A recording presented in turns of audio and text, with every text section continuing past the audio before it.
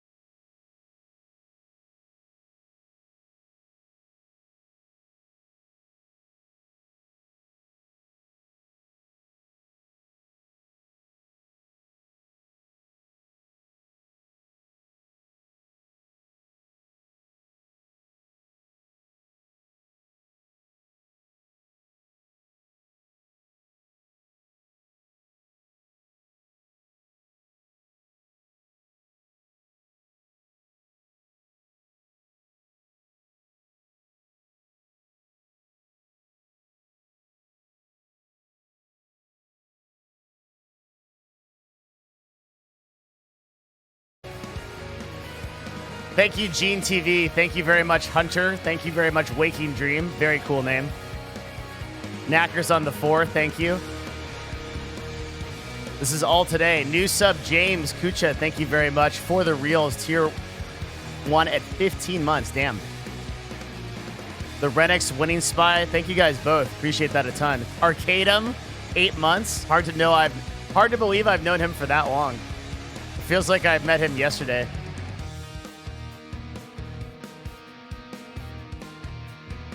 Non-Among Us content. Finally, right? Raxif, 13 months. It's been over a year. Much love to you in chat.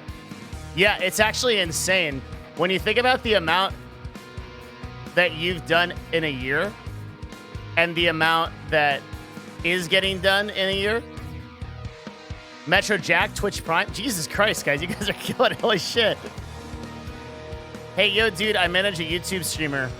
My videos showed me a fair way out to lay out my deal, but also informed me on the few standards that exist. Thank you, man. Great. Glad I can provide value. Fuck yeah. Yeah, the Arcadum interview, that's nuts. Because that feels like it just happened. And like now we're in a D&D campaign. I'm joining Callus Row. Really getting involved with him. And we rep him at the agency. It's just a ton of really good stuff going on. A lot of exciting things for the end of the year, too. I'm really excited about the end of this year and the beginning of next year, too. I've been thinking a lot about it. It's like 2020 was actually a fucking incredible year for us. It's hard for you to believe, but we started this year at 80 viewers. And when you really think about that, it's like, that's fucking crazy. 80 viewers and 900 subscribers on YouTube. Really puts it in perspective. 2020 was a very crazy year. It was really the first year since I'd been in esports that I said, okay, we're going to really try something. Yeah, like 80 to 100.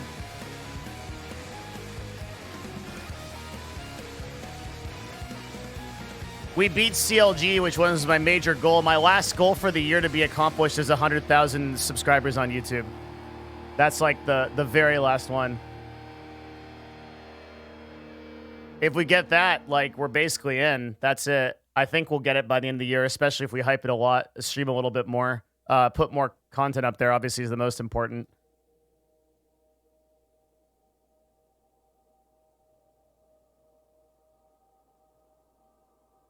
Hi, I wish I could sub and support you, but college life is hard. Keep up the great content. It helps change how much I look at life in general. Yo, that's super cool, man. Appreciate you. Thank you for the comment. That's very nice. Also, I get it, dude. Don't worry. I got you this month. Here you go, buddy. You're not eligible to make... Did somebody get him? Fuck. That people are so fast. Wait, did somebody get him? Oh my god. It's too slow, old man. Raxif, you son of a bitch. He just knows. That's the problem, is Raxif knows me too well. So he knew I was going to... He knew. He knew before I knew. God damn it, dude. I gotta be on the trigger of that shit, man.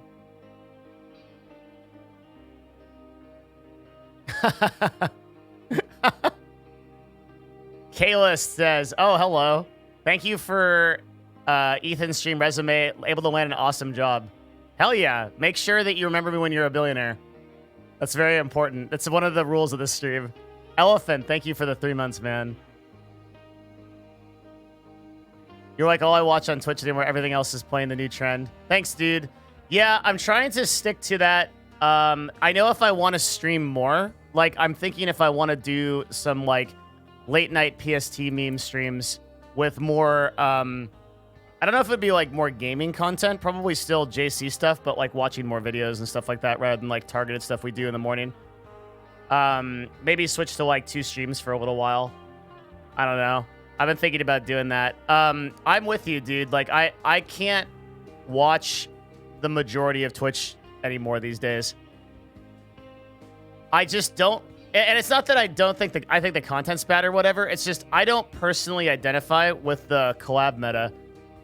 I wrote this earlier in our Discord where I feel like watching a bunch of streamers play Among Us or play together in games makes me feel like the fucking nerd at a party where everyone else is cool and they're all like talking about shit and I just like am sitting in the couch like thinking about playing video games. I don't like that feeling. Like I want to watch a streamer that's like a one-to-one interaction and they're super entertaining and like they're engaging and they're on their own like doing what they do, right? I don't want to feel like the fucking nerd at a party where I like don't feel like I fit in because everybody's cooler than me, has millions of dollars, and has like a ton of friends. Like that's just feels really shit, man. So I don't like do very well with these like Phasmophobia streams and like the Among Us shit and stuff like that. I'd rather like just watch like individual streamers, but that's so rare now that I find myself watching Twitch less and less, except for like a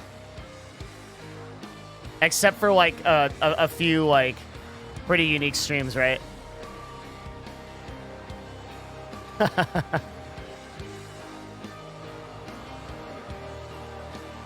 Oh, thank you, ISO. Appreciate that. Thank you, thank you. This really is the collab meta? Yeah, more so than any other time on Twitch, I think, for sure. It's the collab meta.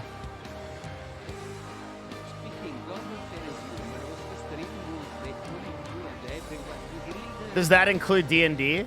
No, I don't put D&D in collab meta. D&D is a different thing. But D&D is a production, man. That's a totally different thing. D&D is a production like an event. Events have always been good on Twitch. Always will be good. That's a really different thing. As far as like Arcadum goes, I watch so many of those shows now. What makes it a production? It's a pre-planned event with a direction, a start, middle, and end. Like an Among Us collab stream is like just people getting together to basically make content to like get to the next day. It doesn't have like an objective versus where Dungeons and Dragons is an actual story, right? It's an actual, it's literally a production. It is a thing that Arcadum produces. Mr. Byte, yo, thanks for the 5, man. Good to see. Thank you for the generosity, and I'll put you on the list. I have an actual. I'm gonna show you guys something cool in a little bit. Which campaigns are you watching? I watched every episode of Shattered Crowns. I watch every episode of Broken Bonds. I obviously watch every episode of Tarrion Vale. So basically, like, here's my plan, okay, guys? I've said for a long time that I don't care about viewership, right? The only reason I want to keep up my viewership is so that when Arcadum becomes like literally Hollywood famous, I still have enough viewers that I can get into his D&D campaigns, okay? That's the only thing I want. So keep watching me. Let's go. All right. That's all I want to. All I want to do is be in a campaign on a consistent basis. That's it. That's my single motivation for streaming.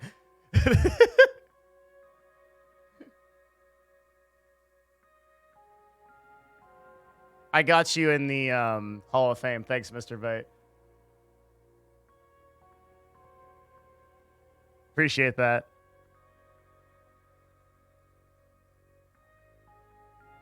Yeah, it's just too easy. That's the problem. It's way too easy to produce like 10 to 15 hours of content and get really good viewership doing it because you get all that crossover viewership. Terptown, thank you very much for the 3, man. Thank you for the content. You're a one-of-a-kind guy. I appreciate the stuff you bring to the platform. Thank you, dude. Fuck yeah. That's awesome. Thanks, man. So, like I was saying, 2020 has been a really big year if you put it into perspective. How do you feel about the last Broken Bonds episode? It was pretty nuts. I don't think I understand the lore and context, but I think some really, really important stuff happened in the world as a result of that. Like some insanely critical stuff.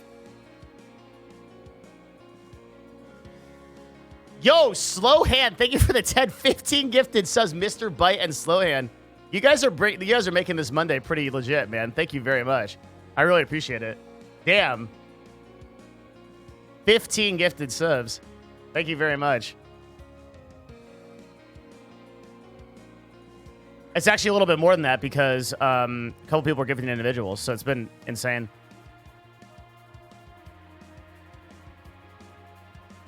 That's a lot. Thank you. Slowhead Zen, thank you. Thank you, Woodcrest Mafia, for the 5. That's fucking 20. Jesus.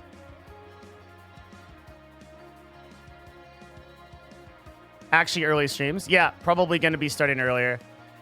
I have a new routine. Yeah, no camera yet. No camera yet. I like no camera. I'm just putting in... everybody is very generous, so putting in everybody. I have a routine that gets me to the office earlier. Or rather, makes me never leave the office. Kind of the same thing, right? Woodcrest Mafia, you're a bro. Thank you very much for that 5, man. No, I'm not going to do VTube, guys. Holy shit.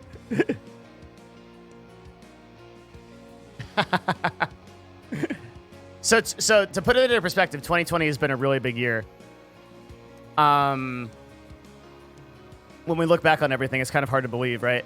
It's not that... It's kind of a weird stream, because this stream has been around for like 8 years, but we took a 2-year break or so, and... when I came back, like, the stream was like 50 to 80 viewers in the beginning of 2020. And then now we're wherever we are. I don't really keep consistent track of it because I'm just kind of focusing on making things, but it's a lot higher than that, right? But it's not just viewer count. In fact, I don't think that viewer count, the more that I look into Twitch stats and like the more that I think about things, the more that now it's 81 viewers. Yeah. the more that I look into things, the less that I actually value consistent concurrent viewer count. I think the thing I value most, actually, funny enough, because it's the thing that I valued the least, is follower gain per day is really important. Follower gain per day over a period of like a month. That's a really, really important stat. And I think a lot of streamers sleep on their followers. The most useful thing you can do is you can go to Social Blade and you pull up a name or anything, right? Like we can do this. I'll show you guys what I mean.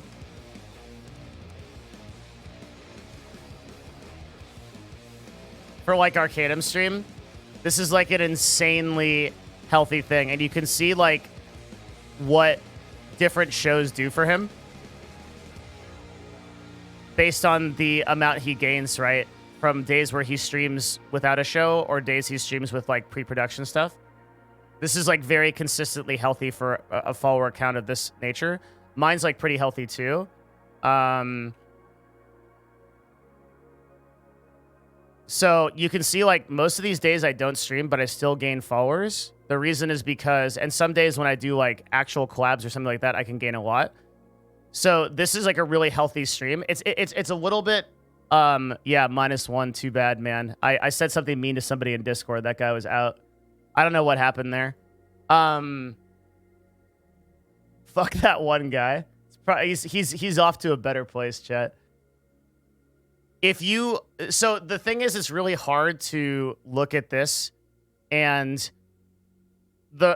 because I am such a low, I'm such a low hour by hour streamer, right? That like stats are a little bit different for me. Like what have I done in the past like 7 days? 9 hours, right? 30 days, 45 hours stream. So it's like less than 1 work week of streaming. I don't stream enough, right? So for what we're doing, for the amount of hours we put in, it's actually insane. And that's because of my other job, right?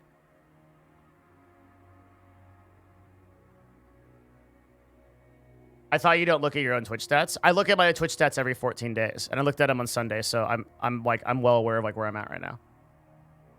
I do it every other Sunday is when I do it. Otherwise, no. That's why I don't normally pull up my stats on the stream. It's just relevant right now because it's familiar to talk about. And I'm not talking about like viewer count or anything like that.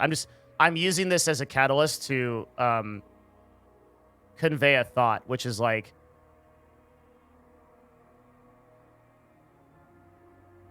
that I think I value passive follower count more than I value concurrent viewership going up or down, which can be based on like a ton of factors.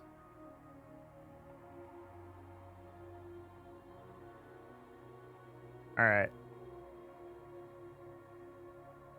So, anyway, this has been an insane year. I think I want to set a couple. I'm really excited for the goals that we're going to set. Yeah, for 2021.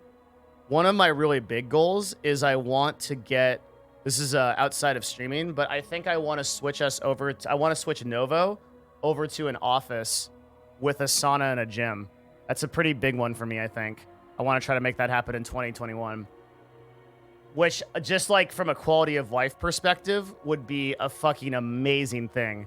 Like, come to work, sauna for like 20, 30 minutes, and maybe work out, take a shower, and like you're in, right? Like Joe Rogan's studio had that and shit like that. That was super, super cool. No, Matt's cool with it. He's fine. He just thinks it's gonna cost a lot of money, and he's right, but I don't care. It's whatever. I won't even cost that much money, actually. Like when all is said and done, it won't even cost that much. It'll be like 10K, maybe a little bit more than 10. It's like 10 to 15, which is whatever. For think about the benefit. He doesn't know he wants it. Like that's the that's the thing, right? But this is material, yeah.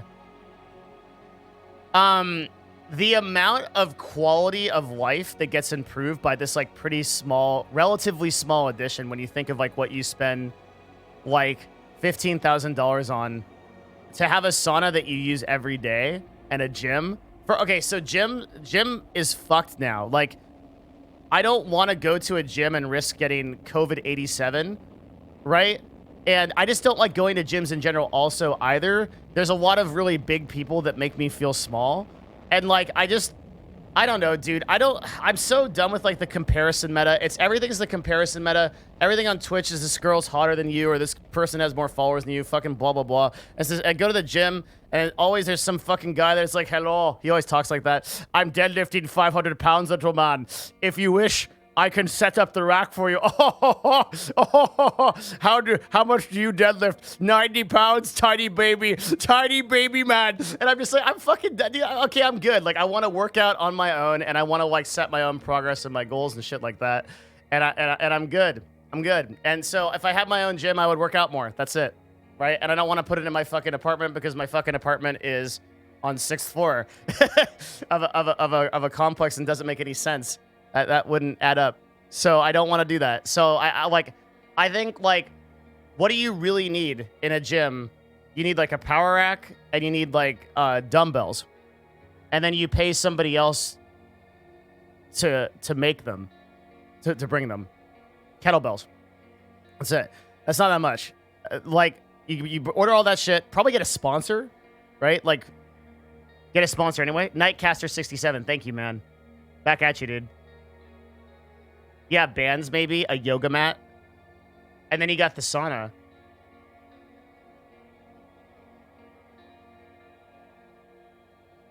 And if you get a sauna, Brime as a sponsor? Maybe. Maybe. And then you get the sauna, and the sauna is like... So there's 2 things in life that I have found, 4 things, that have like literally objectively the best health benefits ever. Like doing one of these things is like a 30 or 40% improvement in your quality of life. Sauna is on that list. The other one is drinking green tea regularly, getting enough sleep, and meditation. Those are like the highest tier of things that you can do that will really improve your life. Hot yoga, sauna and hot yoga are kind of similar. I put them in the same category as heat shock proteins and shit like that. Green tea, why? It's just an insane amount of absurdly healthy benefits for you. It's like the amount of empirical data there is that green tea does everything from like reducing blood pressure and inflammation to increasing polyphenol count, immune system. Reducing chances of brain disease, many different types of cancers. It's just an insanely healthy drink. It's unreal how healthy it is. What are the benefits of sauna? Rhonda Patrick is probably the best like doctor that has done the most research on this. There's a thing called heat shock proteins, which is a something that happens on a cellular level where it activates, and when you are in very hot places, your body's immune system and your body's lymph system like cleans out a lot of really bad shit. It's a huge stress reducer. Actually insane. When is the green D dropping? I don't know. They're probably not for a long time.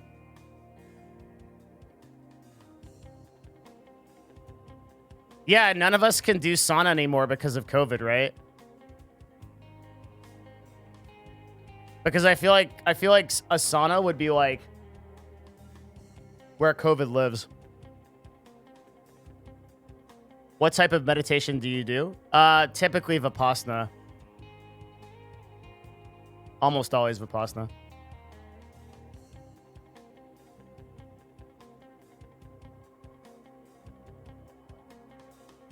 Miz will buy a sauna.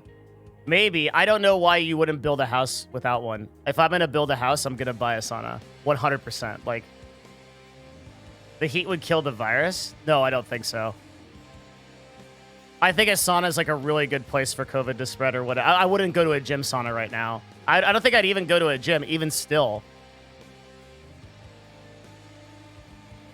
But when you think about it, okay, so it's like, this dude in chat just said my bud bought one is $3K.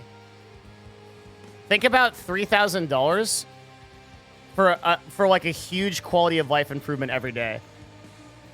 That's so worth it. Cafe, thanks, man. It's good to see you. Thanks. Good shit.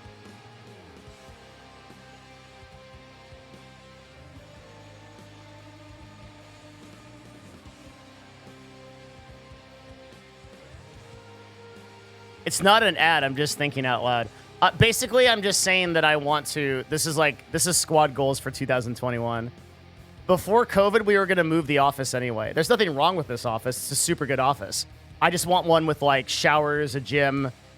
I want more of, like, a Joe Rogan feel to the office. A studio, right? Like, Joe Rogan inspired me, actually, with his LA studio. Fuck his other one, like his Texas one now. But the LA studio, that was on point. In one place, you have, like, your gym, you have, like, your sauna, you have your office, and you have, like, your weight room. That adds up for me.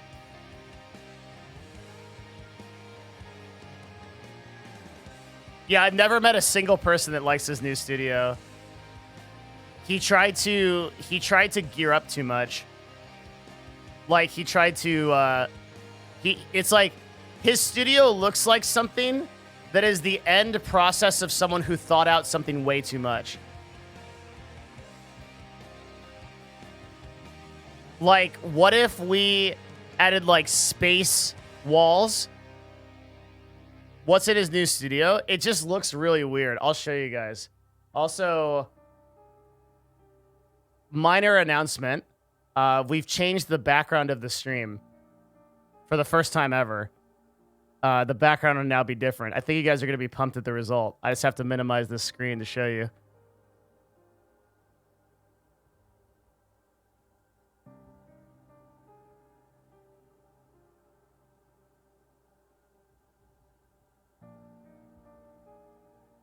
So if you want to see the artist for this, this is Wisp, my character from Dungeons & Dragons, and it's a super fucking cool picture. You can type !background to go to his Twitter. How cool is that? Isn't that sick? Here, I'll get my ugliness out of the way for a second.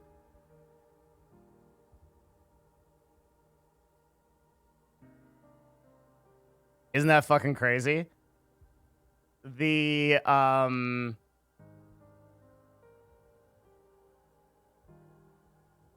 I'll find the full picture background, which I might put up later, is this one. You can see like the runes on her hand and everything.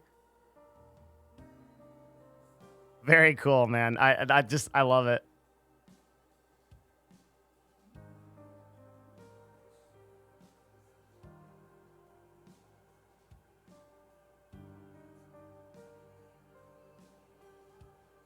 Yeah, it's insanely good. I'm glad you guys like it. I think it's good vibes for the stream, which is always what I'm looking for.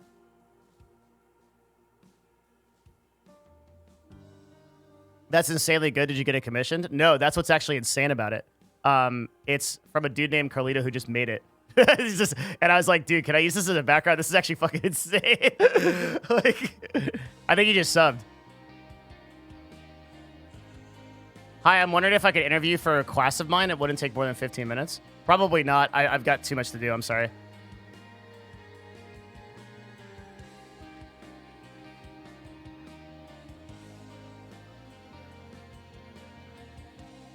Yeah, it looks super awesome. What's so crazy about Arcadem's community is that people will just make shit like this. Like, I don't know how long this took, or even I don't even have a conception of like how this even came to be, but it is fucking amazing. I love people that bring characters to life, and like that's what I think John Silva like kicked it off. And now people are really like making incredible stuff. I save all of Wisp's art. I save every picture. Are you good in live public speaking? Yeah, that's one of my skills. Hey, Potion Shop, welcome back. Finally, Devin's online. I don't have to watch Among Us. Yeah. That's the goal.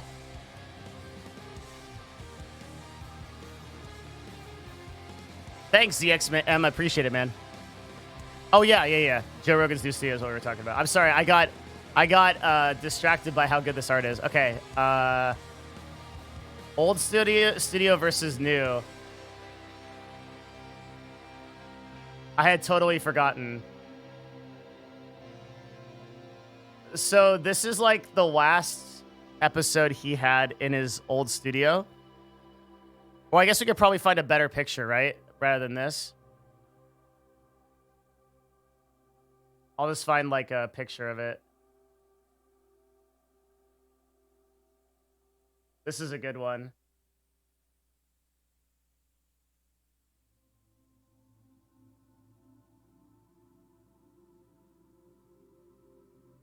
This one, I don't know, like the feel of this studio, I think about this stuff a lot because you guys don't see it. Maybe a couple of you guys that have watched the Hot Chubby video, but like, I don't really have like a studio tour, but this is like an 8,000 square foot office. It's an enormous place. And we have a lot of like, we pay a lot of attention to the vibe of our studio. We have a studio, like a literal studio like this. I really like this. It has a lot of like really spiritual elements. The wooden table and the brick walls like add to, I think, add to like a lot of the like the positive energy of it. And like the current studio sucks, man. Someone in chat says it's the temp studio. I didn't know that. If that's true, that's good. This is the new studio right now. And like I said, it just strikes me as this to me like is like anxiety. I don't think that red, you could just tell that like way too much, like look at the chairs. Way too much like went into this. I don't know. It's too much. Like look at the feel is so different. It'd be good if he changes studios. And if you actually look at the videos, the camera makes it even more like claustrophobic. Oh, he turned down the lights. See, he's learning. That's a lot better. In the earlier ones, he has the lights on, and it's like fucking like this. Ugh. Dude, it feels like this stuff is gonna like kill this guy. It's like right behind him. Gives me anxiety. Yeah. But, you know, when you read, like, letters from the Civil War era, read letters back on, the way people wrote was so eloquent. I don't know, but look at my dumbass criticizing literally the most successful podcast on Earth, like whatever.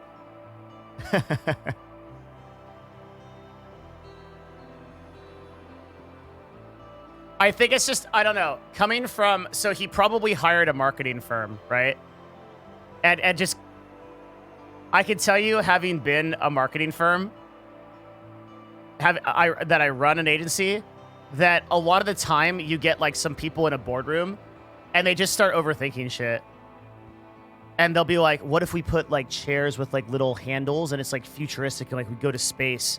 And what if we like, we give it like a conclave, like a spaceship, and he's like flying? Cause like, you know, Joe Rogan likes UFOs, and like they just start to like get way into their head. And then you get this. That's what happens. Rather than like people that are like, okay, let's go for like a really simplistic design. People think that more complicated or more complex is equals better. But this is almost never the case in marketing. Typically, with marketing, you want to start with a simple idea and then start eliminating. Just started watching like you on Scuffed. Oh, thank you. Do you know any data about how difficult it is for new streamers to monetize their channels and make it lucrative? Yeah, that's what we do here. 99% of the time on Scuffed, I don't have time to explain things. So I usually just give up. Like, it takes me like probably 15 to 20 minutes to explain a pretty basic concept, right? That's partially because I'm bad at communicating, but also just because like that's the sort of requirement for a lot of the in-depth stuff we talk about. Like, it's really difficult to talk about streaming issues unless you have full context. For something like that, I'll give you a perspective, okay? There are 5.9 million broadcasters on the website every month, okay? That get one viewer or more. For people to actually make any kind of money, you already need to be in the top 5,000, which is below 0.001%, right? So the top 5,000 are people that can make full-time income, but not necessarily. There's only 48,000 partners compared to 5.9 million broadcasters and 250,000 affiliates. The vast majority of affiliates don't make any money. So the chances of you making any money off of Twitch that's actually meaningful is astronomically low. It would be equivalent to like winning a lottery, to give like an analogy. That doesn't mean you can't do it, because the difference between going to win the lottery, which is pure RNG, versus broadcasting is that you can actually influence it through deliberate action. Right? Like you can change the percentages, versus with the lottery, you're just fucked.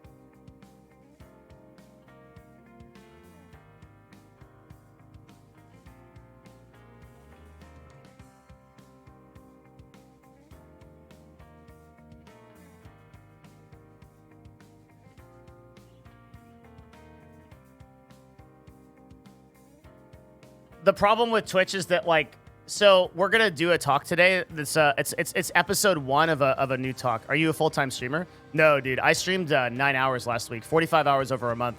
I'm below a part-time streamer. I stream less than 20 hours a week. My full-time job is I run an agency. Gaggle Gamers, thank you very much for the 3 months, man. Appreciate you. Oh, Stock Guy's here. What's up, bro?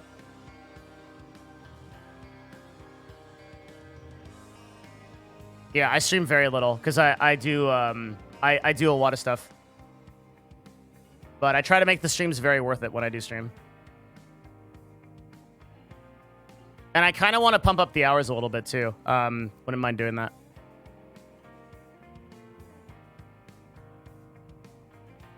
$8,000 square feet is huge for a studio. How many people are working there, and what's the majority of the space used for? Our agency does, so it's important to understand how our agency makes money, right? Our agency makes money mostly through, we don't make money off of influencers. We only select influencers because we want to work with them. Generally speaking, a 20% split for, oh no, not generally speaking, almost always speaking, taking 20% of any deal that you bring a broadcaster is not enough to be profitable on its own. So the main way that we make money is we advertise for brands. A brand comes to us and says, hey, we want to work on Twitch or YouTube, and we want to do it in an authentic way, and we create that from the ground up. So we're a creative agency and a production studio in one. Does that make sense? And because of that, we have way higher margins on both sides of those processes. So we need a lot of space because we film a lot of shit. We have 3 studios. But no one really sees that aspect of this stream because I'm just here sitting in a room talking to you guys. But like outside of this, we have studio managers, we have sound guys, we have all kinds of shit.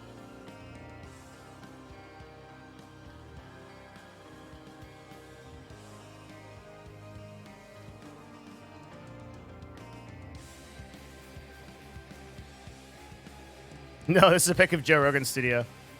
The only picture I think that's out there is there's a Hot Chubby video.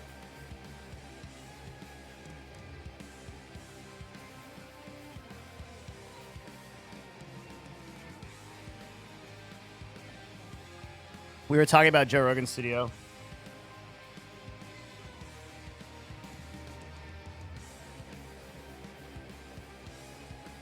Do your employees think you're cool? I don't know. You should ask them. I have no idea. Probably not.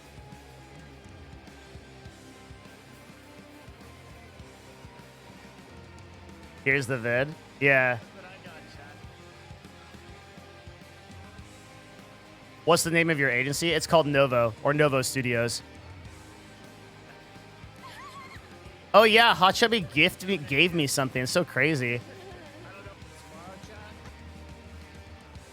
Yeah, so she shows a lot of the studio here. What is this place? Oh, that's the podcast room.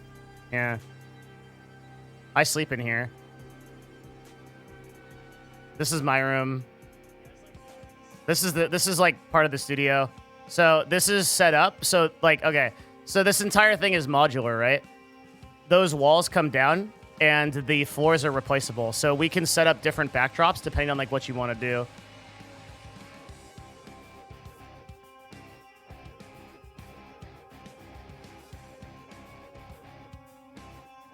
And so we can set up like TVs or things like that. Like the whole thing is modular. You'll see like in the back here, that's the second studio.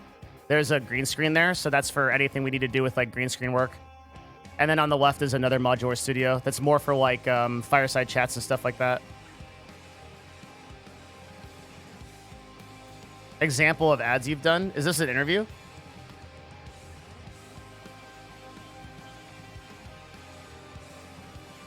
Yes. Okay. We've done stuff for like, you can look at like some of the stuff we've done for like Bud Light or the US Army or things like that. It's out there. Yes. I'm applying for a job. Shameless self-plug on own stream.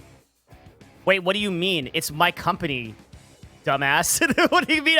How am I plugging my own company? I don't understand. No, I know you're joking.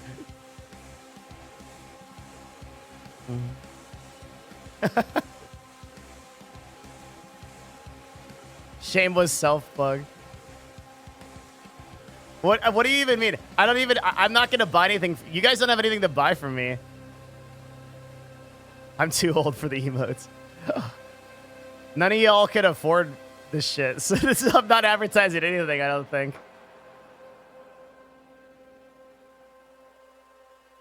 You never know. No, that's true. Yeah, that's not true. There's definitely a lot of people, especially in this chat, that can afford that if they want to. They can afford ads.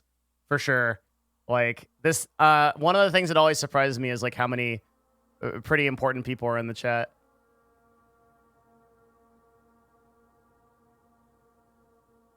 This is a CEO only chat. Yeah. Well, you have to kind of think about the type of people that would watch these streams are pretty success oriented. And it doesn't matter if you're not important. You might be important later, right? Why would a streamer appear on 2 talent agencies? Is it because one forgets to take them down? No, it's because of cross-representation. A lot of the time, influencers are given permission to be represented by dual agencies. We do a lot of this, actually. So, like, we accept deals from other agencies on behalf of other on behalf of our influencers and broadcasters, because we're not particularly threatened, right? We don't. Again, we don't really care. We don't really care if like our individual influencers are bought deals. We just care that they get deals and care that they make money. If they want to go somewhere else, like, it's not like a really big hit to our bottom line, so.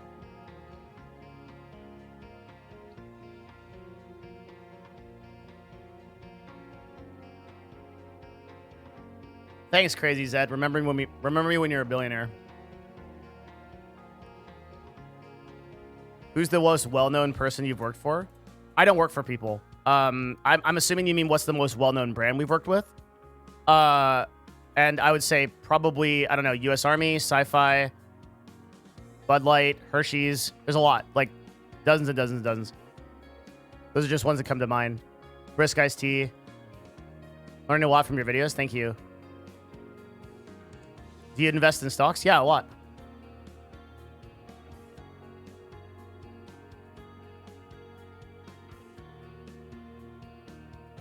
It can't hurt an agency to help rep a streamer or an influencer.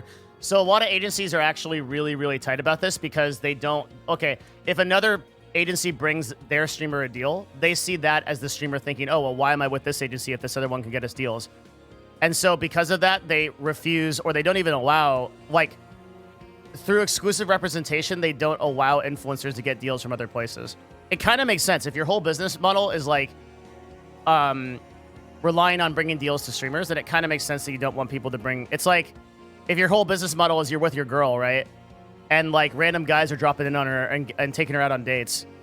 Eventually she might find a guy that's worth it more than you, right? That's the thought process. But it's like for us, it's more like we just want that girl to be as happy as possible. That's really what it is. and our self-worth or our survival isn't dependent on it, so we just want to bring as much to them as possible. How many viewers would a streamer have to have for a 20% cut to be profitable?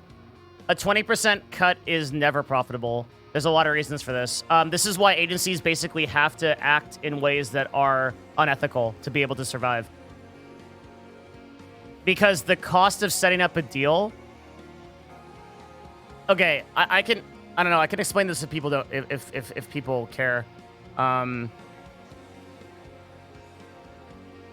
that's cool. Okay, let's see. So like, okay, when you think of what it takes to require a deal, it's like, okay, so you need an account manager, you need salespeople. Keep in mind that there's a commission percentage on this too. Right? There's a commission percentage on that, so you're losing part of your margin to that salesperson. And you're probably losing like 6 to 8% too. It's a lot, right? On a 20% deal. Because that's coming off of your end, right? So your end take already is like 12% or 10%. And then you need overhead, business expenses, relationship management.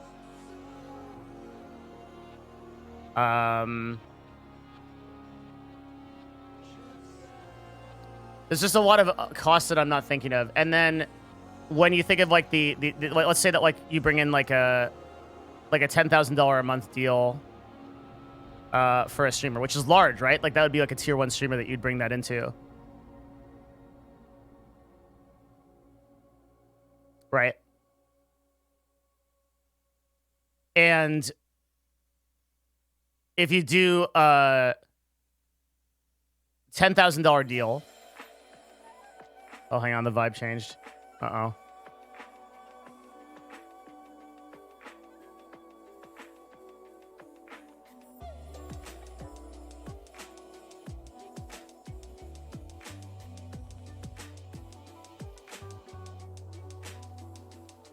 Actually, are we cool with this vibe? I think it's pretty good. I think we're cool with this vibe. Okay, so let's say that $10,000 a month for a streamer. And let's say that this is a pretty big streamer. This is like a tier 1 deal, right? If we get $10,000 a month for a streamer. Straight up, that's a tier 1 stream. That's a tier 1 deal. Let's say at 20% before cost, that's $2,000 a month. Okay, well that doesn't pay for a single employee. And we need like 4, right? So the only way that you, and keep in mind, that's like after the cut from salespeople, then you're at like maybe 1,200 or like 1,300 a month. So you would need like 4 or 5 of these deals in order to 4 or 5 tier 1 deals to pay for like 1 employee. And it just becomes insurmountable. It's not realistic. Exclamation mark background. Oh yeah, taxes too and everything. Yeah. You start adding up expenses. This doesn't make sense. So this is why the vast majority of people who are the vast majority of people who are running agencies are not ethical. And they will usually take closer to 30 or 40% of a deal when a deal is done. Because it's not sustainable to run a business on these margins. Why not take like a 35% cut and be open about it? Industry perception, basically. You can take a 35% cut or a 40% cut and then just not tell anybody. How have Hollywood agencies survived for this long? Hollywood agencies monetize way differently. That's a whole nother conversation, but it's a totally different business strategy. It's like asking how oil companies have survived so long. It's literally a totally different thing. There's like a zillion different ways to nickel and dime off celebrities.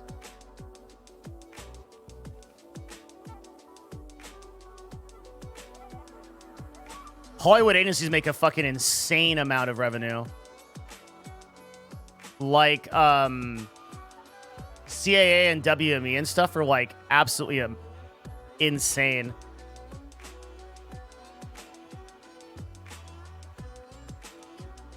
What's the lowest CCV numbers for streamers you guys signed to your agency? We don't consider anybody below like 1,500 probably, but we're a really weird agency. We're a boutique agency, so like we just rep people that we believe in. We have like less than 15 total influencers, or usually keep our numbers at like 15 or lower. Because you could think like at volume, right? There is a way to beat this, and I'll tell you what it is. So what you do is like if you set up, let's say you set up like 20 brands, and let's say you have a brand like Corsair, and then you have 70 plus influencers, right? Or something like that. What you do is every single time you gain a new influencer, your objective is just to gain as many influencers as possible. Every time you gain a new influencer, you sign them up for Corsair. And that way you eliminate the sales commission. Does that make sense? Because you've already pre-established the brand. So you just add people to your roster. So you have 70 influencers or so. You just add people to your roster every single time. And then what happens is you get so many of these $2,000 a month deals that you're profitable. This was like the OTV model, what they did, or not OTV, OPGG model. This is also Loaded's model. Like all the competitors in the space that are actually like Loaded is ethical, like an ethical brand. They do this because they have so many influencers and they load up on deals. But we don't want to do that because we actually want to just like rep people that we believe in. And then we want to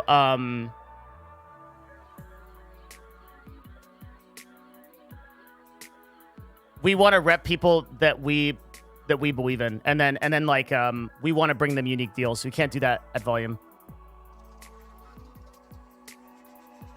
No, we don't publicly announce who we sign. They can tell you if they want. What's the D&D alignment of your agency? That's a good question.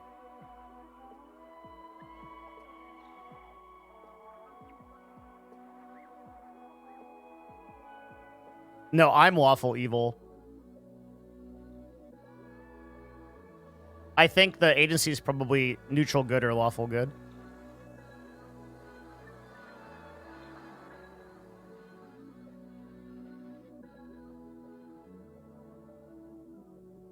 Do you think someone with me like me with 300 CCVs is new to streaming full time should be looking for an agency or sponsors? No, I think you should be looking to grow as much as possible. I think it's a waste of your time to monetize below 1,000 viewers. And you should just be thinking about how to take yourself to like the next level.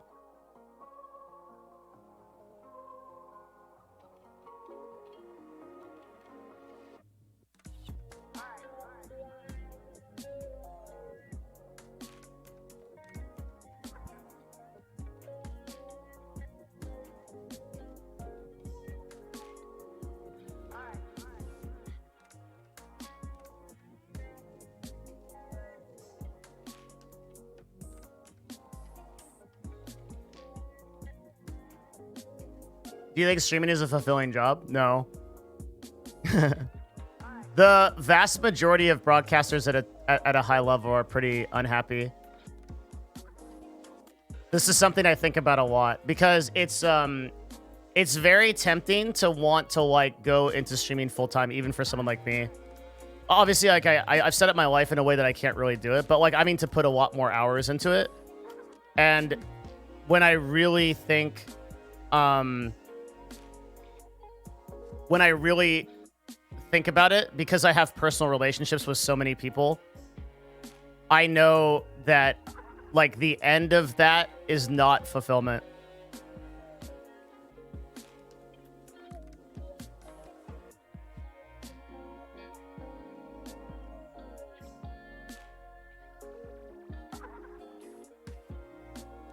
I love seeing all these names in chat. Like, people think they know these people.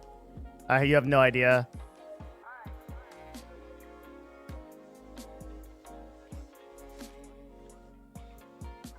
I think instead of trying to focus on individual broadcasters, can you give an example? No, I can't give an example. I'm not going to call out a streamer that I know hates their life and like has a public persona. Why the fuck would I do that? But I think you just need to look at it from a, like, literally just like a practical perspective. Do you think that somebody that's playing games for 12 hours a day, that gets no exercise and like has no fulfilling relationships outside of like video games and like the sort of relationship they have with their chat is healthy? You just have to think about it. Like, just think about that kind of life. It's not to say that there are not some people who do get a level of fulfillment out of it, but it's not. And also, there's some people that like it hits different. They do different stuff. They do like production, or they do like some kind of like specific thing or whatever. I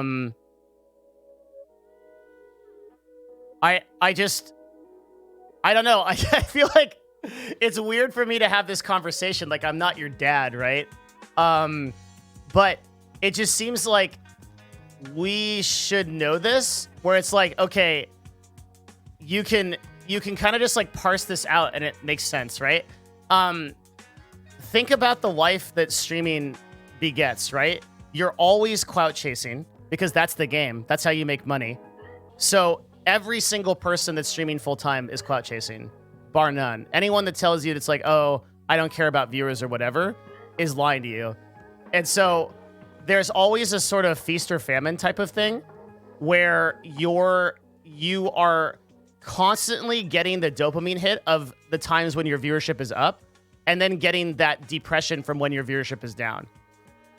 So you're just like on this roller coaster all the time, because like and a lot of that shit isn't even up to you. Like, a lot of that shit is like, it doesn't even, like, whether you get like 500 viewers today or like 1,000 viewers tomorrow or whatever, a lot of that is like so many external market factors that it doesn't matter. Then, worse than that, you're always comparing yourself to people like Hassan Abi or people like XQC or whatever that are just impossibly large. You can never be these people, right? And they make millions of dollars a minute, and like you're just like fucking like, man, like who am I? So your goalpost is always infinitely ahead of you, right? To be like this like fucking massive celebrity that like, and all this stuff like that doesn't even matter. All in like a niche like place where I don't know how to explain any differently that like real fulfillment doesn't come from that. Real fulfillment in life comes from thinking that you're doing something valuable. Like, that you're doing something that matters. Now it, like, if you, so like in the context of my stream, right? I'm not a full-time streamer. But when I come on here, I feel like I'm doing something that matters. We're talking about business shit. We're talking about industry shit. We're talking about cool concepts. We're going back and forth. I try to keep the stream very positive vibes, very like entertaining. So at the very least, even if you don't give a shit about business, right? Like, you come in here and you get positive vibes, which counts. And I'm here because I want to make a difference, and that fulfills me. That fulfills me, right? If I was here because I wanted to like get a bunch of clout and stuff like that, I'd be like fucking miserable. It would really suck to be like that. Now there's exceptions to every rule, and you can definitely find people that like have found a balance. And I can even think of some broadcasters that like, at least I ostensibly think live balanced lives, but I don't know them that well.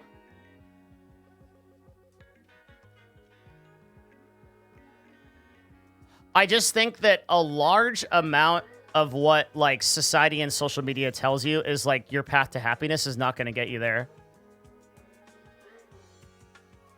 It seems like you'd be really happy with like a lot of money and a bunch of Twitter followers, but then you're like, wait, this doesn't count for shit. Because when I really have a problem, none of these people are here for me. And my money doesn't matter to solve it, because all my problems are existential. Like, I just want good friends, good vibes, and good family. And I want to do things that are fulfilling.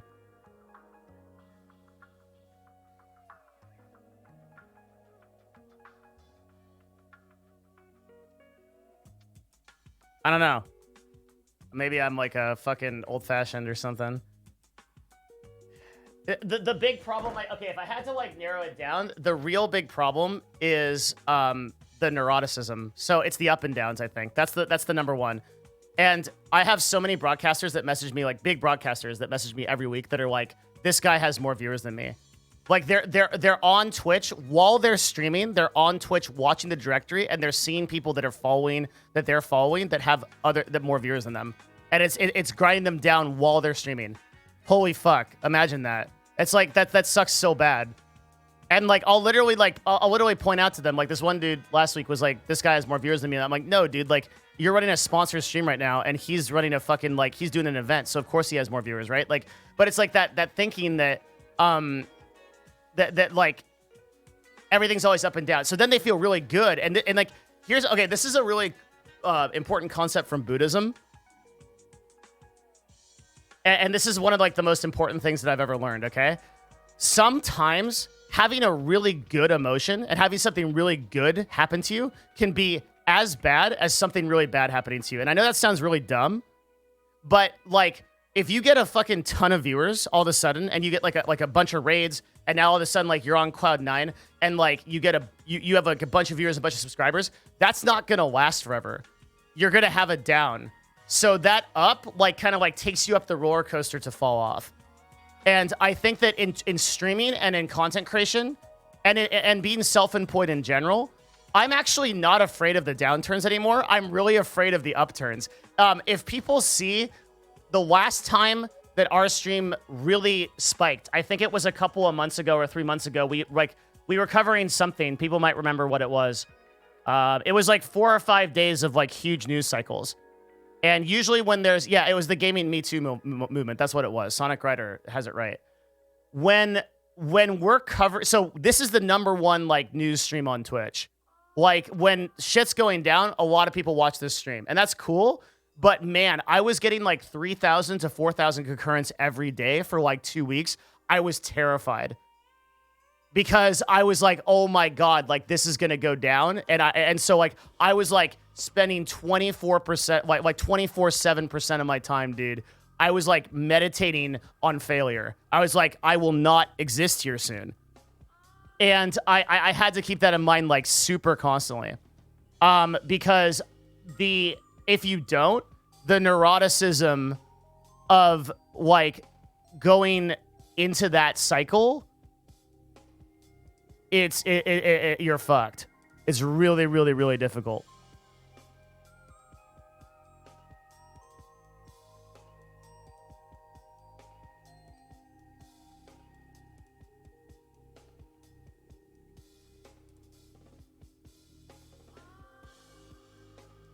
Yeah, it's this constant feel of failure and success. Like a constant, like, and social media in general is this, like, social media, but Twitch is like the worst for it. Making a career off of it is the worst for it. It's like, social media in general is like, oh, this person followed me, like, that should make me feel good.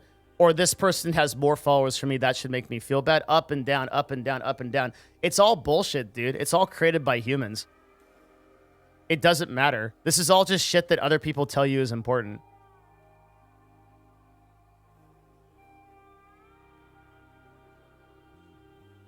When like real fulfillment is people, like good conversations, doing stuff that's meaningful, helping other people, solving problems, stuff like that.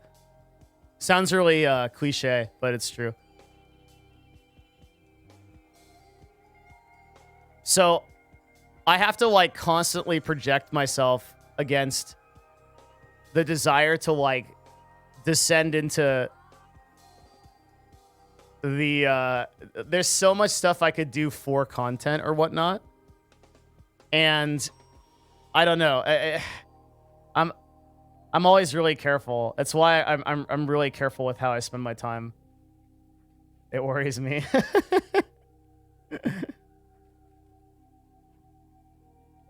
The abyss is always staring at me, yeah.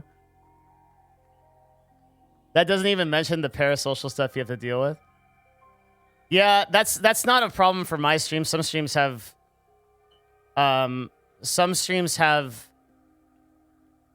issues like that, particularly female streamers, I think, have like the parasocial stuff a lot. I often say that if I was a female, I wouldn't stream.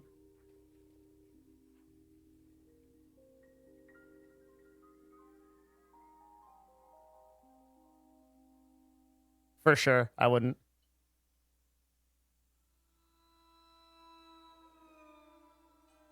The VTuber stuff is helping a lot with that issue. Oddly, yeah. It seems to sort of like blunt the whole...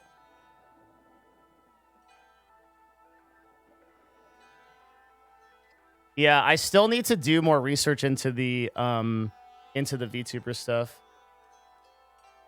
I don't know enough about it to know. There's a reason a lot of girls are switching to VTube avatars, though, right? VTubers are like people that make like a little anime avatar or something, like as a webcam instead of like their actual webcam.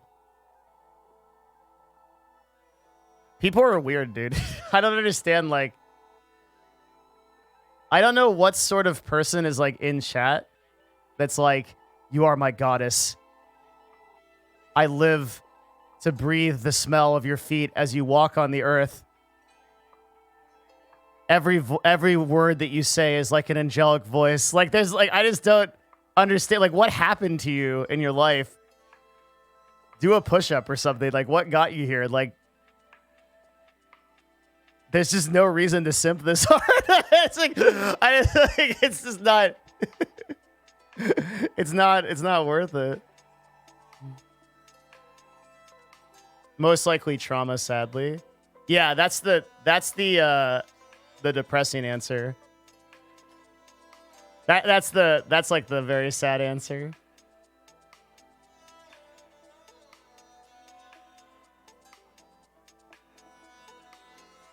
You should have a podcast with Jocko Willink and talk about VTubers. Okay.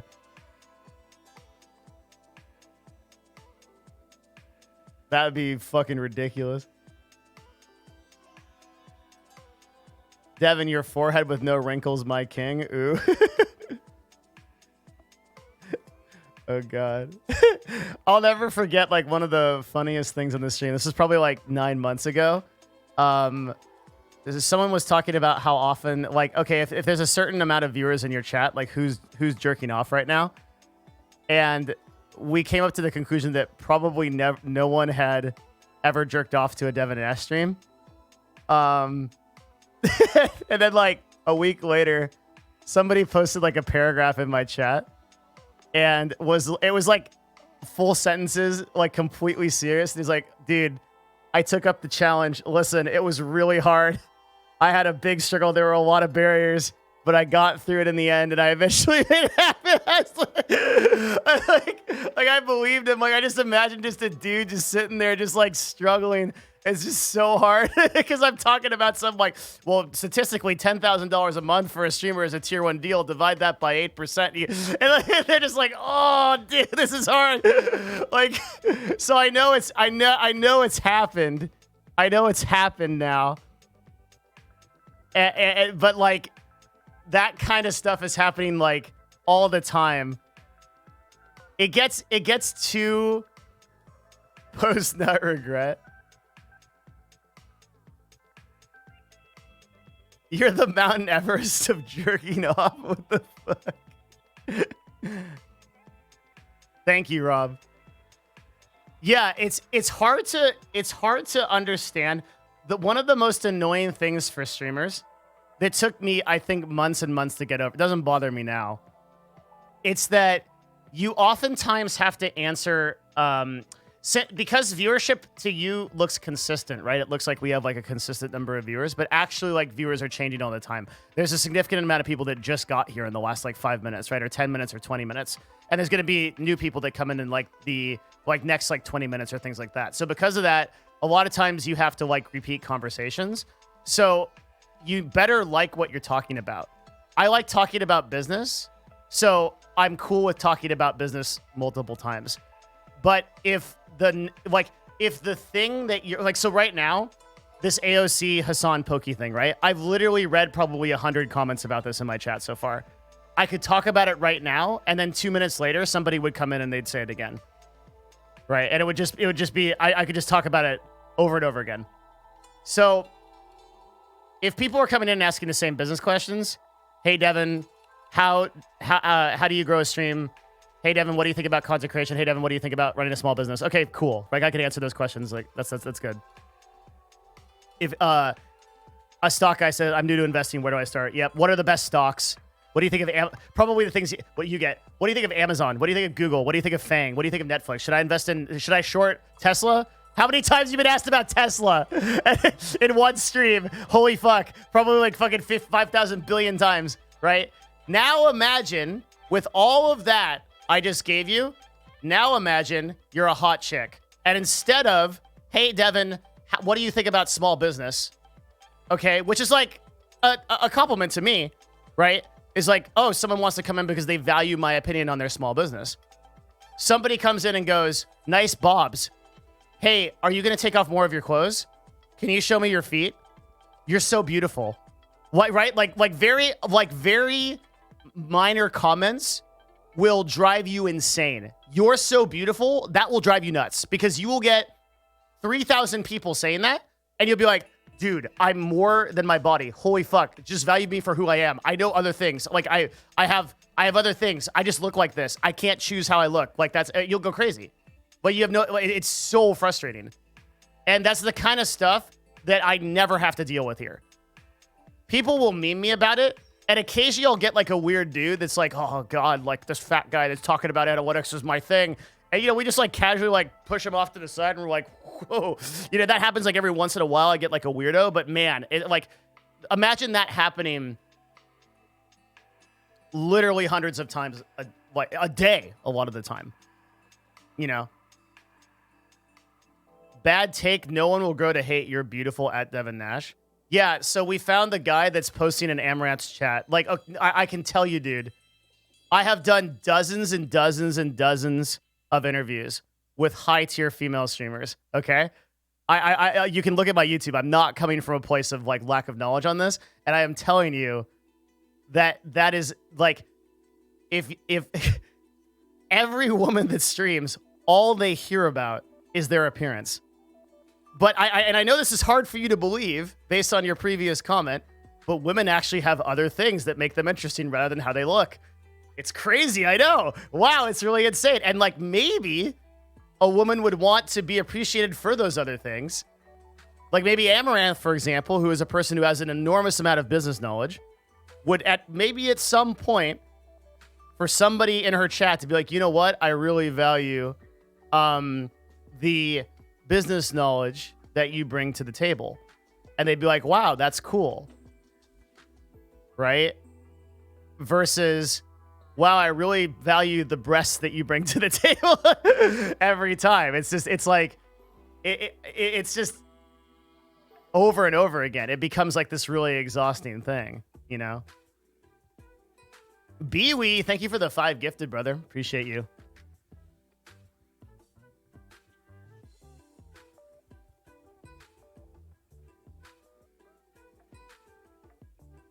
Sure, but not when you're wearing mini skirts and crop tops. Dude, you're like the same guy that says that women that get raped should not be shouldn't blame their accuser because of their wearing slutty clothing. Do you realize that's your argument? Sorry to go to that level, but that's what that is. That's what he's saying. That's literally your argument. That's I just 0 to 100. Yeah. Like, there you go. Like, it's not a place to, that's absolutely not an argument. You don't take that. Like, because female streamers have, choose to wear revealing clothing means that they should get objectified all day. Absolutely not. It's silly, right?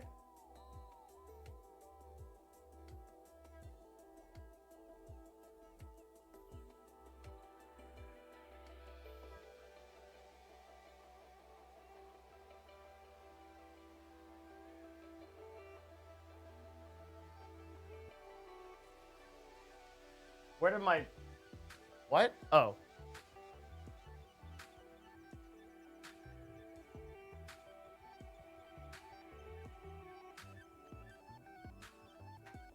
Will this be on YouTube? Fuck no.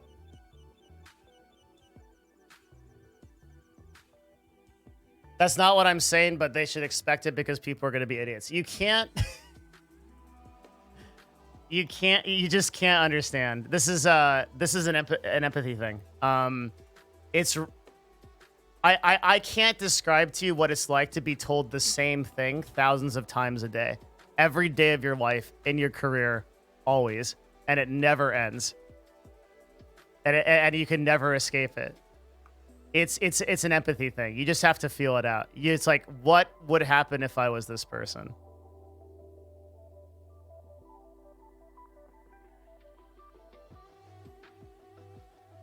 But it's hard to empathize. It takes you just have to kind of meditate on it, think about it. I think it was hard for me even like until I really started talking to people and I started to like realize what a huge problem this is. Do you think it's because the platform is new?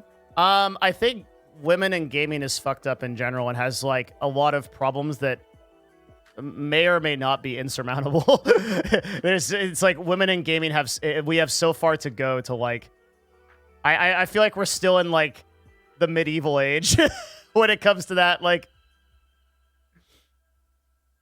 and as much as I've tried to do a lot of work on it, it feels like doesn't make a difference.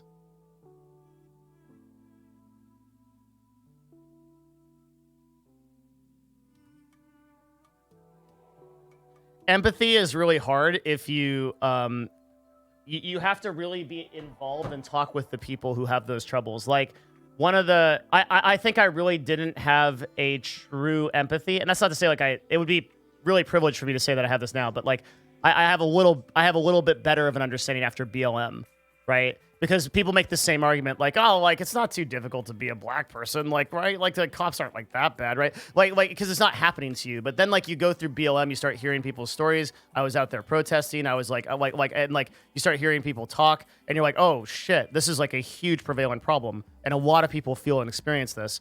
You have to get involved in it to really understand it, if that makes sense. It's hard. You like it takes a lot of energy to be empathetic, which is why a lot of people don't do it. But it's the same with women. It's the same with anybody that's like you might think like, oh, it's like no problem to be gay. It's like really easy. Like no, it's not. It's there's a lot of problems to it.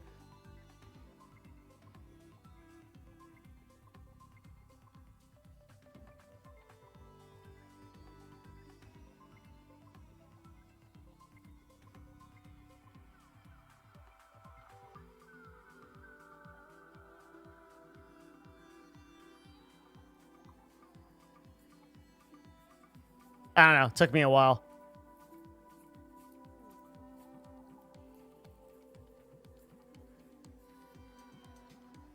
Up. All right, let's see.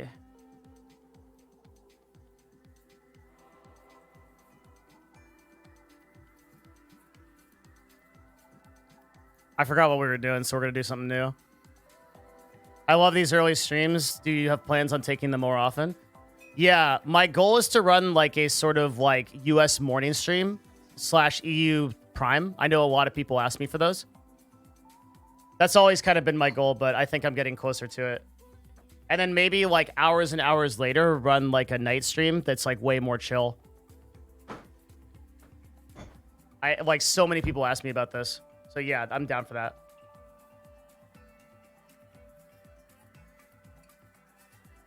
I don't, I know the worst time to stream for people is like, it would be like starting 3 or 4 hours from now is like a nightmare. I don't want to do that.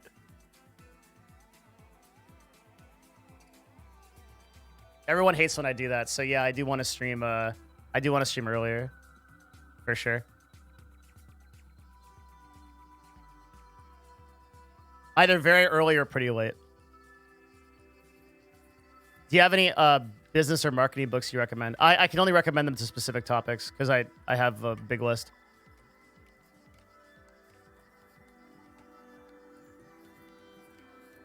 Wow.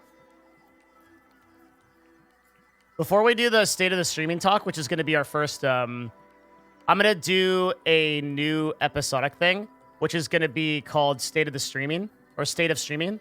I don't know. It's basically a review every once in a while, like every 2 months or so, of like what's happening. So like, what's the best platform to stream on? How's Twitch doing? How's YouTube doing? So many people ask for this that like it would be a really good thing to do, like every once in a while.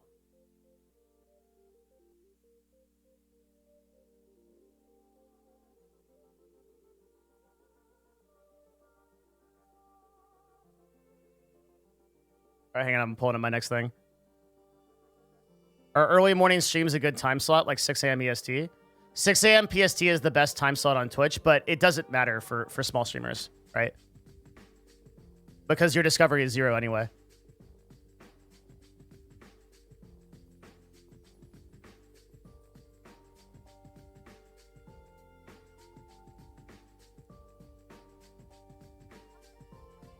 So it doesn't matter. All right, I'm gonna look through some of Hansa's gaming news.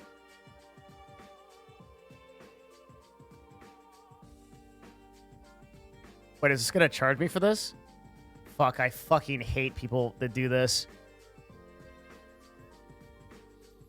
Rip that article, dude. I hate that. I hate that. I hate article paywalls. I hate it.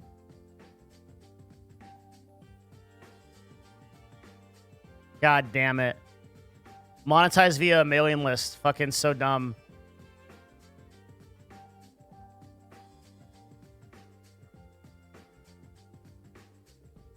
Hansa's amazing, yeah.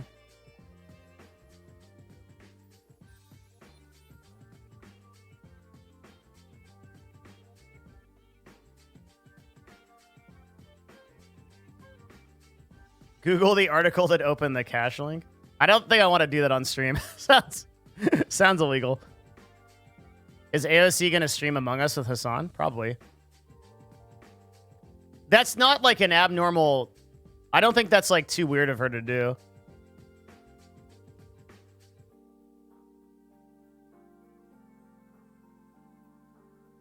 Do you use LinkedIn? Not as much as I should. I should be using it way more. Oh, Jason, thanks for gifting 5. Jason, don't give me money. What are you doing? Thank you very much. I appreciate that a lot.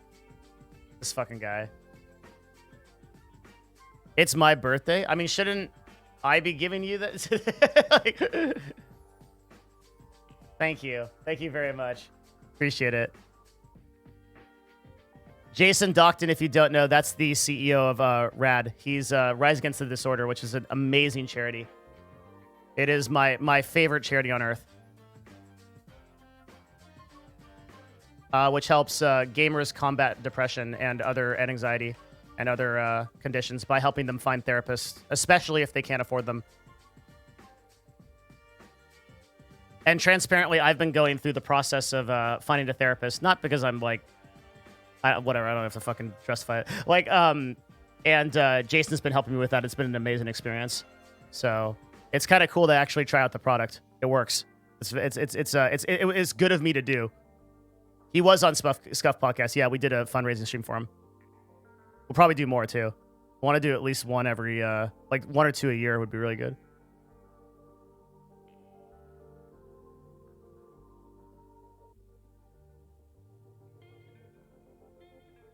Yeah, it really works.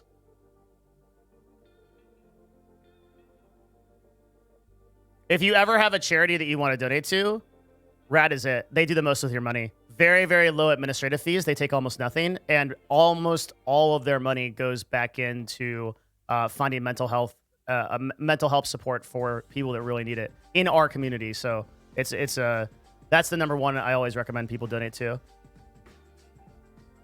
I actually should probably put that in my info section. I'm going to write that down in my show notes. Wrong notes.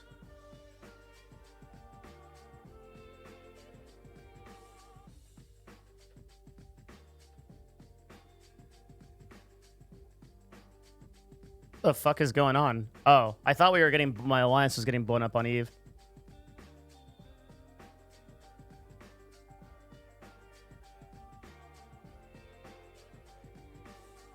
but it's another window. Hey, what's ineffable? Good to see you. Sorry, I'm pulling up the next thing. I was pulling up the next thing for our next topic. Then we're gonna do state of the streaming talk.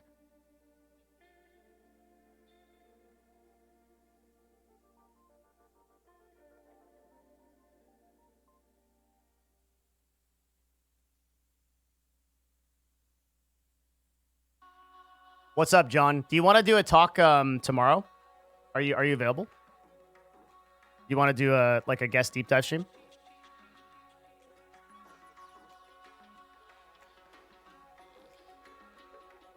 I know you're on EU, so I have to like figure out what time is good. I'm down. Okay. What time though? Like, is right now very late for you? We could do earlier than this. Like, what do you think about esports broadcasters? Can you ask me like a less general question? Okay, but earlier than now is better, right? This is actually pretty late for me because it's already 2 o'clock. It's 11 p.m. where he is it? That's not that bad. Yeah, earlier than now is better. So let's do, okay, so right now it's like 2 o'clock. Which race is your avatar in EVE? My main character is Caldari, but I have 6 accounts, so he'd have to be specific. I guess my main subcap pilot is probably Caldari.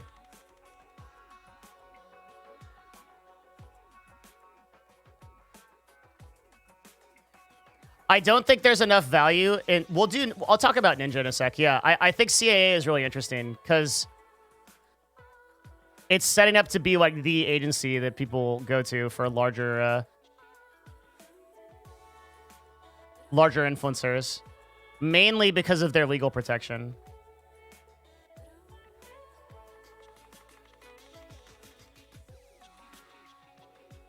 Yeah, of course I'm Caldari. What's up, Hotshot? What do you think about giveaways as complements to content? Giveaways are good. I can answer more specific questions. There's a lot of stats on giveaways that are interesting. Generally speaking, all you need to know is that giveaways will greatly increase the amount of followers and attention coming into your stream, but typically with much lower engagement. So those people will be less likely to engage with you in the future. But if your content is good, then giveaways can be very good. A good example of this is CoCarnage, who used to do giveaways on a very regular basis, and it grew his stream a lot. Because he was one of the only streamers, I think, that set up a system where you, as a viewer, could gift Steam games across and without his interaction.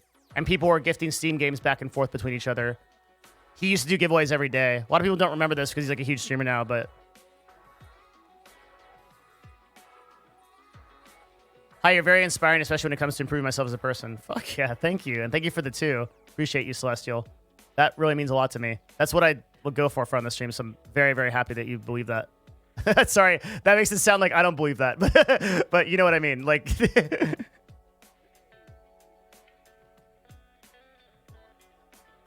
Yeah, giveaways are good.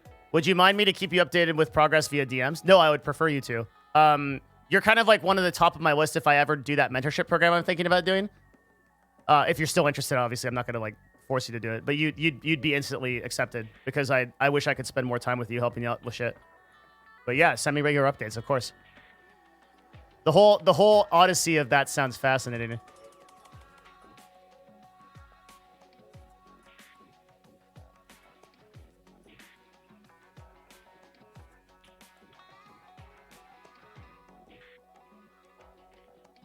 Okay, hold on 1 second. Give me like 2 seconds.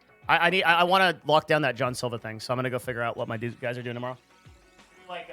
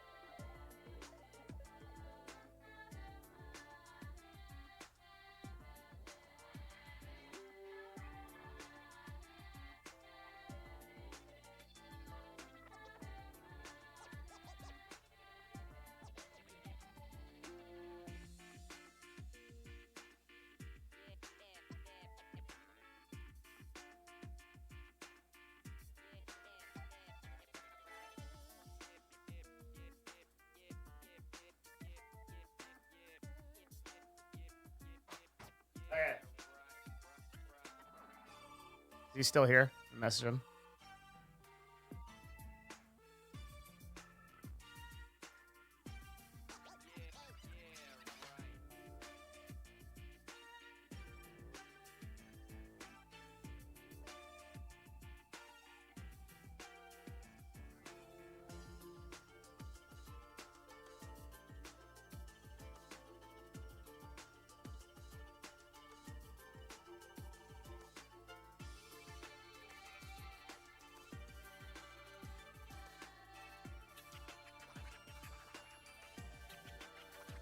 Have you checked out Eve Echoes? No, I'm not going to play that game.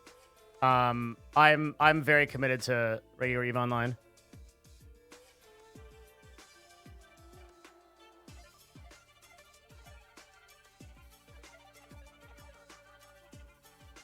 Okay, so right now it's 2. So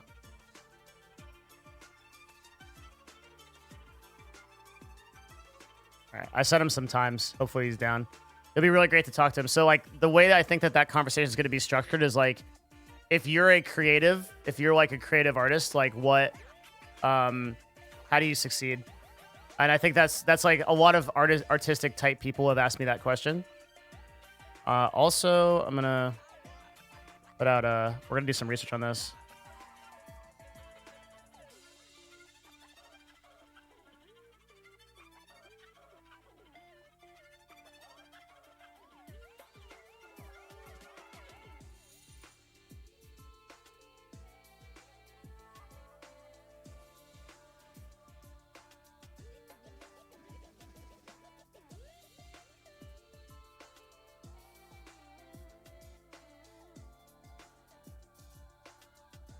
Okay, he's down for every stream. Do you think I can get up at 11 a.m.? Oh, I don't know. I got on at 12 today. That's like a huge accomplishment.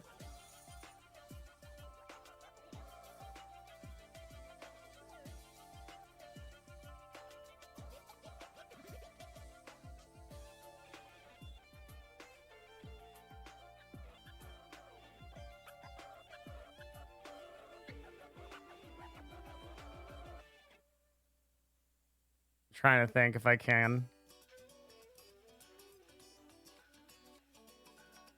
This is like Duel of the Fates, dude. Depends, are you playing Eve the night before? You guys want to know a true meme? Eve is actually way better early in the morning than it is late. That's actually true. Eve is pretty dead during late night hours because most people are just kind of like in bed. But like starting at about 8 a.m. in the morning to like 10 p.m. PST, Eve is like an all-out war. There's not a lot going on in Eve besides solo play like late at night. So it's actually beneficial for me to get up earlier. I also think if we ran a stream at like 9 to 10 a.m. PST generally,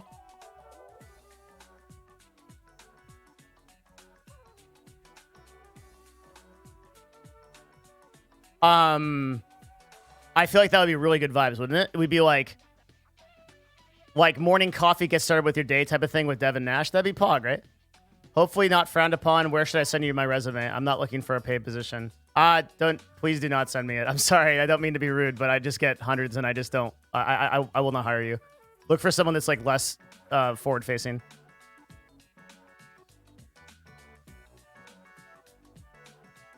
EU people would be pumped. 9 to 10, aren't you competing with EU? Fuck that. EU's competing with me. What do you mean? I'm not trapped in a room with them. They're trapped in a room with me. That's how it is. So if we're at 11...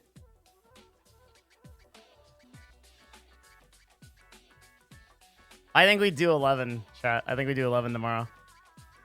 And if I hate my life and regret it, then... is what it is. But I won't. I'll go to sleep.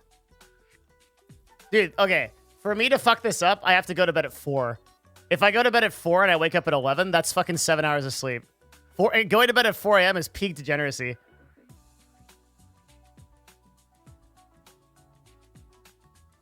What do you typically like to do in Eve? My favorite thing is jump freighting. Though lately I'm having a super fun time flying a new ship.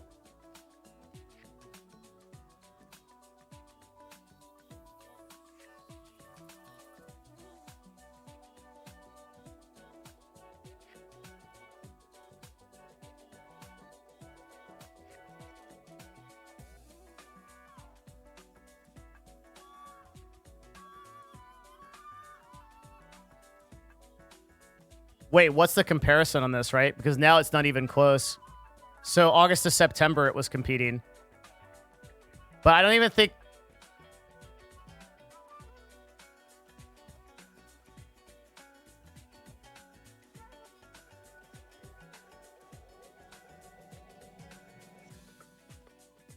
Do you make your bed every day? I don't sleep in a bed right now, dude. I sleep on the floor. Feels bad.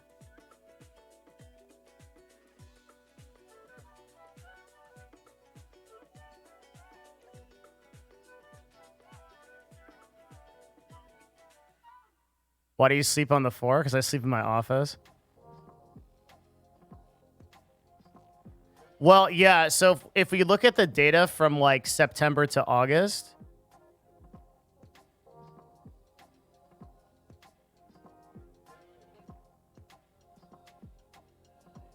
then it looks comparable, but in actuality, it's not.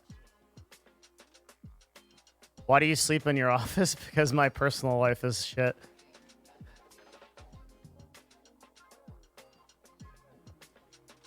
This is such a huge oof. Look at this. 40% down in 40%. 40% down in 7 days. 30 days, 75% drop.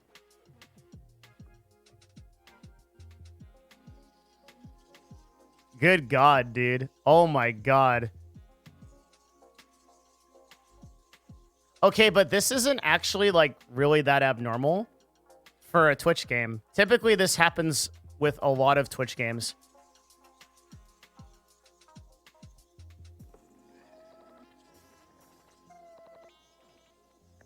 And it's actually more... Okay, so here's the interesting part of this conversation. 30 days for Among Us is up 32%. 30 days Fall Guys down 75%, so there's no contest here. This isn't so much of a story of Fall Guys failing as it is Among Us succeeding as an exception to the rule. Because typically what happens with almost every Twitch game is it declines a shit ton after, I don't know. Not even 30, it depends. Like Cyberpunk, when it comes out, which is soon, isn't it? Soonish, next month, around this time.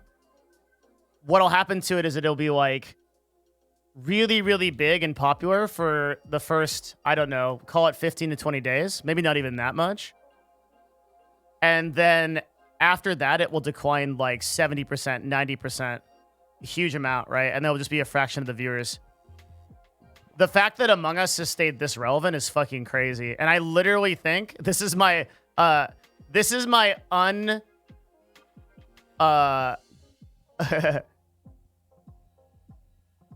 do I say this? You're going to see my bias in this, okay? So this is my unempirical assessment of the situation. Is that Among Us is literally just holding everybody hostage. You can't go anywhere else. You have 10 streamers that you watch. Every one of them is playing the fucking game together, and you can't leave. So you're literally just stuck. It's like, watch this or nothing. And so that is like no one even really wants to do it anymore. They just have to. I think that's like, I think that's what's happening. Now, you can see a decline over the course of like 14 days, but this is typically unreliable. This is good data. I think this is good data to show a decline.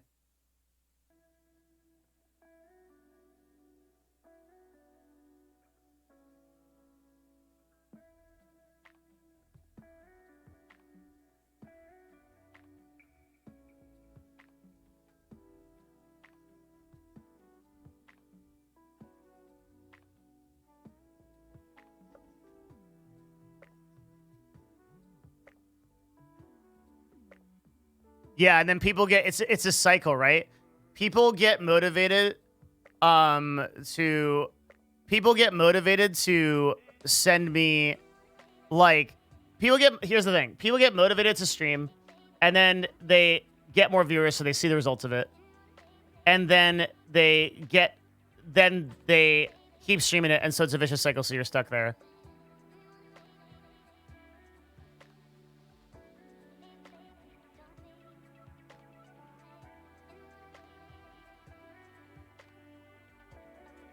I don't think it's because it appeals to normies. I really don't. I think it's because it holds viewers hostage.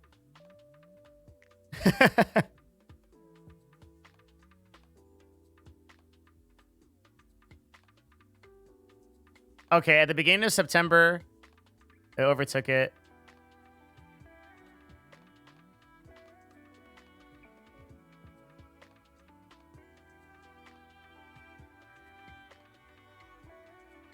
Spanish is huge on Twitch. People are sleeping on Spanish a lot.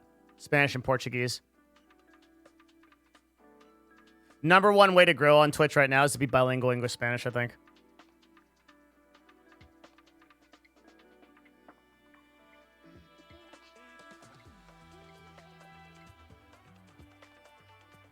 No meme.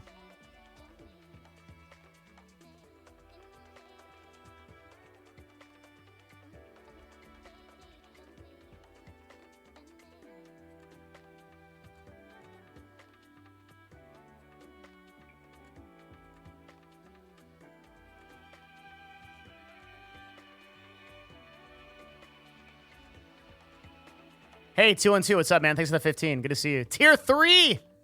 My man. Holy shit, where's the article from Twitch that they're bringing my cat back?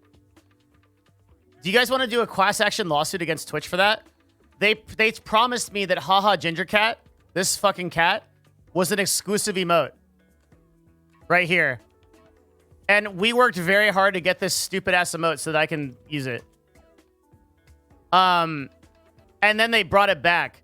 They literally brought it back. What the fuck? Actual fake advertising. There has to be a law against this.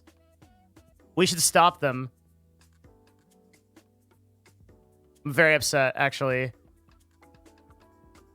Extremely mad.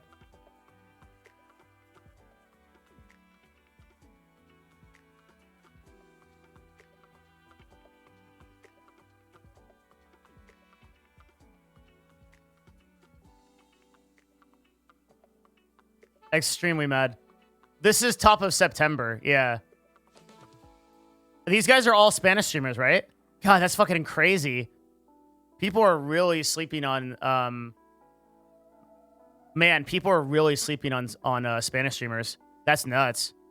Just in general, too. Like, the percentage of them that they're in the top right now is actually crazy.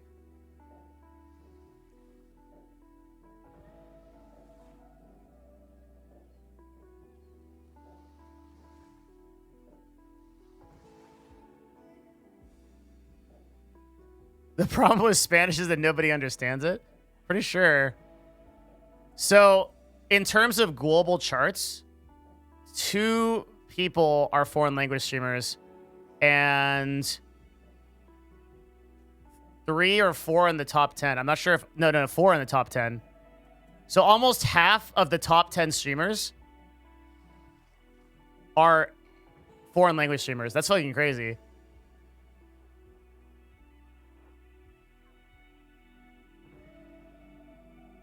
Then after that, there's a lot of English speakers. A lot. I don't count the, like, the LCK and shit like that, obviously.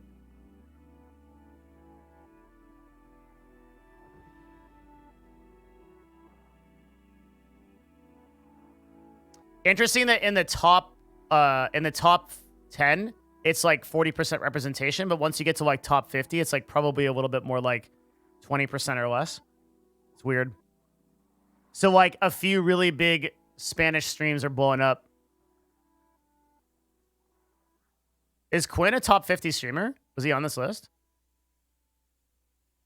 I don't think so, right? Maybe. No. 42? Oh, my God. That's actually crazy. That, like, the fact that Quinn can get 11,000 people mid-league on Path of Exile, which is what he had today, is actually fucking insane. That is a really, really crazy thing.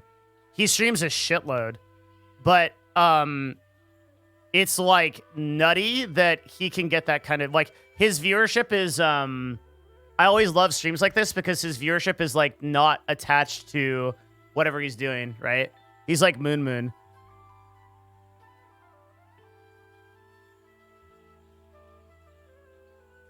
Path of Exile has been doing a lot of changes which shakes up the meta. Yeah, I'm pretty sure that that's intentional. I think that what Path of Exile realized was that all of their players are front-loading leagues, so people just play for the first month and they have no retention for the 3-month league. So they're staggering content releases. I have no evidence that that's the case, but I believe that's the case. It seems to make sense.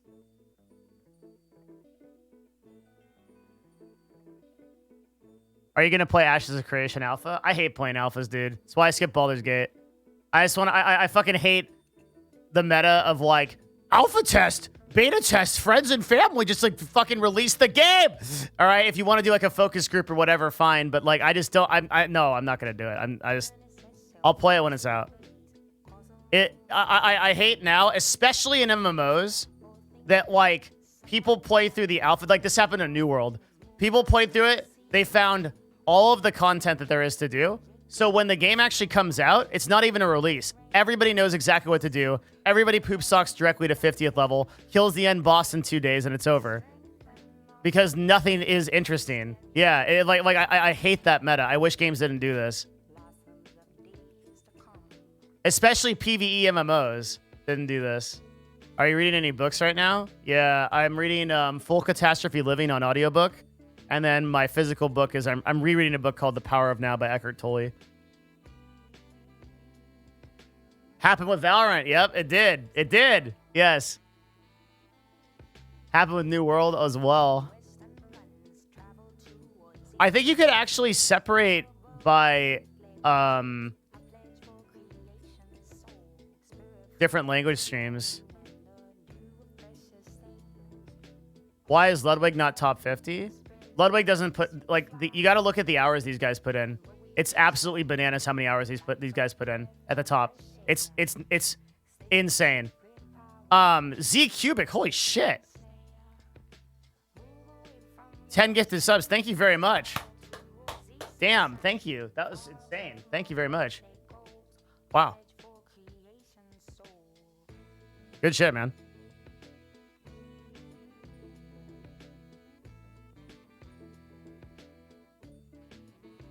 Really, really appreciate it.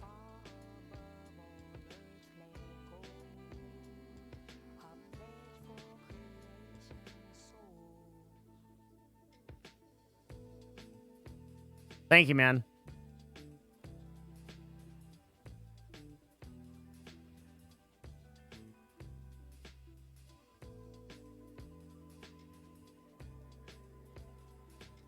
Yeah, today's a great day.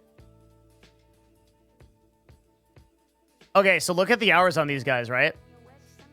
SQC 296. First of all, imagine being live for 300... Fuck. That guy is a robot. That is so insane.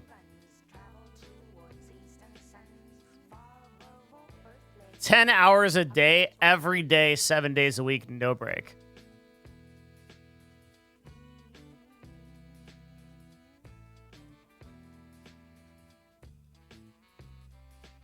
Abai 191 hours. Surprisingly, Aron, what is this guy doing? 82 hours at that. That's unbelievable. What the fuck? What kind of content does this guy do?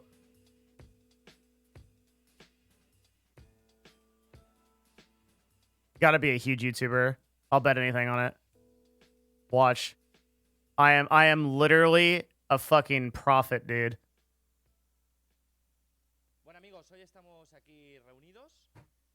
How do I do it?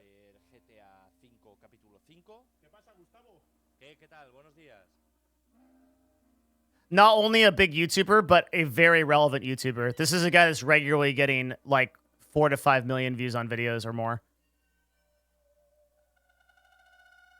This guy's viewership is insane. This guy's viewership is insane for what he's doing. Holy shit.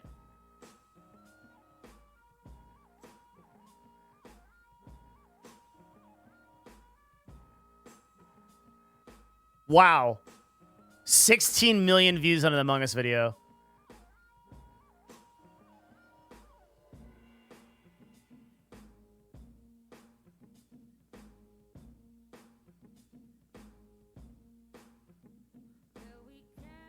This guy is that's actually his most viewed video. All of his most viewed videos are fairly recent. Look, like almost all of them are a month ago, besides 1, 2. Interesting. So this guy is also coming up really, like, so this dude's getting the amount of viewers you have to have a peak viewership.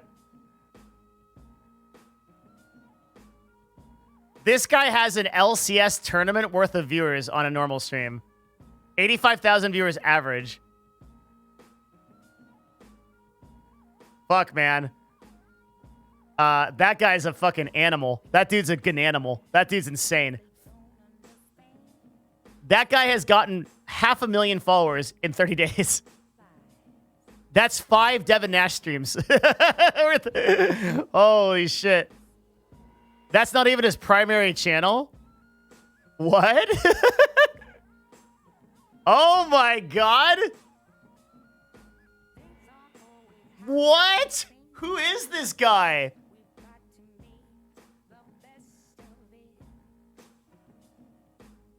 He doesn't have a video below like 10 million views. What is this even about? Hey, pero qué pasa, chavales? ¿Todo bien? Help. ¿Todo correcto? Y yo que me Help. alegro.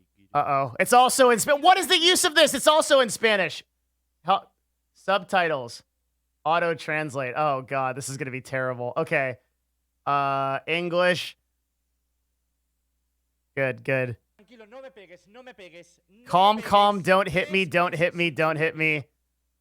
Oh my god, I had such a good joke right there, but I could not say it. I was going to say it sounds like a streamer's girlfriend, but I can't say that shit on Twitch. Okay. Okay. Entiendo perfectamente que- I understand perfectly right now that you want to attack me. Entiendo, pero espérate que me explique. Os debo una explicación. You want to y la paste. voy a dar. I'm going to Todo give it este all tiempo to you. he I've estado been yendo absent porque he estado yendo al gimnasio. because I've been going to the gym and now I'm very strong. Estoy muy fuerte. De Muy verdad soy un fuerte. peligro ahora mismo. ¡Oh! Que estoy muy fuerte. This is such a cooler language than English. ¿No sabes lo que pesa esto? 20 kilos pesa y mira. ¡No! ¡Dios! ¡Qué fuerte! ¡Qué fuerte estoy, coño! de verdad. ¿Quieres más pruebas? He's been ¿Quieres más doing pruebas? YouTube for- Atento, atento. Yeah, La this placa is de actually YouTube, esto pesa por lo insanely menos good. 40 kilos, Okay, metal puro, mira. we live at an age right now where a fucking AI is translating this in real time, by the way, and almost perfectly. That's actually fucking crazy. There's a computer right now figuring out how to speak to this in English. De mano a mano, como si fuera una pelotita de tenis. ¿Por qué? Porque estoy muy fuerte. Para mí esto no es nada. Escúchame, que esto pesa mucho, ¿eh? Esto ahora mismo se me cae al suelo, así, pam, se me cae. This fall y to the mato a mi ground abuela so que está hard en el it salón kills my viendo la tele, grandmother? en el primer That piso. can't be the right La translation. mato, lo atraviesa She's esto. in the living room ¡Dios! watching TV. A ver, ahora hablando en serio, son muchos años subiendo vídeos desde el año 2013. Venga, subir vídeos. Pim, It's wrong. Pam, pum, pam, pim, pam. Y llega un momento que te agobias y necesitas un descanso. Es que me estaba quedando loco. Yo lo Abuela notaba, yo, is me grandmother? estaba quedando Abuela? loco. Y tú dirás que Auronplay te ha sentado bien el descanso, te encuentras mejor, se te ha pasado la locura. Pues no, estoy exactamente igual o peor. Pero la verdad es que me apetecía bastante subir vídeo y pegar aquí Do you unos have to be gritos. loud to get a Me million views? apetece It definitely helps, yeah. People want like constant energy. People want like constant energy, right? Desahogarme. Y qué mejor They- manera de desahogarme que comentar Very fast unos paced. Like, TikTokos. there's no second. This is a 13-minute video, which is really fucking long for Zoomers. So it has to be interesting all the time. There can't be Aquí a single vuelvo a break. aclarar lo de siempre, porque luego siempre viene el típico que me dice, no, pero Auronplay, Rip hay Abuela. gente en TikTok que sube cosas muy buenas. Ya lo sé, pequeño Also, what does hombrecito. TikTok Day Mordor mean? Is that Mordor like the Lord of the Rings Mordor? Probably not. English to Spanish translator. There's no way it means. It'd be really cool as fuck if it did mean that, but it probably doesn't. Spanish.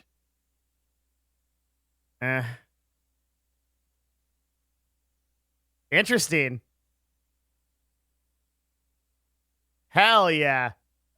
It does be that. Ya lo sé, pero yo estoy aquí para comentar lo malo. Claro que en TikTok habrán cosas que están bien. TikTok malo means TikTok bad. I get. Pero yo estoy aquí para lo malo. Yo con vosotros tengo I am como here un for the matrimonio. bad. I have a Estamos marriage casados, with pero you. no We are en la married, salud y en la but not in enfermedad. health and Tú y yo sickness. You estamos and I are casados married in en la sickness. enfermedad. Damn, that's heavy. Yo solo I'm estoy aquí only para lo here malo, for the para bad. enfermedad. Si quieres salud, pues chico, come soja. A mí no me vengas. Yo para lo malo. His Vamos a title empezar is por un basically TikTok mocking the worst que me pone TikToks. muy violento. No sé por qué cojo el micrófono, no soy Lady Gaga. Vamos a empezar por un TikTok I'm not Lady que me Gaga. pone muy Oh, so is he gonna violento, review en el cual TikToks? salen dos chavales So how long que was this están intro? como 2 minutes? simulando 3 minutes? que hablan con una chica que les gusta, a la cual quieren invitar a una fiesta. Hola, qué guapa, ¿no? Acércate. No, acércate tú. Oh, the TikToks are Spanish also. I don't know why I expected the TikToks to be English. I was like, the TikToks, at least I'm going to understand the TikTok in this video. No se entiende nada. Pon subtítulos. I Hay did una too, chica yeah. que les gusta y están ahí hablando uno con... Venga, acércate tú. No, acércate tú. Yo no me atrevo. A mí me da vergüenza. Hola, ¿Qué tal? ¿cómo te llamas? ¡Qué nombre más bonito! ¿Cómo mi ex? ¿Es tu ex? No, ella es muy guapa. So it's just reacting to Ellos TikToks. quieren simular que cuando tú veas el TikTok, ¿sabes? Con el móvil ahí, te dé la sensación de que... Okay, I get it. What else does he do? Videos of me fapping? Infapadad? Infetadad? Video? I wish you understood this video because it's really bad. What do you mean? No, I was watching that. Listen, dude, you can go back and watch it if you want. Videos that piss me off. Oh, okay. Infadan is angry. Los dioses de la muerte. Something about death. This is my 8 years of Spanish. Fuck, I shouldn't have played so much StarCraft in Spanish class. Fuck. It's coming to haunt me. Oh, God damn it. Something of death. Yeah. Diosis deity. Deity. God of death. I am the god of death. Am I right? Fuck yeah, dude. Deity. God of death. That's what chat says. Yeah, I got it. El mejor TikToker de la India. A major TikToker of India, I think. What are his most viewed videos?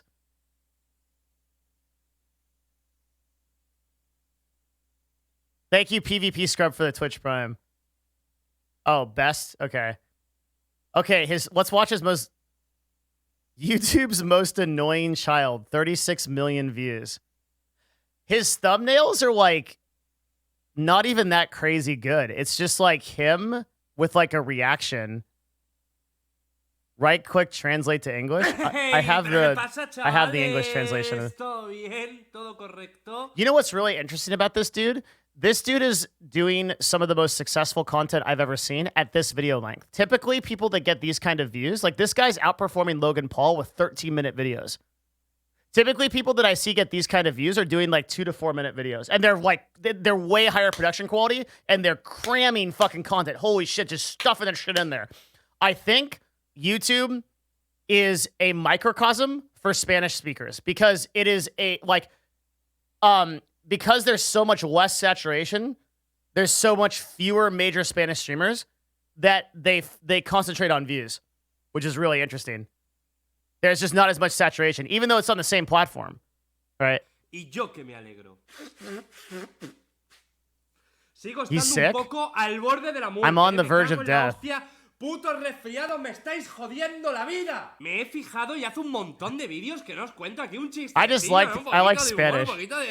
El libro es muy gordo. Alguno debe haber This aquí book que is haga very gracia, fat. que no puede ser que todo sea una mierda. Papá, ¿tú crees que da mala suerte casarse en martes y 13? What is going on here? Yo creo que es peor casarse Like, en what jueves is y the 15. content right now? ¿Por qué? Porque yo me casé ese día. This is prime content?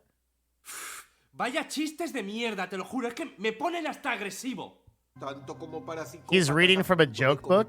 una masacre. Este yo no sé si lo había contado o no, la verdad es que no me acuerdo, pero es que es muy lamentable.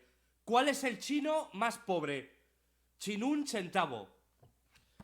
Basically, I'm trying to figure out why this video is worth like $50,000 that he made Bueno, off of vamos it. a dejarnos de hostias y hoy vamos a por faena. Resulta que esta mañana, Fast. como todos los días, cuando me he despertado me he puesto a mirar un poquito Twitter, ¿no? A ver qué, I've started to qué look se at cocía Twitter. por esa gran red social. Y me he encontrado con este tweet que alguien me había escrito que dice así: Oye viejo, ¿algún momento hablarás de Nordeltus? O que ya te pagó a ti también. There are content creators and artists that we don't know.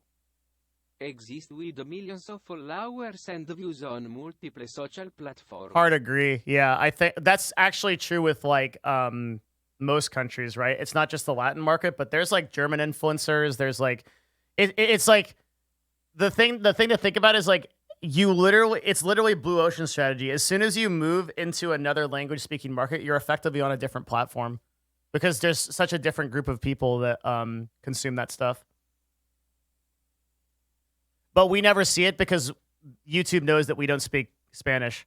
Now it thinks I do, so it'll start serving me Spanish videos, which is like super annoying. This is the Spanish PewDiePie. It's insane how huge he is. This dude's only a little bit bigger than this guy though, or this guy.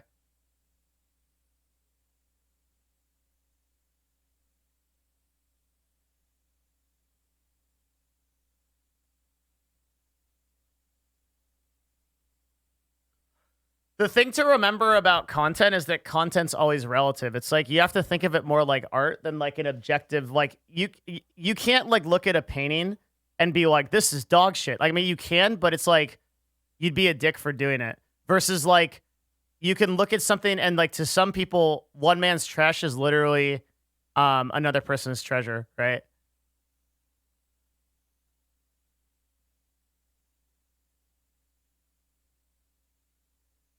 I'm interested in this guy because he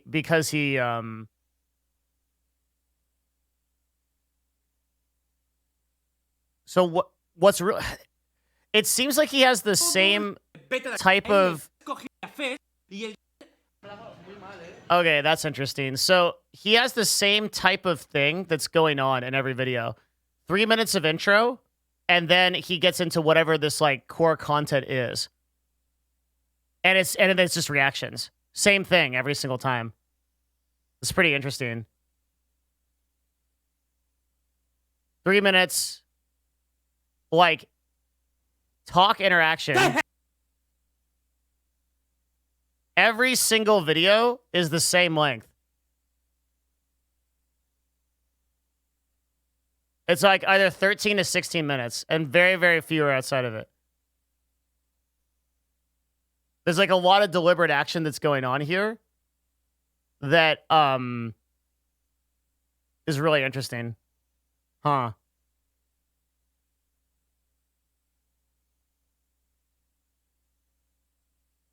And what's really interesting about it is how long these videos are versus how successful they are. Like this guy is probably making more money than the vast majority of YouTubers, even people that are like twice his views at like two. Like David Dobrik like might get like more views. I'm not even sure if he does actually, but like let's assume that he does. But he does like 2 to 4 minute videos. That watch time like increases your CPM by such a huge amount, man.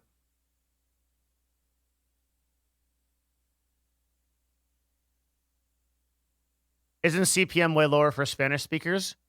Yeah, it would be considered so in advertising terms. There's group, not necessarily actually. It kind of depends. There's Group A, Group B, and Group C territories. So like Group A is United States, pretty much exclusively, and then like kind of to some extent like Britain, or how do you guys say it? London, Great Britain, some like Central EU places. Yeah, UK. Like Central EU, kind of, but not even really. Group B is like, I can't type, Asia / Europe /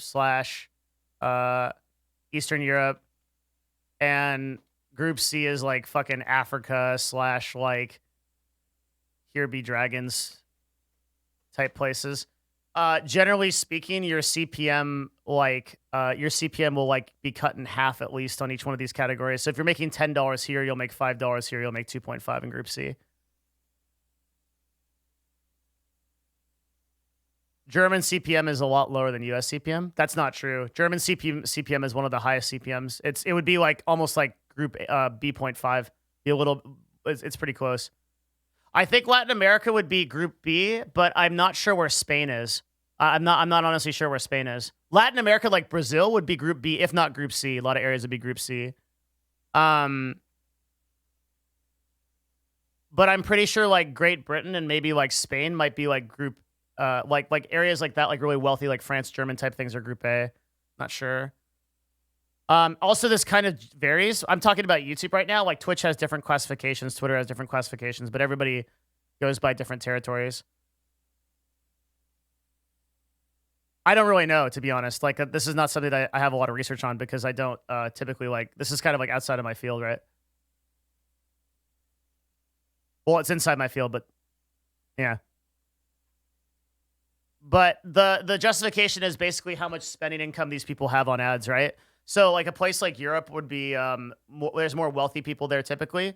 And they're also like more willing to engage on ads. Whereas like on Africa, the chance that you're going to actually get anything that happens from anything like is like really slim, right? People aren't going to buy your ads. People aren't going to do things.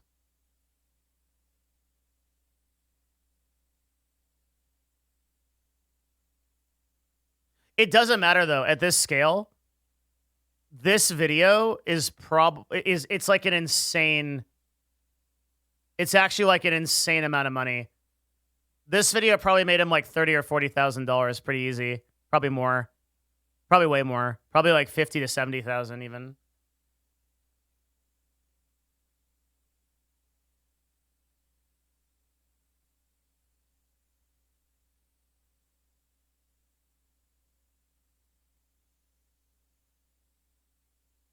Spain is not that wealthy. Is that true?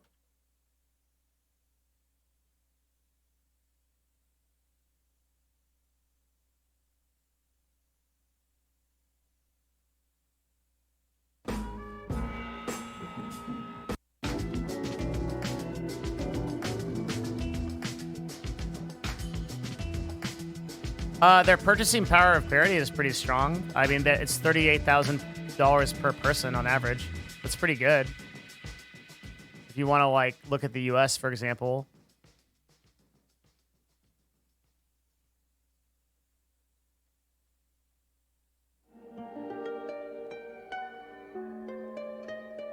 Maybe the US just sucks. I don't know.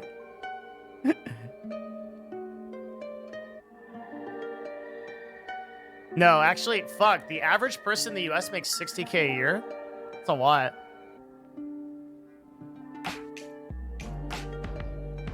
Damn, Americans are rich as fuck, dude. Or is that can't be household, is it? Maybe it is household. The entry shows GDP as a purchasing power to parity basis divided by population as of one. No, it's per capita. So per capita means per one person.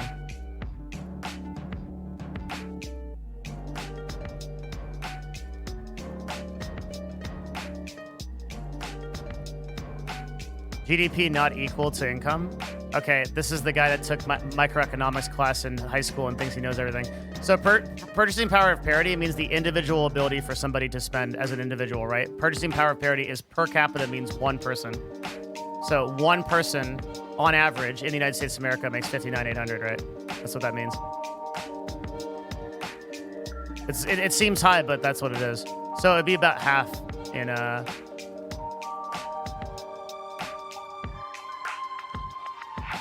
GDP is just the section. So GDP growth rate here and GDP purchasing power of parity this is as a country. This is as individuals.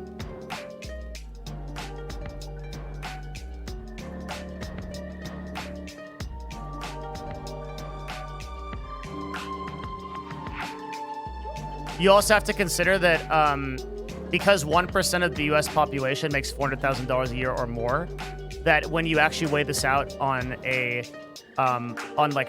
scale, like a median scale, it would probably trend lower for the average person.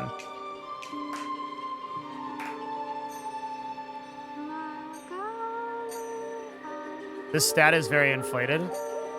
We're literally looking at I mean, my source is pretty good. So, but yeah, okay. The thing that drives this down for the average person would be the fact that there are people making way more money on, like, Warren Buffett throws off the purchasing power of parity, right? Because he has $70 billion. So the purchasing power of parity as an individual would be around here, but the actual purchasing power of parity, the ability for one person to purchase something, probably trends downward.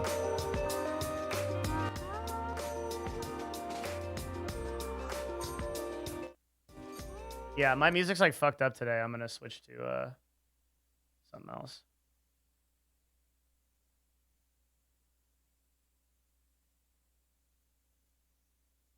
Yeah, chill.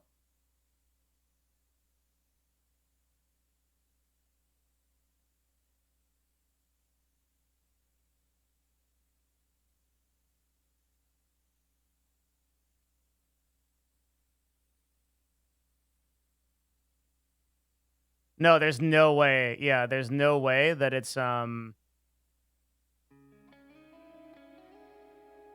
there's no way that it's 20K. There's no way.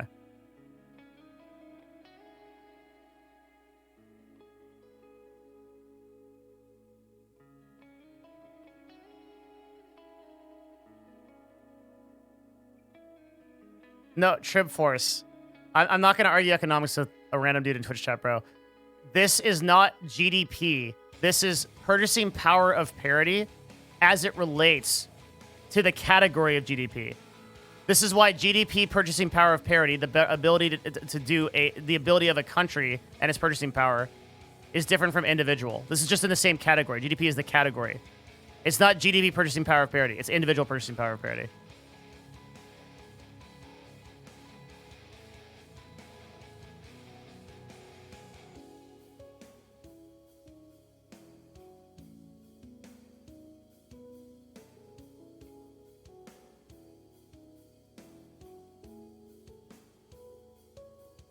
Okay, but we said that Spain was about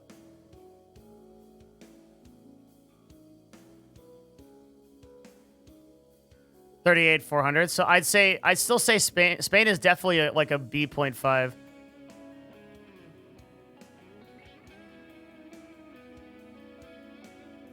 category, which is why we started doing this, right?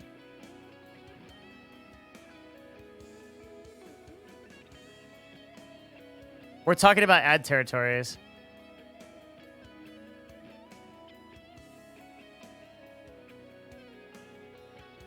But it's not like Bolivia, like people in chat were making it out. That's why we looked this up.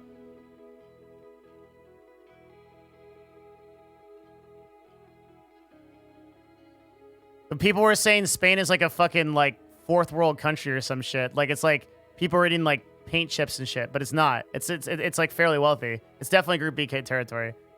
Because we're trying to, okay, because we're looking at how many, okay, so the way we got on this, we back up, we're looking at top watch Twitch streamers. From there, we're looking at Aron Plays, who's the top watch Spanish streamer, trying to figure out why he streams 82 hours a week. Sorry, 82 hours a month, right? Versus a lot of people that are streaming 200. He's the only person on this list that streams that little. So then we pulled up his YouTube videos, and we're like, okay, how much CPM is he making? And then we looked at territories, and we're like, well, how rich is Spain? To figure out how high his CPM is. And the TLDR is, Spain is a very high tier category, and this guy is making a fucking shit ton of money. This guy's like...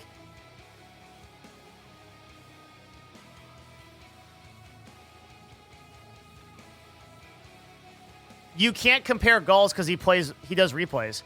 So like this guy's stats are inflated by his VOD streams. And it's Spain plus South America too. Okay, but South America is really weird when it comes to territories. I wouldn't understand that, right?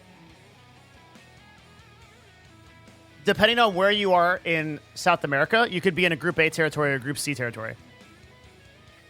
Because some of the central areas of Brazil are very wealthy, but some of the areas outside of it are like fucking people living in the jungle, fucking fighting giant spiders or some shit. I don't know.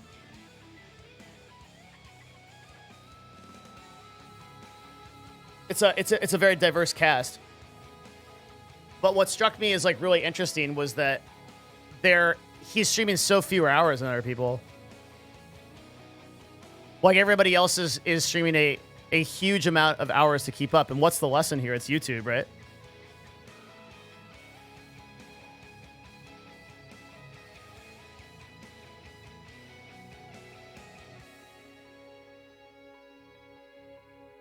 %80 of his viewership comes from South America? Fuck. Really? We're not going to get a good idea of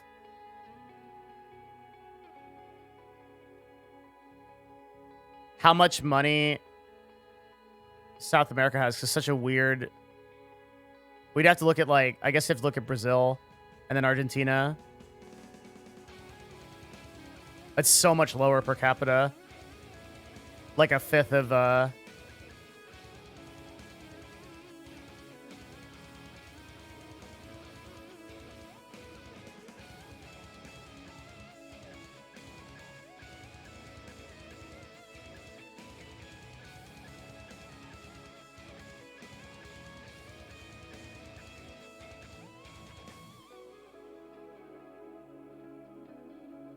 I don't know. I don't know enough about it, obviously.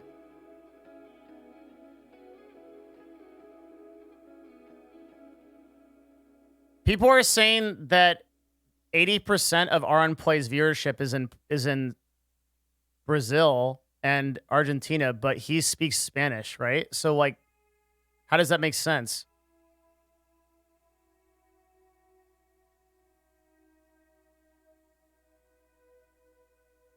Media agencies in Latin America still have trouble to justify investments in online advertising.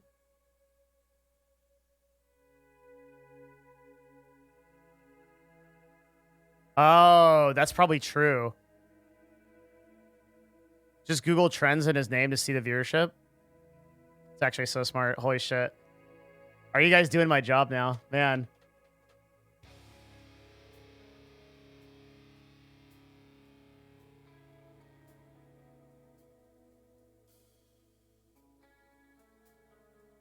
Didn't work. Hang on.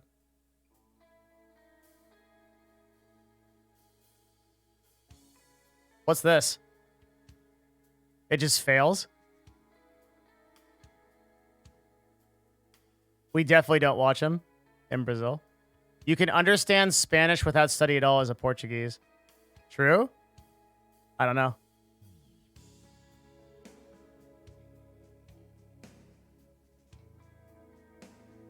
I don't know if that's 100% true.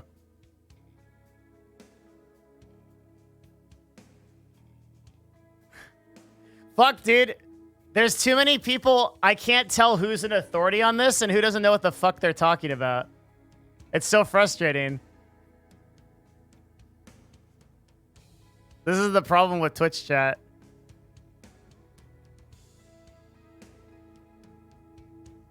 I know there's some fucking fat dude in a basement in America who's literally never spoken a word of Spanish that's like, true. And I'm like, what?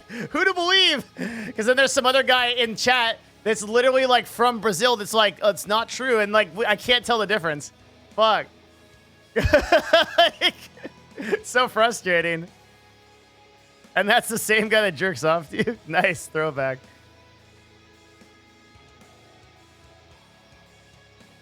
Are on play. That's not why it's not searching. It's not searching because Google is racist towards Spanish people or something. I don't know why it's not searching. Is anyone able to do this search successfully? I'm Brazilian. It's kind of true because both languages are 89%. Are on play worked. Here. What the fuck is going on? I got banned by Google, maybe. I just clicked that link directly from chat. Hi, I don't know anything, but here's a link.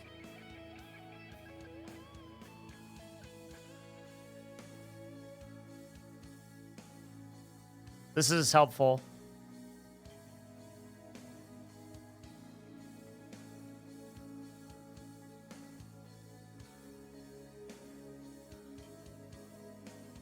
Spam F5. Oh my god. What the fuck? The brain, dude. Okay. Fuck, this is all in Spanish. I don't understand what these... Oh no. Hang on. Inglock.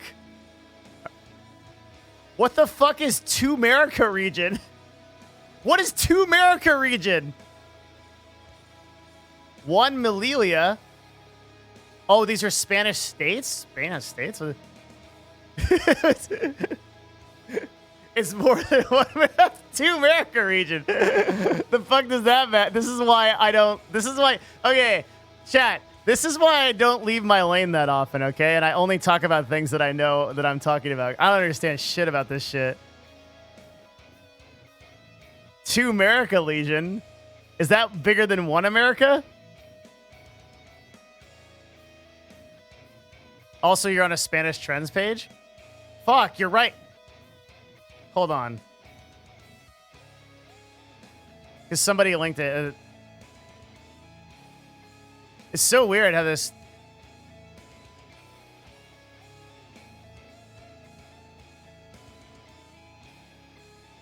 I mean, this is all we can do.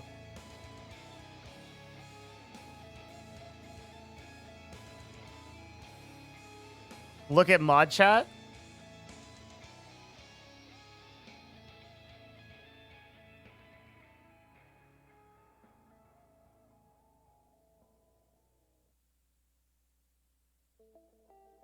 Thank you. Okay.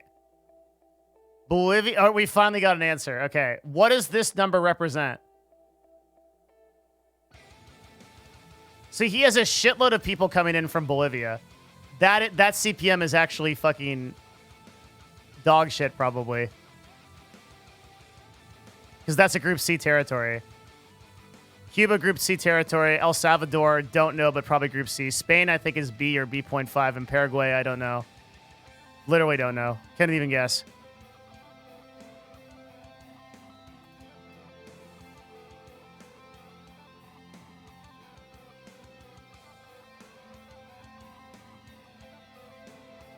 Paraguay would be low? Yeah.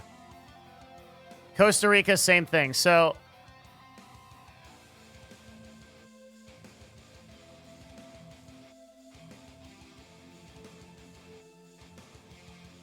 it's a B plus country plus 10 different C tiers. Yeah. So he's probably making 20 or 30% of what XQC would make off the same viewership. That's the way to understand it. Google Trends still gets misused because it's relative. Yes, but our objective right now is not to get an absolute picture of this. It's to get a general idea of where his viewership is coming from. And this is sufficient in doing so. If that makes sense. It's not like we're not ranking that, like, because it's possible because of relative viewership that he gets more viewers total from El Salvador than Bolivia, for example. But that's not what we're doing. We're trying to figure out, like, in general where his views are coming from, which this works for.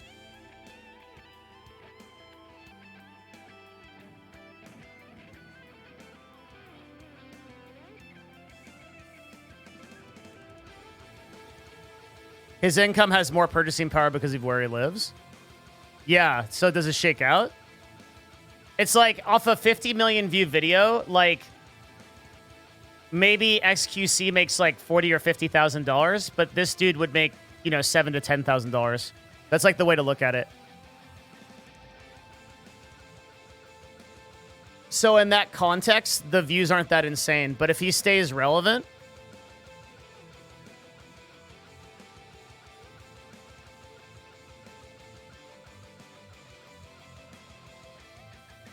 then as those countries come up and grow in value, then so too will he. Pretty incredible. Cost of living is 10x lower, so even CPMs being 6x lower work. Yeah. I wonder how different his taxes are to XQC. I don't know. What are taxes like in Spanish-speaking countries? Like, it's probably lower than the US, right? Higher? How can that be? Really?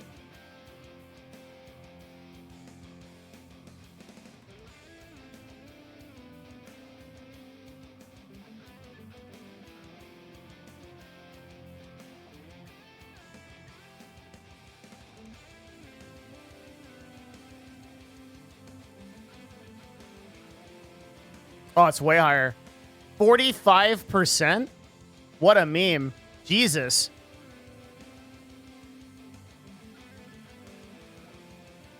Holy shit. Jesus fucking Christ. Basically, you give $5 out of every 10 you make back to the government.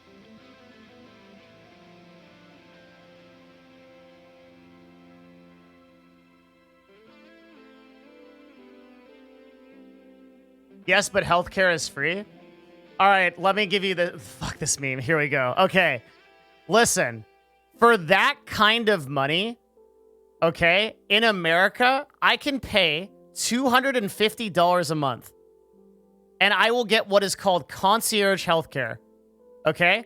Concierge healthcare means there's a fuck doctor that calls me like every week and asks how I'm doing, and I get priority support. So at some level, like this idea that like a person that wealthy is literally getting their value back with free healthcare is fucking absurd. It's not about the individual. Fuck you. It's about the individual for me. Okay, like I'm a, it's my money. What do you mean? It's not about them individual. Of course it is. That's a matter of perspective. That's a matter of perspective. Lawful evil, Devin. Yeah.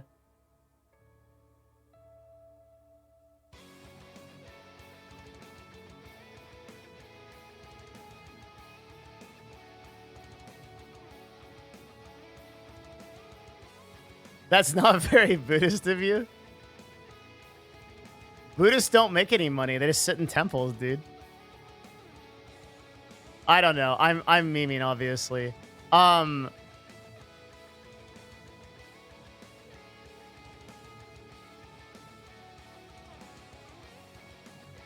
There's still private healthcare in those countries.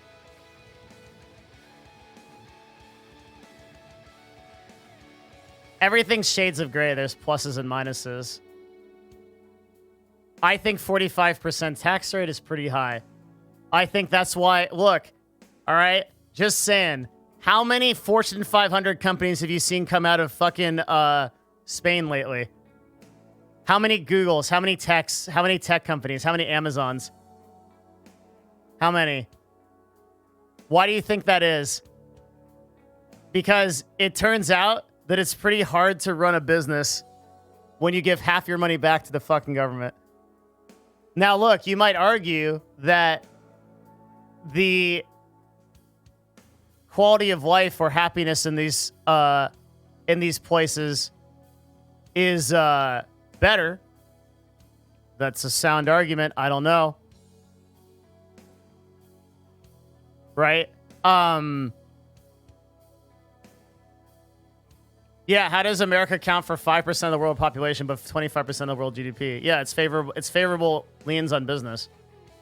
Like, as much as people meme that it's like Amazon pays no taxes, blah blah blah, things like that. Like, the counter argument to that is that small and large businesses that get tax breaks. So literally, like, writing off taxes, writing off business expenses as tax write-offs encourages entrepreneurship on a level I can't possibly explain to you. Because incentivizing the ability... There's so many fucking paragraph Andys in chat right now. I love it. There's so many people, and they're on either... It's completely polarized. There's one side that's like, with me, that's like, capitalism, yeah, fuck socialism, fuck the Europeans, blah. And there's other people that are like the Hassan Abi people that are like, come with us, brother, join the revolution, eviscerate the proletariat, and eat the rich. Like, it's one or the other. There's not one person in chat that's like, yeah, I don't know, it could go either way, I guess. Like, they're just like polarized sides, dude. That's, it's like, and what I'm saying is, like, I think it's more popular to take on the whole like eat the rich thing right now. So I like arguing the other side of it, which is like typically you can incentivize a lot of innovation in business and entrepreneurship by things like writing off business expenses or lesser taxes for corporations or things like that. Like the United States, it's encouraged for even an individual to incorporate as an LLC. because it costs you $120 a year on average, and you will almost certainly pay less in taxes and get more benefits. Like if you look at the people that benefited the most, like this year during COVID, right, or had the opportunity to benefit, normal people got like $1,200 checks, but people that ran businesses were capable of getting like hundreds of thousands of dollars in loans, right? So it's like in the United States, it's incentivized always to run businesses. Like a lot of the way that we pay taxes and structure our businesses and get breaks on things, people think like the sort of like idea is that these are like, I guess what do you call them? Like cheating or loopholes or exploits or things like that. They're not, they're intentional. Except in California. Yeah, but businesses are leaving California like a fucking mass exodus, like Noah's Ark, bro. People are fucking getting the fuck out of there because California fucking sucks. California's actually a perfect example of what I'm talking about right now, okay? So California, like when it started, had, not like when it started, that was like in like fucking Egypt days, but like recently, right? Last 100 years, encouraged innovation, paid people to come to their, came to their state, and incentivize them through tax breaks and through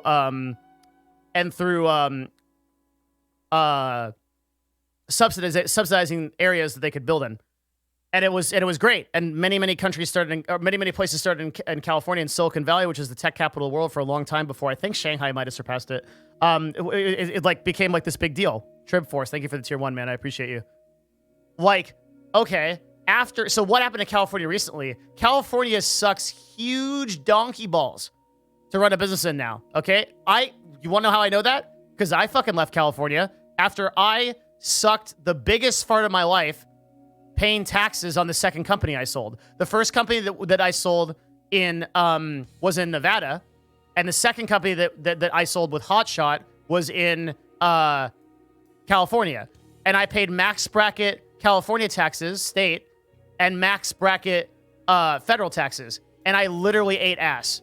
Like, it was so bad. And so after that, I was like, I'm never coming back to this fucking place. Because it was so high. And that is why companies are leaving, because I paid 13% more than I could have just because of where I lived. So I left California for that reason. And a lot of people, yeah, I'm from California. I lived there all my life. A lot of people are leaving as, like, Graham Stephan just had a video about this that I actually want to watch, and maybe this is, like, actually pertinent. We'll watch this right now. I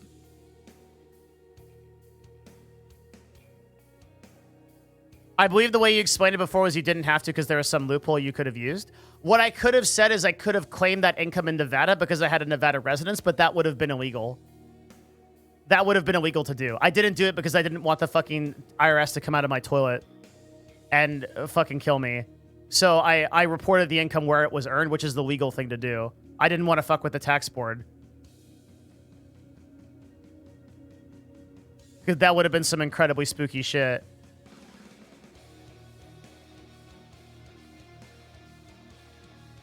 Yeah, I think he'll explain it better than that, so we'll watch that. But first, I'm gonna get an extra cup of tea, so I'll be right back. Give me like 2 seconds. Yeah, so this guy in chat says, look what's going on with like Uber and Lyft. Same thing. Yeah, it's like innovation in business in California. It's so bad because like now that they've got it, they are they feel like they're invincible. And so they're just like, screw with people. People want ads for no pre-rolls? Okay. Yeah. We'll do that in 3 minutes, then we're going to do the California meme. That'd be good. Thank you for reminding me. That I need to pay the mods. Okay.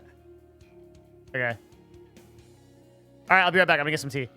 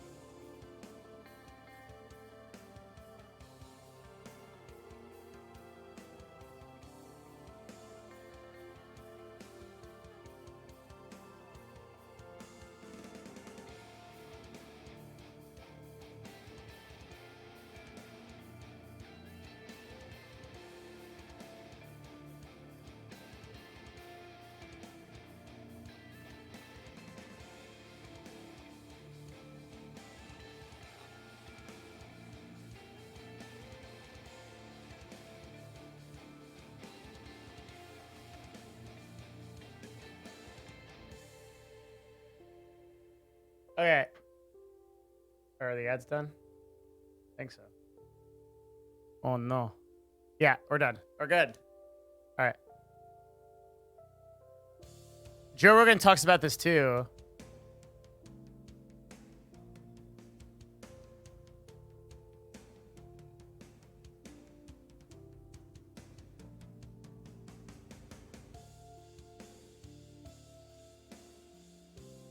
Hey, Cat Life, haven't seen you in a while. What's up?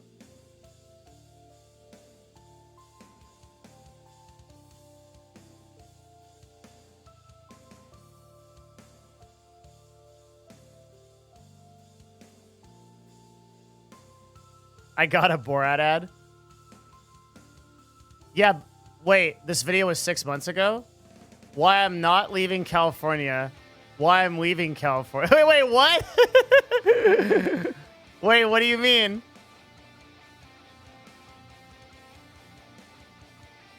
He actually, the reason why I'm interested in this is because he actually left. He bought a home in Las Vegas. That this is his home tour video. He literally, oh, Ben Shapiro is living too. Damn, fucking people are dunzo. Oh, shit. What I'm saying is Graham Stephan is going to have the most reasonable reason for leaving California. He wasn't planning to. Look at the view difference. True. But also, Graham Stephan was a different content creator. Growing number of its residents are like, I'm really interested in Graham's take on this. Over the past decade, around 150,000 people have left the state. Why I'm moving back? The Bureau says California had a net loss of 190,000 people last year. I'm out of here. Yeah. When do you leave? Soon. Yeah. Texas or? Yeah, I'm gonna go to Texas.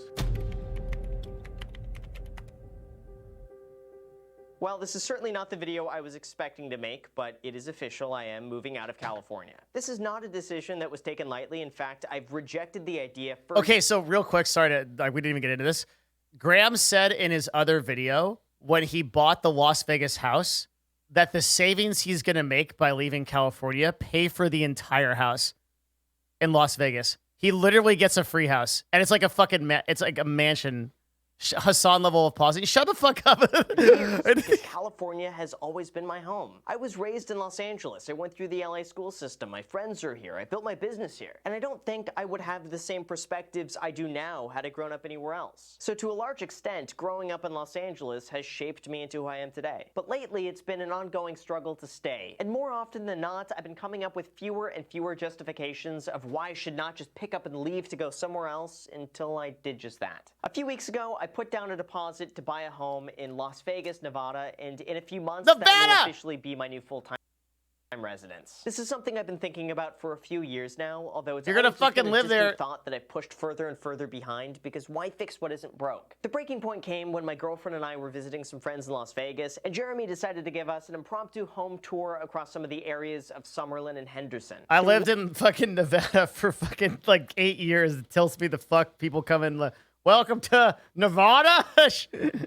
Las Vegas, I would never live. Fucking scorpions and shit. Fuck that place. Also, not good. Just not a good place. Not good. Wasn't traffic. There wasn't trash just Hot thrown as fuck. everywhere. Prices were really affordable. And something that afternoon just switched in that I know what this maybe tea now is. is I'm the gonna make right it. time to make this happen. We're See, gonna make this tea. previously, before the shutdown, I felt like there was an opportunity cost of leaving Los Angeles. This was an area where everyone was moving to. It was a great spot I lived in to Lake Tahoe. network. Macy had a great job going into the office every day. And the thought of picking all of that up, cutting ties, and leaving was just too much. But once everything was shut down and both of us went entirely remote, there was the realization that we could work from pretty much anywhere, and we don't have to be anchored to one specific city to lead a fulfilling and happy life. Not to mention, on paper, I'm not oblivious to how much money I would be saving if I moved to a no-income tax state like many have done before me. And that's now a number that's grown to the point where I can no longer ignore the cost-benefit of moving. Now, I realize The amount of people living on Nevada side of Lake Tahoe. Yeah, Lake Tahoe is a very, very funny place because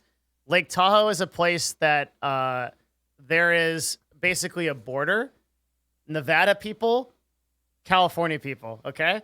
And on the Nevada border, massive fucking houses, $6 million, $7 million homes, fucking like 4-story houses, crazy shit, fucking like mansions, elevators. Then on the California side, it's fucking like an old mining town. There's like crumbling houses, just like potholes and shit. Like people sitting outside playing fucking banjos and shit. It's literally like 2 minutes away from each other. It's insane. It's actually insane. Yeah, I lived on the Nevada side of Lake Tahoe. Beautiful place, though. It's a wonderful, beautiful place. I haven't been there in a long time. California, and this just feeds into the notion that everyone is fleeing the state. But truth be told, as a Los Angeles resident who grew up here my entire life, who never thought they would ever leave, I could say from my own experience, the benefits of living here have diminished significantly over the last few years. And while the reasons behind this are complex, these are some of the issues that stood out in my decision. By the way, this is usually the point in the video where if you've not already hit the like button, it helps me out tremendously. Just give it a quick tap. Such it's good totally CTAs. Free. I need to get split second. way it better helps at out that. The almighty YouTube algorithm. So with that said, thank you so much for doing that, and we'll begin here. First, let's talk briefly about taxes, because if you have a good video rundown, maybe you should link me. That sounds interesting. For those that don't know, California has the highest state income tax across the entire U.S., and it's as high as 13.3%. That is now, so much money, dude. 13.3% to a state. And to spend it on what? What do they give you for that? 12-year-long career, I've always been supportive of paying my fair share and making sure I support the state that's allowed me so many unique opportunities and experiences. In fact, in a way, this is almost the cost of doing business and getting to reap the benefits of living in the city. For example, maybe someone pays an extra $10,000 a year in tax, but by doing so, they're able to make an extra $40,000 a year. So in those situations, exactly, yeah, like say what you will about. I am Hassan levels of pausing. Fuck, that guy was right. Say what you will about like the Europe people, okay? But when they're like, yo, we actually get shit for the taxes we pay, okay, I can vibe with that. The thing about the US is you pay super high taxes and you get dog shit. I get literally nothing for paying those California taxes. Europe, you get like healthcare, subsidized things, like housing, like a lot of shit. Like the country takes care of you. But in America, they don't give a fuck. They're just like, fuck you, dude. Pay up and then get out of my face. More than pays for itself. But lately I've been feeling like I'm getting less and less for the taxes that are contributed. And from a cost-benefit standpoint, there's a lot I'm leaving on the table if I choose to stay. And when it comes to the future and wanting to start a family and wanting to use that money to have a much larger impact on the world one day, the cost of taxes is something I need to evaluate. Now on the surface, from a numbers standpoint, leaving the state would save me a lot of money. Just this year alone, I'm estimating I'll pay about $400,000 towards California state income tax. And last year I paid about Okay, so he said, okay, we could do some very quick math, okay, to figure out how much income that is. Because if he's making, he said he pays $400,000 in income taxes, right? And we know that he's paying 13%. So that means he's making $5 million a year. $100,000 towards state income tax, none of which, by the way, is deductible on a federal level. So I'm at the point where I have to closely monitor where my money is allocated and if it's worth relocating to a place where everything goes a lot further. As most of you know, I'm all about long-term, compounded growth when you invest your money. And at my current income, a $300,000 a year savings could turn into $9 million 15 years from now. That's a lot of money that could go towards the projects, organizations, and innovations I want to directly support. And as I continue to grow my career and expand, this is something I want to be very diligent of. Not to mention, Los Angeles taxes just about everything. They have one of the highest sales taxes in the nation at close to 10%. And the city also has a business tax on top of everything else that they require you to pay into if you're working within the city as an independent contractor or sole proprietor. There is just so much to keep track of, and it makes it very difficult to understand where your money is going or how it's being spent. The second, it's also incredibly unfortunate. Millionaires complaining Keck W. Okay, look, I know that's a meme, but here's the thing, right? The thing about being a millionaire is that you want your money to support things that you believe in because you generally believe that you can make better decisions than the government, okay? And generally, almost always, that is correct, okay? The average millionaire, self-made business owner can absolutely make better decisions for philanthropy than the fucking government can because the government's going to spend $80,000 on a goddamn toilet seat versus an individual. And before people were like, well, people that are rich don't do philanthropy. Shut up. Stop. Yes, they do. The vast majority of philanthropy on earth comes from rich people. So yes, lots of people are concerned with how they put their money into things. And they know that they can support charities and they know that they can support things that they're going to do direct research on that are going to be more impactful, okay, than some fucking government bureaucrat that's like, we need fucking a $90,000 waffle tax. Like it's just you can't. Bigger government always makes dumber decisions, and that's how it goes. The people who have the most money do the most philanthropy. Yes, this is uncontestable. Are charities a tax-deductible expense? Yes. For example, like the Bill and Melinda Gates Foundation probably does more than any single government does for charity on the face of the earth.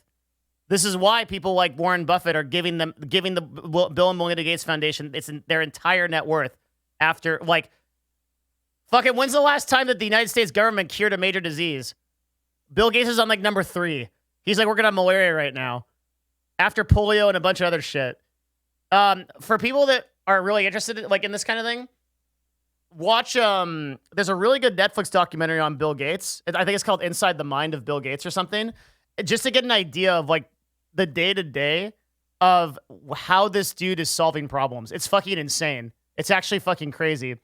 He's thinking right now, I think he's working on like a solar-powered toilet because one of the biggest issues for third world countries is clean water, right? And he's working on a toilet that makes like it converts the shit into energy. It's you have to watch it. It's some fucking insanely crazy shit. Literally crazy shit. Finally a non-scuffed icon. Let's go, Chronux. You're awesome, dude. Congrats on the 6. Yeah. You take a shit and and your shit becomes energy. How fucking insane is that?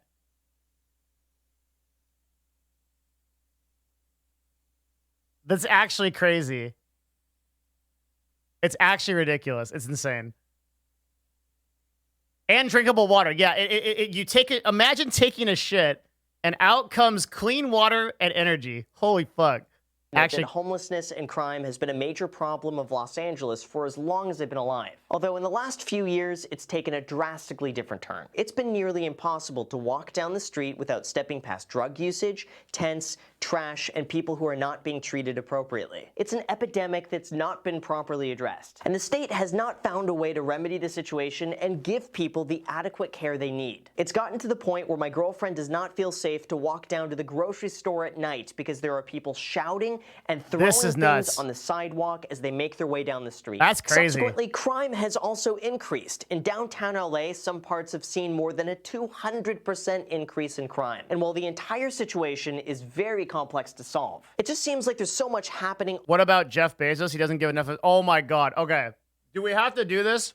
Look, first of all, you guys don't know what the fuck you're talking about. You literally read a fucking article and then you like think you know something. Jeff Bezos donated $2 billion to education programs for homeless people in 2020. Okay. He donated a total of 2 to 3% of his net worth. And you might not think that's a lot of money, but when you have billions and billions of dollars, the problem with donating in philanthropy isn't actually how much you donate. It's how effective it is, because you have so much money that you can't effectively spend it. This is a really important lesson, right?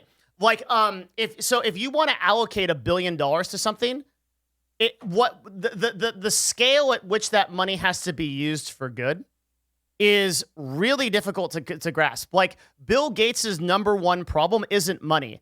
It's allocating the amount of resources that he has to be able to make that happen. So, like, for example, if you're going to donate 10 billion, like all these people that are like, let's just cure world hunger, Fivehead. Like, dude, just fucking give people food to eat. Okay, you drop, what do? You drop a bunch of crates of food in Africa and some fucking warlords take all of it and put it in a house.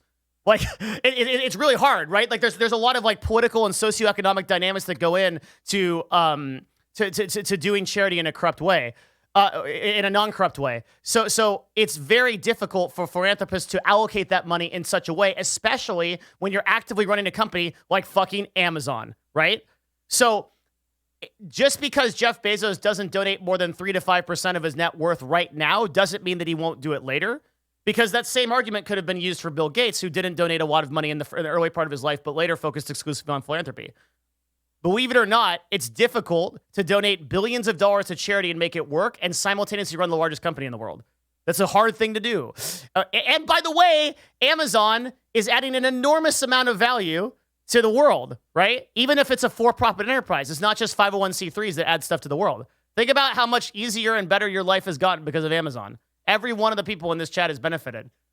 Literally, you're on a platform owned by it. Like, it's like I just can't, dude. Oh my God. Like, it's so easy to demonize rich people, but not look into like what they're actually doing.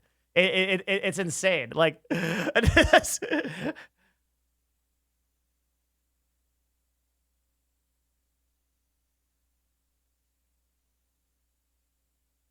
is super true. Imagine if you had $1 million and wanted an apple, but you are in the Sahara and no one has apples to sell. Well, that prize, even if you have that much money. Yeah. Money is worthless unless properly allocated. The hardest thing about philanthropy is how to actually effectively allocate your money. It's not having the money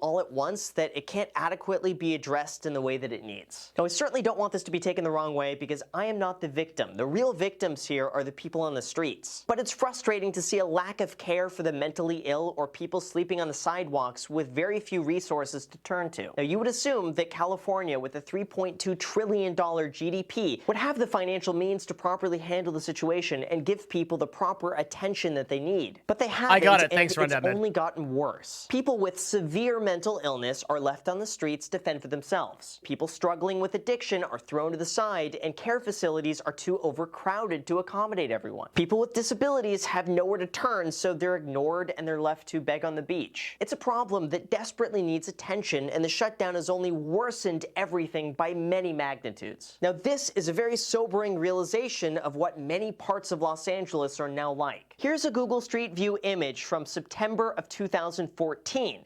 And here is the exact same spot now, just a few years later. Whoa. It's sad to see that we have not Wait, that found guy the had like a proper fucking box for it. That was pog as fuck. spot now. Look at that thing. Look at that shit. That guy's got his own like little fort. That dude's chilling. Just a few years later. It's sad to see that we have not found a proper way to help the situation, and instead, we've largely just ignored the core issues or offered too little too late. Lastly, I think it's no surprise that the cost of living in Los Angeles is really high, and there's a premium that you pay to live in an area where you could drive to the beach. Do you think he streams from it? Yeah, it's XQC's house. To the desert and to Disneyland, all in the same day with 75-degree weather year-round. But that cost comes at the expense of nearly everything. The obvious one is housing. Now, I've always maintained that you can live in a high cost of living area on a budget if you're creative and you don't mind putting in the work. For example, I was able to buy my duplex in the middle of the city for $0 out of pocket through a series of strategic renovations and refinances that This is allowed hard me to to live do. in there for nothing while I rented out But the other super side. impressive. But still, the initial purchase price of that home was enough to purchase a mansion in any other part of the country. Yeah. Now, here's what's happening. Right now, everything in Los Angeles is dictated by parking. Every unit you build is required to have its own dedicated parking space. Whoa, So I had no idea about this. if you want to go and build a 600 square foot apartment, for example, you also have to include another 300 square feet for that resident to park their car. So that then leads the question, where are you going to build that parking space? If you put it on ground level, that takes away from the square footage you could build in terms of living area. But then if you want to go and dig below ground, that ends up costing a significant amount of money. So either way, that needs to be factored in the cost of building the unit, and then that cost gets passed on to the customer. But I'm pretty sure that's the same in Redmond where I live. I'm pretty sure that's the same case, is you have to figure out parking, because in downtown Seattle, parking is literally a shit show. It's like there's no parking anywhere. People park like fucking 30 minutes from their house. It's a nightmare. It's a literal shit show. Because if you don't do that, you get street parking, and it just becomes awful. It's really bad. That's really interesting, though. I didn't understand that. then if that cost is too expensive for someone to buy, the developer just says, well, it's not worth building then, I'm not going to build anything. Now, it's also required that each unit have 100 square feet of planted open space on site. And 50% I pay of that $120 for parking right now a month. That's like for my parking spot in an underground place. I don't own a car, by the way. Fucking feels bad. Jesus Christ.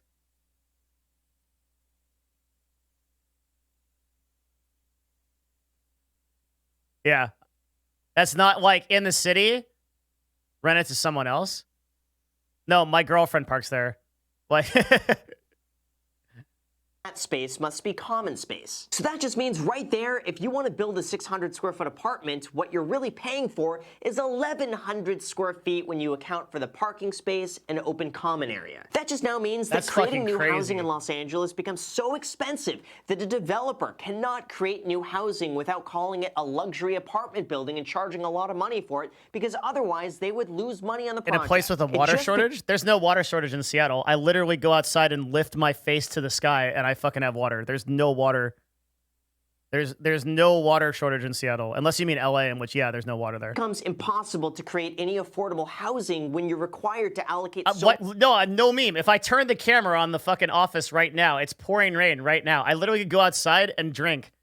I just for like much space and 5 so many minutes, I'm good. resources to things that not everyone will use. Of course, then you get into the nuances of not in my backyard or turning a residential area of single-family homes into multifamily homes, which of course I get to a certain degree. But still, you should be able to redevelop an existing apartment building to add more units without that being just another luxury apartment building. But Los Angeles has yet to find a way to do this, thereby driving up prices because it requires developers to build spaces that aren't given their most practical, useful purpose. Beyond that, there's also the issues of rampant wildfires, air quality issues, horrendous traffic at all hours, Oh, the business traffic. tax and regulation. That in of itself, if you live in LA, is a reason to leave. Oh my God, the traffic is so fucking bad in Los Angeles.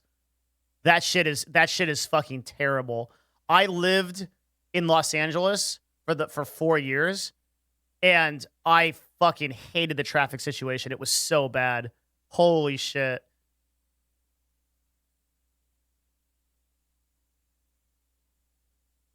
It's really, really bad. Yeah, it's legitimately terrible at all hours.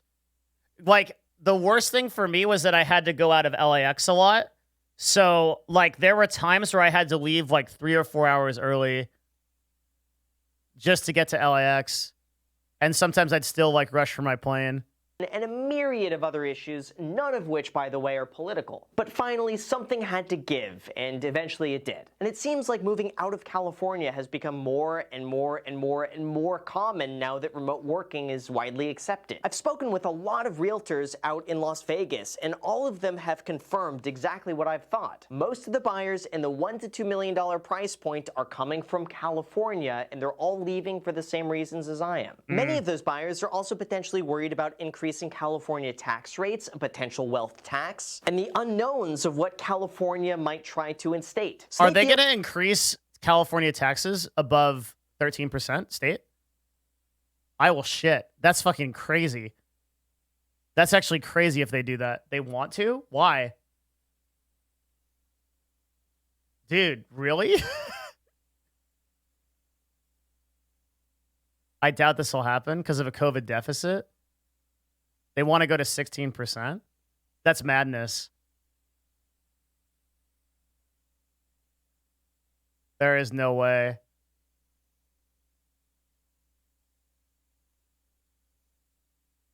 I'm in LA and these ass clowns are coming up, driving up the price.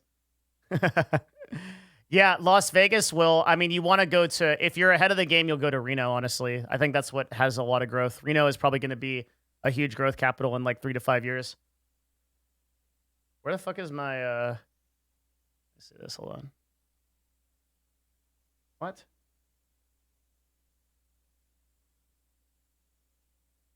Hey, I'm Don the Pleb. There we go. I lost a window, sorry. Reloading it. I feel like getting out now is better than waiting, especially if they're able to operate a remote working environment. They want to increase the tax rate to 16.8%. Really? Thinking about this decision Holy long-term shit. as well. One day I would love to start a family, and there's the concern that California could get much worse if nothing is done. Crime rates, traffic, trash, air quality, congestion, taxes, and business Holy regulation shit. make it very difficult to want to stay. And the differences in terms of quality of life is So just too 16.8, significant to ignore. and Now, you'd if pay you're 35% federal. Isn't that above 50%? What's the math on that? You're paying half your money into fuck California. Yeah, fuck that. 37 federal, right? 16. So 51.8, right? That's higher than Canada. Yeah, and we get nothing that Canada has. No cool trees, no moose, no fucking healthcare. You're curious why Las No Vegas? French people. That's a good question. I wanted to be somewhere driving distance of Los Angeles because I own property here. My girlfriend and I both have family here. No- and it's easy no to nice drive people. here and vacation for a week. Canada literally has everything. Like, they have all the people with the guns, but they're nice. You don't want moose? I like moose. Weekend without much forethought. I like the Moose are idea cool. of just being a 4-hour drive away from everything in the event something came up. And if I moved to any other area, it would require us to book a plane ticket and a lot more planning than simply just jumping in the car last minute and then navigating on autopilot. We also both have a lot of friends and That's business yet another thing in CA that people are all on about. People in CA are fucking either mean or fake as fuck. Either they're clout chasing or they don't give a fuck about you unless you have clout, or they're mean to you. The vast majority of people in LA fucking just hate you right off the bat because they're angry, because they're paying 50% taxes, so they hate their wives too. connections in Las Vegas, some of which just happened to have moved from LA to Vegas years before us. So it just kind of makes some sense to move with the tide and join them. Now, I'm still going to keep all of my properties. I'm still going to keep my home here so we have a place to return back to. Wait, can you do this? Retroactively? What is that? What? Wait, I don't understand. You can't just go back and ask people for more money, can you? That's fucking insane. Wait, what does that mean? Does that mean I have to pay? That can't be the thing. If you left, you would still have to pay? How does this work? End up leaving California, but be asked to keep paying California taxes. California has a broad reach into other states. California can assess taxes no matter where you live. What the fuck? These guys are like the fucking first order, dude. The California Tax Board monitors the line between residents and non-residents and does so rigorously. Yeah, that's why I didn't fuck with it. This is just if you do work for somebody in California, right? If California calls me and tells me to pay taxes in California, I'm going to tell them to go fuck themselves. What are they going to do? Are they going to arrest me across state lines? They call the government? What happens if I don't pay California taxes? Who gets me? California wants to pass on a 0.4 wealth tax to rich people even if they left the state in the last 10 years. That would affect me.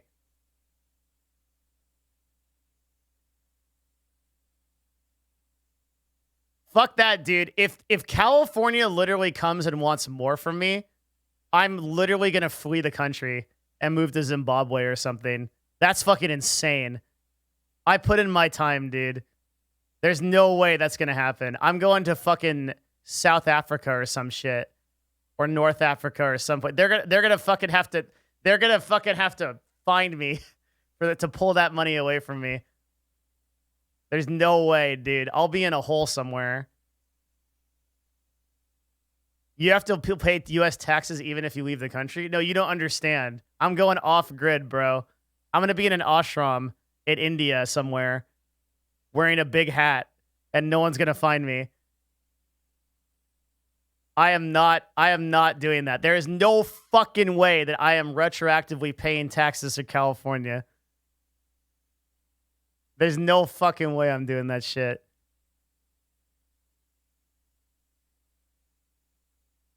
You could join Dan Blizzard in Armenia. Is that where he is? IRS can still hunt you in a lot of other countries.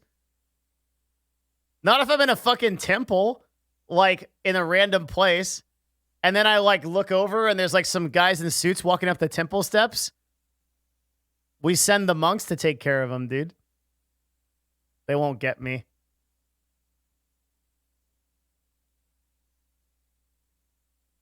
They won't get me. There is no way that California can retroactively apply this. That nobody will vote for that. This is fucking insane.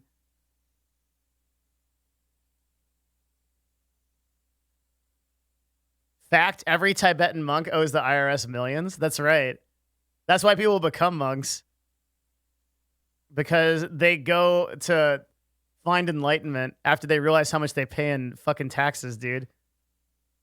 That literally happened to me. I fucking decided to stop. Like, okay, so the last like major amount of years of my life, I pursued self-improvement in order to like get things to become more successful, like make more money or be more fit or be more mentally sharper.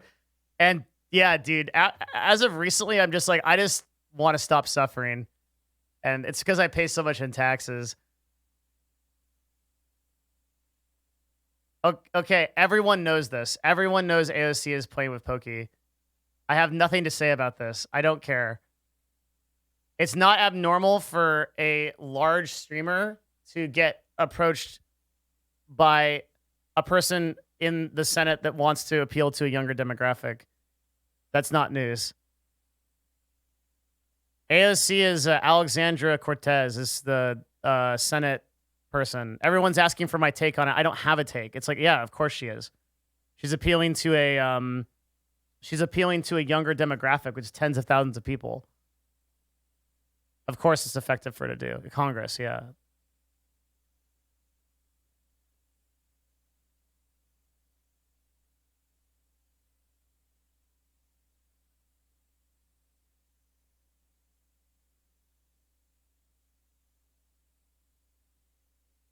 Are most Twitch viewers old enough to vote? Twitch will tell you they are. Twitch says that their demographic is 18 to 36. I tend to believe it echoes earlier, but that doesn't matter, right? Because let's say that you engage a 14-year-old, then that person is going to be 18 in 4 years, and you're probably running for something, right?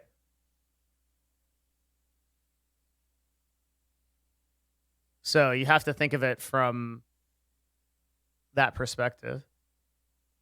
They want to make it retroactive of 13% under 1 mil and 14% over 1 mil. That's never going to happen. There's no way. I don't think.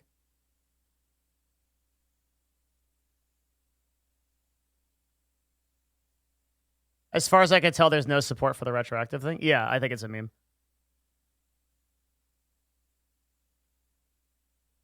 Isn't that the socialist that proposed a 70% tax on rich people? I don't know. Did she? I don't follow politics at all. There are other streamers you can go to for that. I'm sure. I don't care about this at all. I'll give you my opinion on politics, and it's this, because there are a lot of other streamers, luckily, since I don't have to cover this, that can cover politics. My opinion is that I can do infinitely better for the world running businesses and taking care of businesses rather than doing politics. Politics is always going to be some like convoluted bureaucratic shit. Meanwhile, I can run a business. I can employ people. I can grow things, sell products and services that benefit people, and use that money to invest back into things that are actually going to improve the world in some way, either through philanthropy or charity. Talking politics, literally, I've had a lot of political people come to my channel and ask me to like engage on politics on either side, right? And I just think it's basically a totally useless endeavor because politics is just going to be a shit show no matter what you do. And there's so much, like the amount of fighting and the amount of work I'd have to do to fight through the bureaucracy versus making a difference by employing people today or whatever is really different. I feel like politics is just manufacturing drama and emotion. Every time I look at politics, I just get sad, which is why I'd rather just like work on a business and grow it, you know? Engaging in your local politics is more impactful than the presidential election. Fucking hard facts, dude. Listen to that guy. If you want to make a real difference in politics and you care about it, work on local politics. And like, if you look at something like, I don't know, I'll just use my city as an example, like Seattle, right? There's fucking nothing going on at a federal level for Seattle, practically, right? Like whatever president we have is not going to make a difference to Seattle that much. Like on a macro level, maybe, but like not really. But who's on the board? Who's the chief of police? Who's like the people that are in the city council? Who's the mayor? All those are electable positions, and all those are positions you can influence. And you can actually fucking email like a council member in Seattle, because like very few people actually do it. Your judges, yeah, like that's something you could actually influence. During BLM, I emailed the city council. I sent them a message about the protests, and I got a response like after a day, like from a person who actually makes decisions on the city council in Seattle. And I was like, damn, that's fucking crazy. So you can make such a bigger difference on a local level than you ever can on like the federal level. And like focusing on like Democrat, Republican shit like that at like a very high level, unless you're a career politician, is just a jerk-off session. It's just going to make you feel bad. You can't influence anything. Influencing local stuff is probably the best advice like I can possibly give you. It's so important. You can't like fuck with like Congress and like federal government's too big. What about foreign policy? It's just too nothing you do is going to influence that in any significant way as an individual. But if you change things on a local level, okay, so I think this is really important. Real change in a society doesn't come from federal people implementing things that then dole out into a ground level. The way that real change happens in society is many, many, many small communities doing the right thing that then as an aggregate make the country a better place. If we want to make America great, the way we do it is at a community level. And each one of us contributes a small amount, and we trust our brothers and sisters to build the communities on for their part and do the same thing. And then we grow together. We lift up the people that are immediately around us because that's where we can make the most amount of difference. Expecting the government to come solve our problems at a federal level is just not going to happen. It's great if something good happens at that level, but we can't control it.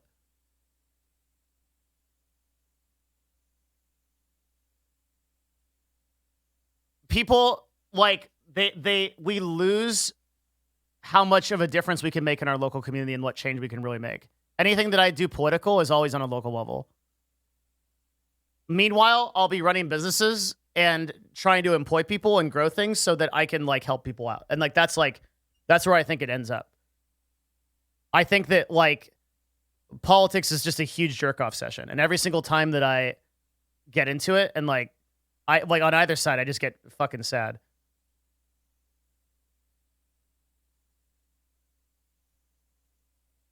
Yeah.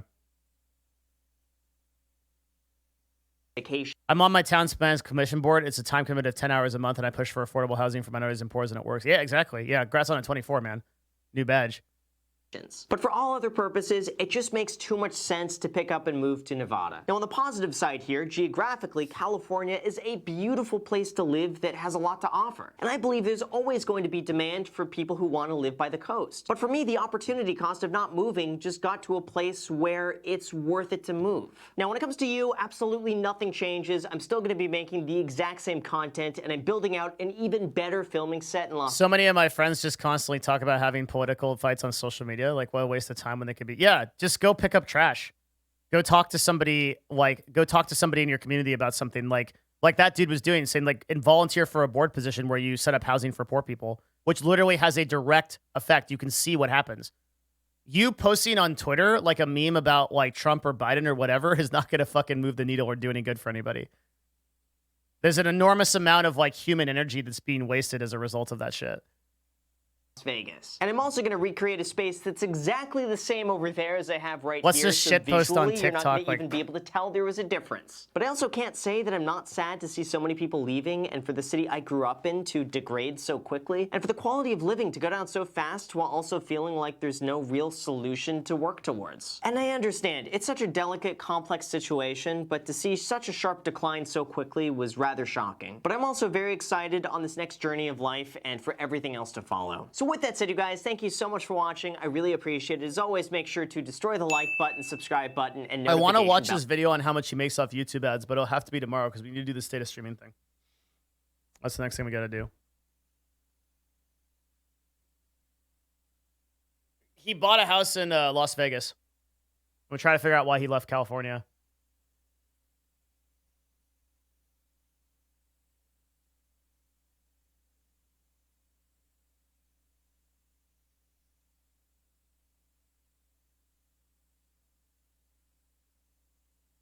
I would like your take on Nevada vs Texas vs Washington like Texas the comfort I want your of take on Nevada versus Texas And the versus cost of Washington, the living comfort of living and beachy. cost of living. I can only speak on two of those as an authority because I've lived in two of them. The third one, Texas, I can't speak on as much. Nevada is a very good place to live. Reno, people are sleeping on pretty hard. Tech jobs are going up really fast. Vegas is, I think, going to become overvalued pretty soon. Though right now, like you can still get in on a lot of projects and stuff like that. As far as like these 3 states are concerned, their sales tax rate is a little bit variable, but like meaningfully the state income tax is eliminated, right? So they're all the same across the board. Nevada, like you can get some like really good places like up in like Tahoe, like there are like some really interesting other places to live, but outside of like Vegas and like Reno, there's like not a lot. Washington, like you're pretty much looking at Seattle also, like because everything like west of Seattle is there's like pretty much nothing, and then east of it is Seattle or is water. But I would say downtown Seattle is declining at a very spooky rate. The quality of life in downtown Seattle is actually really sad. There's a lot more like homeless people, a lot more crime, a lot of businesses that are shutting down. COVID hit Seattle really hard, and we were a focus of like a lot of the protests. Many small businesses were destroyed. I'm not really comfortable right now going to downtown Seattle and spending a meaningful amount of time there. And that's like where I'm at with it. There are places in the Seattle area or like the PNW area that are a lot better. Like Tacoma, although housing prices are the highest raised in the highest nation, grew 18% in like the last year. It's really, really high. Redmond, where I live, or Bellevue are still really nice. So you pay a premium for being there, right? Because it's pretty expensive quality of living. So Washington's like pretty good. I mean, out of all of them, I would choose to live in Washington. That's why I'm living in Washington, right? And then like I think Austin is up and coming as well, but I don't know a lot about it. I watched the documentary Seattle is Dying. I don't have a good impression of Seattle. Yeah. Yeah, downtown Seattle is pretty crazy, but you don't notice it in Redmond.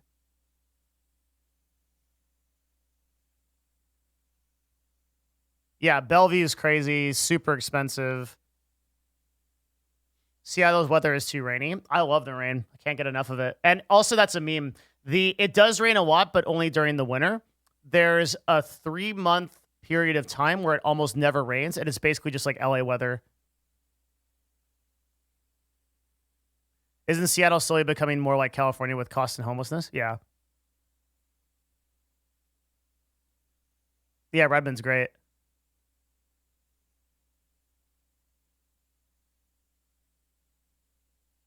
The problem with, I think, like Redmond, Bellevue area is that a lot of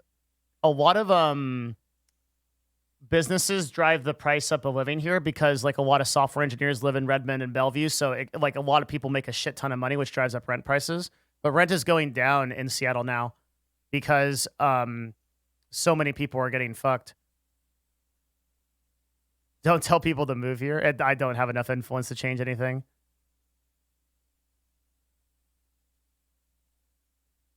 Yeah, Microsoft, Amazon. Man, Facebook was going to move in here and they bought 80,000 square feet of office space, but then shut it down after and canceled a lot of it after COVID. COVID kind of saved Bellevue and Redmond prices from going way, way, way up to the point where even I would have to consider like living somewhere else. I remember Facebook approached us and wanted to buy this office, but now they're changing their tune because COVID changed everything, right? Office space became less valuable. Remote work became more valuable. Facebook bought a shitload of office space in Redmond. They pitched us too, and we turned them down. But we had the very distinct feeling that they were going to be back. And then COVID hit, and then they're out. REI is selling the new Corp HQ in Bellevue. Really? I didn't even know that. That's crazy.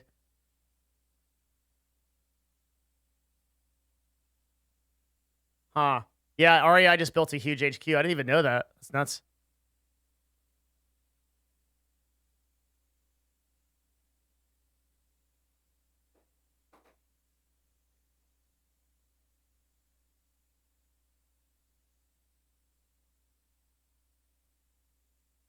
That's crazy.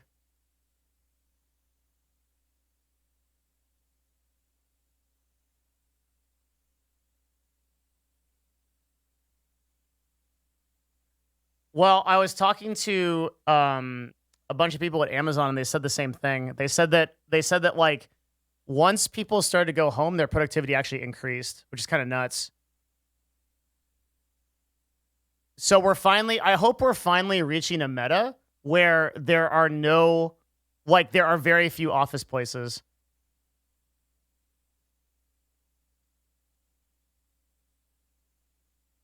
Do you think the general trend after COVID will be the value of work from home over office working? For a long time, yeah. For a long time. All I want, dude, is I want open offices to be over with. I hate open offices so much. I just want that to go away. And COVID was great for that. Like, COVID basically ending the open office thing was fucking fantastic. Holy shit, I hate open offices. Where I'm sitting and then, like, I have a person, like, 2 inches to my left, it's like nom nom nom nom nom nom, and I'm just like trying to work, and I'm like I can't do it. Oh, I'm so glad. So like now, because of like disease and viruses and stuff, open offices will not be a thing.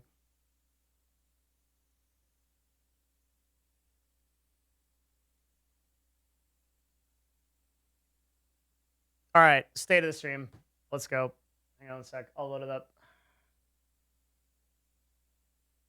Any thoughts on Section 239? I literally just spent 10, 15 minutes saying why I don't care about politics. But I'm very concerned, yes. But again, I don't like cover that shit. It's not worth thinking about. There's nothing I can do. There's nothing I can do about it, right? Like, literally nothing.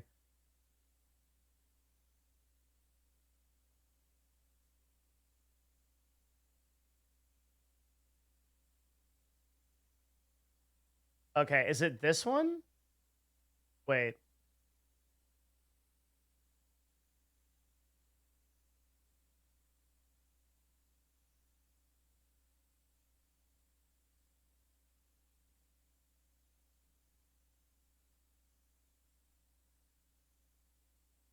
Okay.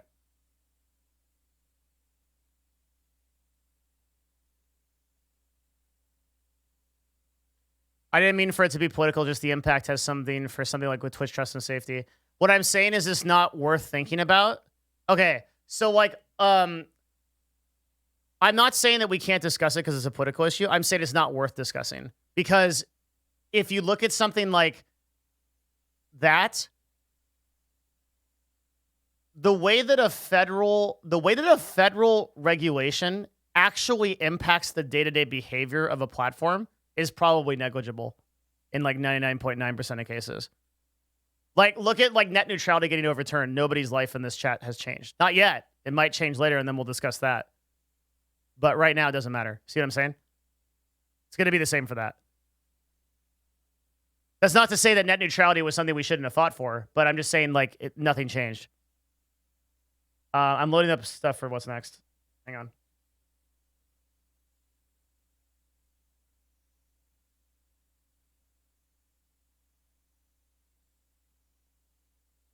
I'm saying it's going to get spooky later, maybe. Right now, it's okay.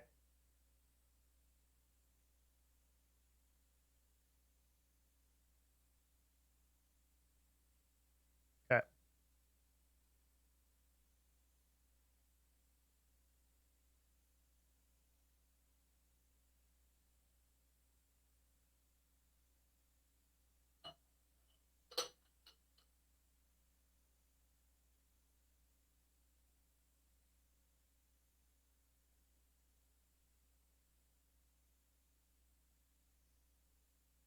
Time for an ad? I'm not sponsored by anybody.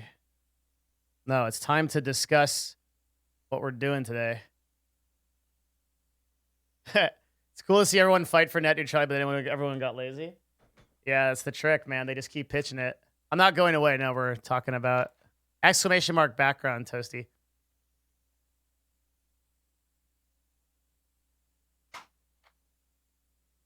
Okay, this is what we're looking for.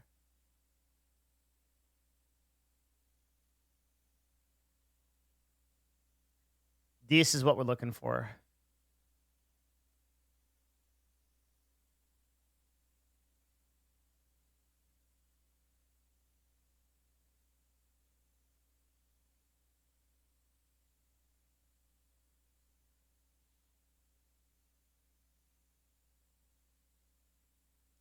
All right.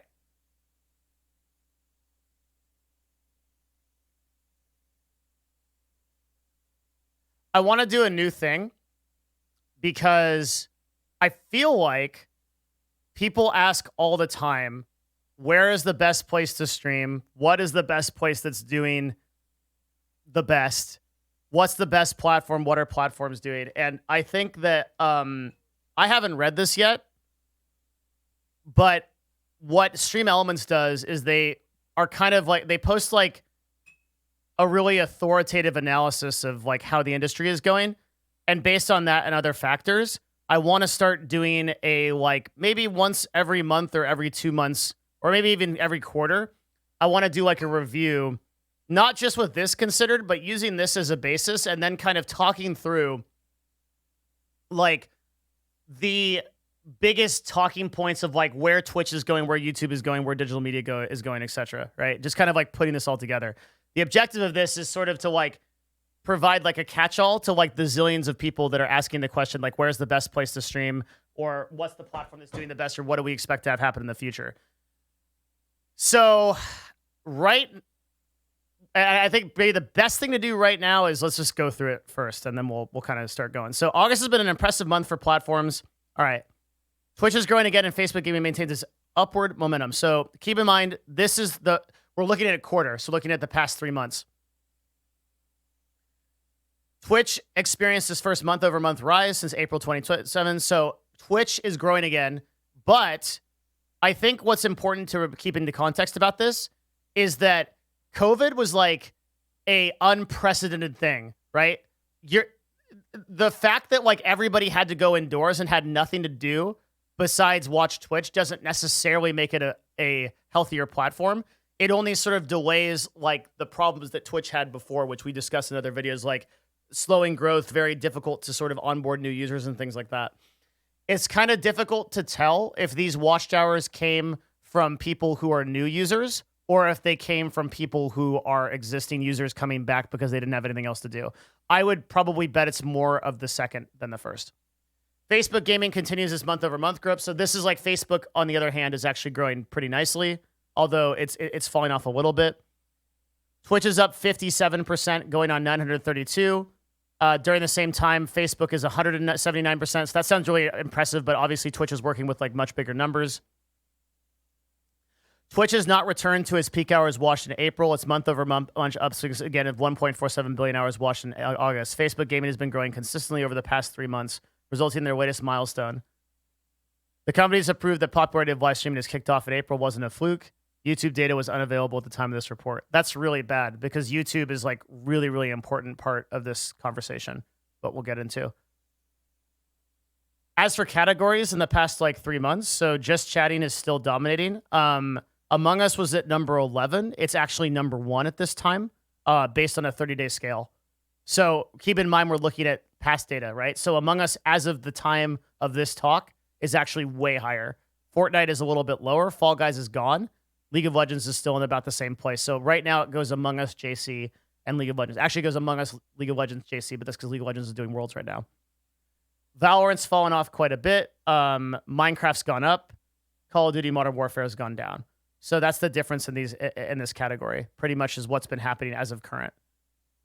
It seems like Among Us is maintaining a pretty incredible and really unprecedented amount of growth on Twitch. They've declined a little bit in the past like 14 days. But in the past 30, they're still up. And this is more of like an anomaly than anything else. Looking at this and seeing like these kind of growth numbers for a game and to be able to sustain this, it's really insane. If you look at the life cycle of the game, it's just freaking insane, right? 14 days, though, you can see a little bit of a decline, 25% watched hours. So that actually means that like 1 in 5 people are watching less, or 1 in 5 people are not watching, and the people that are watching 25% less. Pretty crazy, right? Because average viewers is down the same amount, exact same amount. So 14 days is a little bit shaky in general, just to kind of like evaluate a game, but people are getting sick of it. It's pretty clear. And you can see like the number of like hype broadcasters, hours watched, like everything is really down. The viewer ratio is going up, which means that bigger streamers are capitalizing on the viewers, and the distribution of people watching smaller streamers is smaller, which is usually a indication that a game is going downhill. So I think Among Us will probably continue to decline over the next like month or two. Content updates or something like that can probably change this.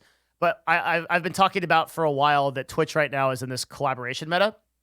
It's in this meta of like streamers doing things together. I don't actually know where Phasmophobia would actually rank, but I think it's probably quite high. I actually haven't looked at it. This would be my first time looking at it. Phasmophobia. How do you spell it? Let me see. Phasmo. It's such a weird word. There we go. This game's kind of nuts. So over the course of 14 days, this gained these numbers are relative. Okay, so this game hasn't been out long enough to really do an evaluation on it, but it's a collaborative game combined with Among Us. You can kind of see that like what's going on there. So collaboration is the meta of Twitch right now. It's also the meta of YouTube. It's people playing stuff together. Social party games right now. Social party games aren't new to Twitch. There's always been like a decent amount of viewership for them, but nothing like we've seen in the past couple of months. This is unprecedented.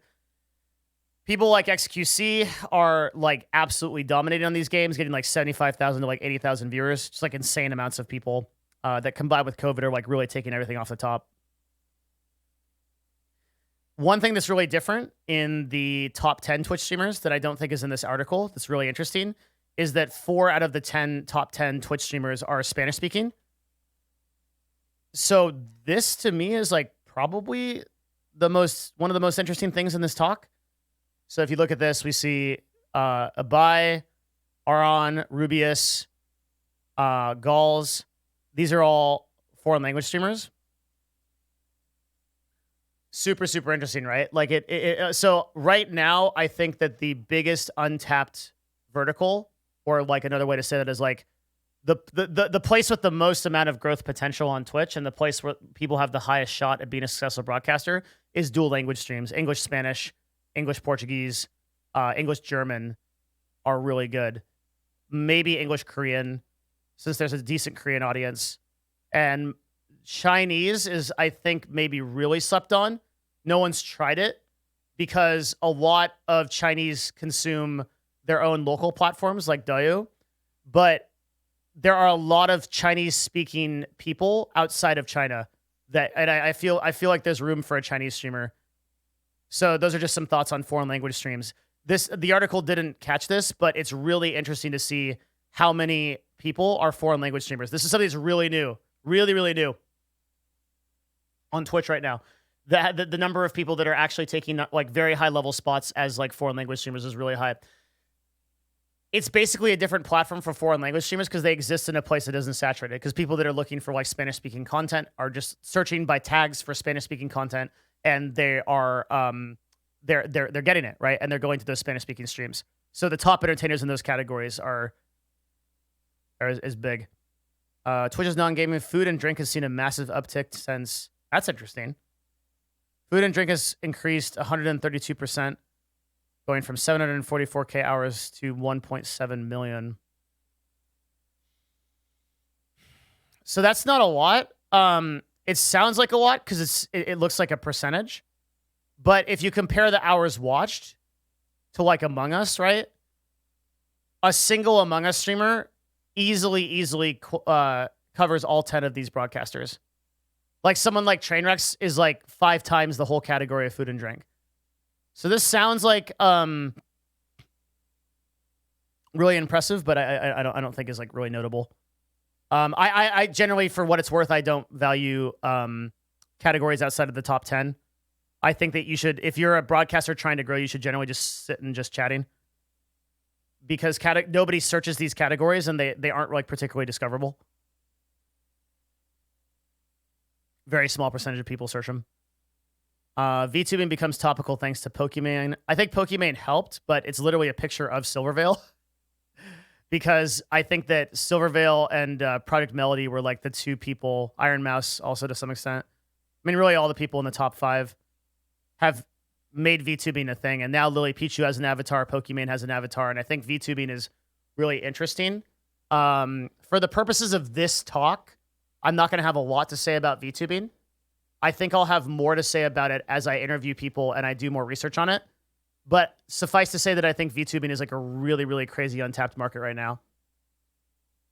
I just don't understand enough about it to like maybe make an authoritative, like to say something authoritative on it, but it is pretty crazy. It seems to be a way for a lot of broadcasters, female broadcasters who would have otherwise been self-conscious or worried about harassment and a lot of like the persistent issues with women in gaming, which we've talked about to a great degree on this channel. It's sort of a shield against that. And also just as seems to be a place for like female broadcasters to be more comfortable, which is like, for me, man, that's enormously positive. I'm huge on that. But even still, if you look at the watchtowers, I'm sure they're a little bit better now. Again, these are just not like, if we just take a single broadcaster, right? Like XQC, for example, and we look at his watchtowers just over the last 30 days, right? So you could add, this is for a quarter, this is for 3 months. You could add together all of the VTubers. You could multiply this by 5. You still wouldn't be close to XQC's watch hours.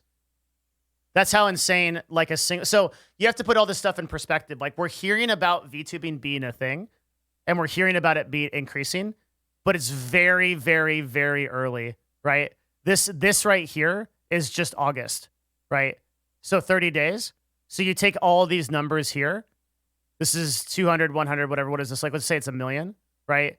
And you're 15 million off. You're 14 million off. You could literally multiply it by 10, and you wouldn't be within a single month of XQC, to put it into perspective. So a single streamer at a top level is bigger than the entire category of VTubing by a huge amount. I expect that to change, because what this really is a trend-setting thing, where we're going to see this become much more prominent on YouTube and Twitch as time goes on. But right now, they're very, very small relative to Twitch and relative to YouTube. There's some attention on YouTube as well. Like, there's some like increase there, but YouTube is also way, way bigger than Twitch, right? And that's the whole article, really. That's like their whole take. So I'll kind of give my take right now as an overview, and this is going to be kind of like the summary. I think, so what was left out of this article and what was left out of this report was YouTube. We know YouTube to be taking a pretty significant part of market share. So Twitch market share was like 69%-ish at the beginning of 2020 and has declined like about 3 to 4% a quarter, which is a lot, right? It continues to decline against YouTube and Facebook.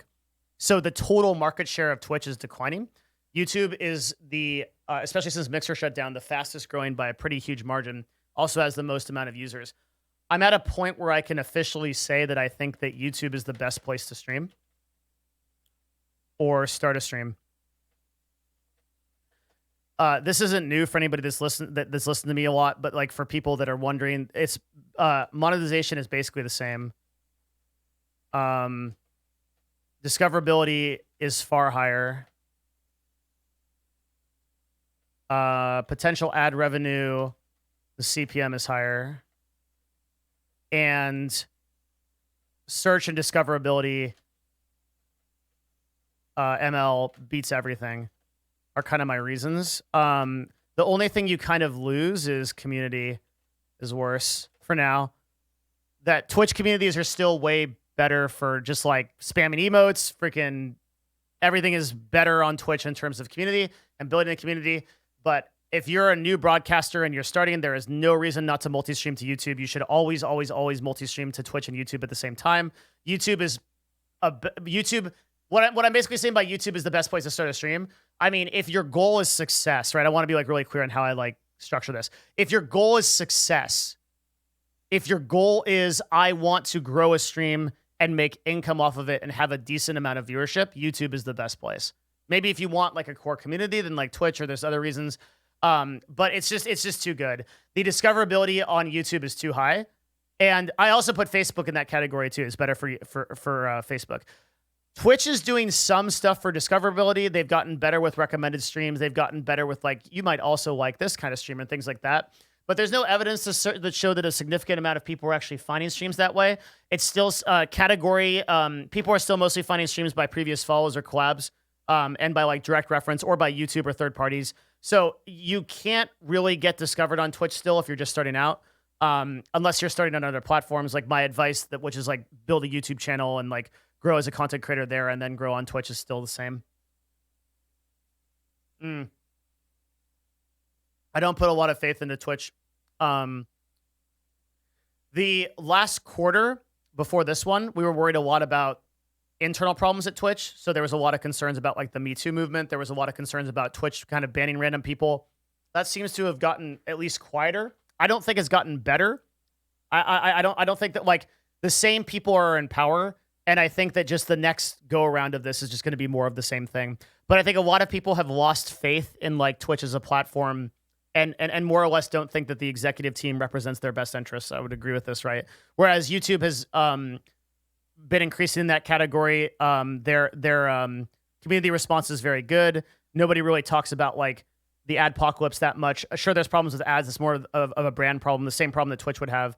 Twitch is also having problems with DMCA. We saw that happen last quarter, and that's getting worse, and that's kind of scaring people, whereas YouTube has already have that established. Their executive team is pretty active in the community, and YouTube is like kind of trying to improve things. I'm still way. It's not to say it doesn't have its problems. I'm still the main thing about YouTube is just the potential pool of people is so much greater to discover your content and discover what you're doing. And YouTube becomes a way more viable thing because you can make VODs and then you can go do your, like, so if you run a business, you run a small business, or you just want to use YouTube to like complement your content, it's like a way better place to do it. Facebook is very good for certain niches, audiences. For example, there's a really high PUBG amount of people there. There's a pretty high TFT group of people that are there, that like a lot of people that watch TFT, a lot of people that watch, and then things like individual things like politics or things like that. I always say that synchronization, as far as people are sleeping on Facebook video, which if you're making videos, you can just syndicate across from Facebook to YouTube, and you can just one-to-one it, and there's no reason not to do it. I think Facebook is a really good place to build. If you're multi-streaming to Facebook and YouTube, you can do that all the way through partnership on both platforms. So you can become partnered on both platforms, ignore a Twitch partnership, and effectively be running twice the quality of stream, right? With twice the potential discovery and viewership. If you're just starting out, there's no reason not to do this. The discoverability is really high on Facebook for the same reason it is on YouTube. High amount of base users, right? 2 billion base users on Facebook, and a very large amount of ML that's dedicated to people finding your content, especially via video and posts. So I still put YouTube and Facebook in favorable categories. Every other streaming platform is a total meme and not worth talking about at all. Like, so that's like Caffeine. What was that freaking site that I can't even remember the name of? DLive, right? All those things. Those are all just like huge memes. Not worth talking about. Absolutely no shot at this point or any indication that they're going to be successful at any level. No way. Trovo, same thing.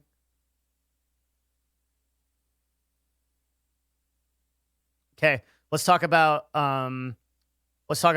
as far as like social media platforms for growth. Number 1 right now is LinkedIn. Number 2 right now is probably Twitter. This is for gaming or gaming / IRL. Actually, no. Number 2 is YouTube. Number 3 is Twitter. Instagram after that. Probably Facebook here. Though Facebook and Instagram are interchangeable depending on your brand. And then lastly would be like TikTok. TikTok's the worst. A lot of people think TikTok is good. The problem with TikTok is that users on average are going to engage with your content way too short for them to develop like a brand presence for you. So they'll watch your thing for 6 seconds. They typically trend really young, and they like won't attach to your brand or follow you off the platform. They'll stay on TikTok. You'll get a shitload of followers, but you will not get those people to be able to do anything. So TikTok is we've done a lot of research into TikTok over the course of the last let's see, I'd say about 3 months. And initially, we were really, really impressed with TikTok and thought that it was like amazing because people were getting like 100,000 to like 500,000 follows in like record amounts of time, sometimes days. And we were like, man, that's insane. Like people were getting tons and tons of follows. What's going on here? So I assumed that TikTok was like this really amazing, like successful platform. But the problem with it is that nobody leaves the platform. Nobody gets off of it. So the younger demographic doesn't tend to be as brand sticky as older people or people that consume content for longer.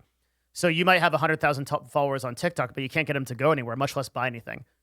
So like you're just basically popular on TikTok, and there's not really a push for sponsored content on TikTok because people in the U.S. government keep in mind where this is a talk about the last 3 months and kind of the future. People in the last 3 months in the U.S. government have given a lot of uncertainty to TikTok as a brand. Brands are not sure if TikTok is going to be in the United States and represented in a good way because the administration is trying to destroy it. So this makes TikTok very unfavorable for brands and unlikely for people to invest money into it because they're not sure about the longevity of it.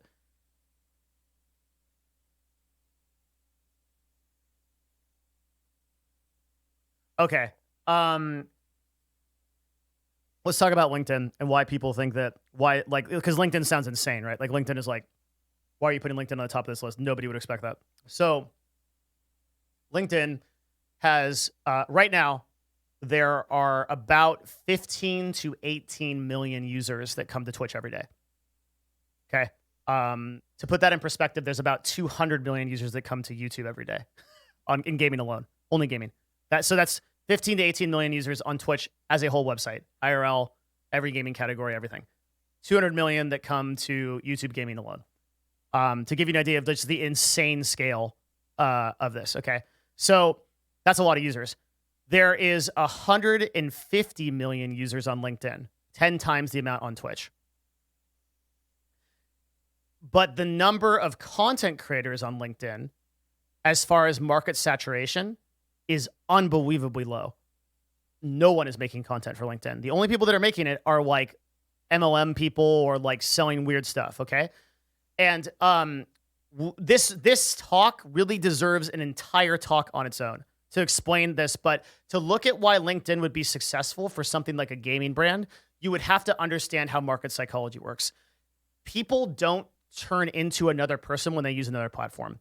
If your interest is like Baldur's Gate, RPGs, MMOs, World of Warcraft, you don't stop being that person when you log on LinkedIn. Your objective on LinkedIn might be to go look for a job or to engage with people professionally. But if you see something that interests you on the platform, you will click that content and you will engage with it because you are a person who engages with content. You're a person who does things. You don't change, like your behavior doesn't meaningfully change across platforms. So one of the biggest misconceptions that people have is they think that like, oh, I can't post, like LinkedIn is a professional platform. I can't post gaming content there. Or YouTube is like a platform that doesn't allow for like this sort of content, or Instagram isn't a platform that allows for this. No, like there's a billion users on these websites, right? Like there's a vast majority of people. Facebook is only for old people, right? That's another like huge misconception, right? You can build a brand or you can build on any of these platforms. It doesn't matter. There's enough users to support it. But LinkedIn is something special because the ratio of users from the amount of people who are creating content to the amount of people who are consuming it is like 1 to I don't even know what, tens and tens of thousands. And the people making quality content is even less than that. So if you are making gaming content on LinkedIn, or at the very least just syndicating your gaming content to LinkedIn, you are a part of a tiny microcosm of people that are doing that. And LinkedIn, this is the most important thing, has every incentive to grow you as a brand because LinkedIn is trying to become a social network. They've realized that the only vertical they have to grow their website and stay relevant is to be a social media platform. Therefore, people are trying to extenuate people that are creating content on LinkedIn right now, and they're trying to push them super hard. Because there's so few people, you're guaranteed to get huge results. So we've run tons of tests on this, but some of the ones that we've talked about on this show Ethan Evans making a post and getting 500,000 views on the first day with next to 0 followers. I made posts on LinkedIn with no following on LinkedIn and got 3,000 views on each one of my YouTube videos, which may not seem like a lot to someone like me who's getting like making content like that I do on YouTube, but relative to a new user, if you're a new user and you're getting and this is gaming content, right? Gaming IRL content. If you're getting 2,000 views on your video, that's an insane boost, right? And all of that is coming from off platform. So all of those views are coming from off platform, which YouTube ranks higher and then boosts out your video to more people. It is literally the best way to grow. There's absolutely no question that LinkedIn is just far beyond anything else. And it seems very crazy because people think that because LinkedIn has this stereotype of a professional platform, that it has to remain as such. And I always sound like the guy that sounds like an idiot before the thing actually happens. And the number one piece of advice I have is if you want to be an anomaly, you have to think like one. 6 months before TikTok was big, I was here telling everyone that TikTok was going to get big. Everyone told me I was an idiot. They all told me that TikTok is for Zoomers. It's for 12 to 13-year-old kids. Nobody will ever be able to build brands there, much less monetize. Nobody will be able to do anything. I listened to all of it, right? I was on point for TikTok. Now, if I talk about TikTok, I have to argue against people on the opposite side because everyone thinks it's the business because everybody says it's the business. I'm doing the same thing for LinkedIn right now. I'm telling you, all the stats show up. The empirical data is there. It is unquestionable. It is demonstrably insane to build a brand on LinkedIn. But everyone thinks it's not the cool thing to do yet. 6 months later, 1 year later, I'll be here arguing about why LinkedIn is oversaturated. People miss the boat.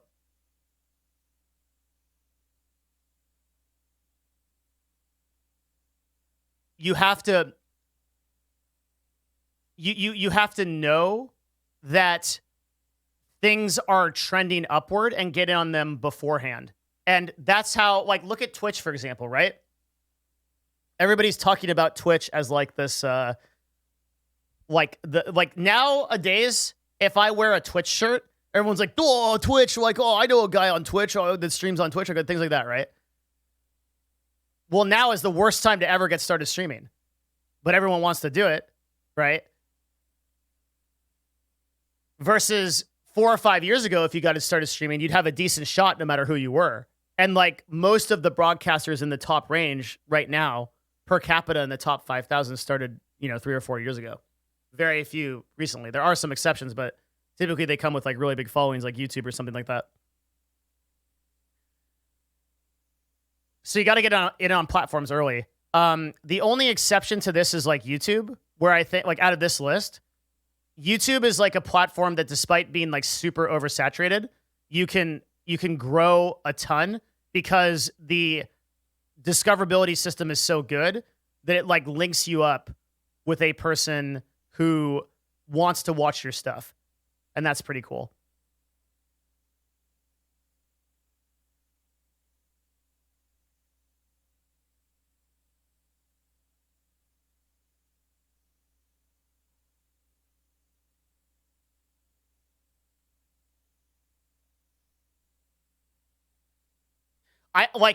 You can agree or disagree with these takes, right? Obviously, like I'm not gospel.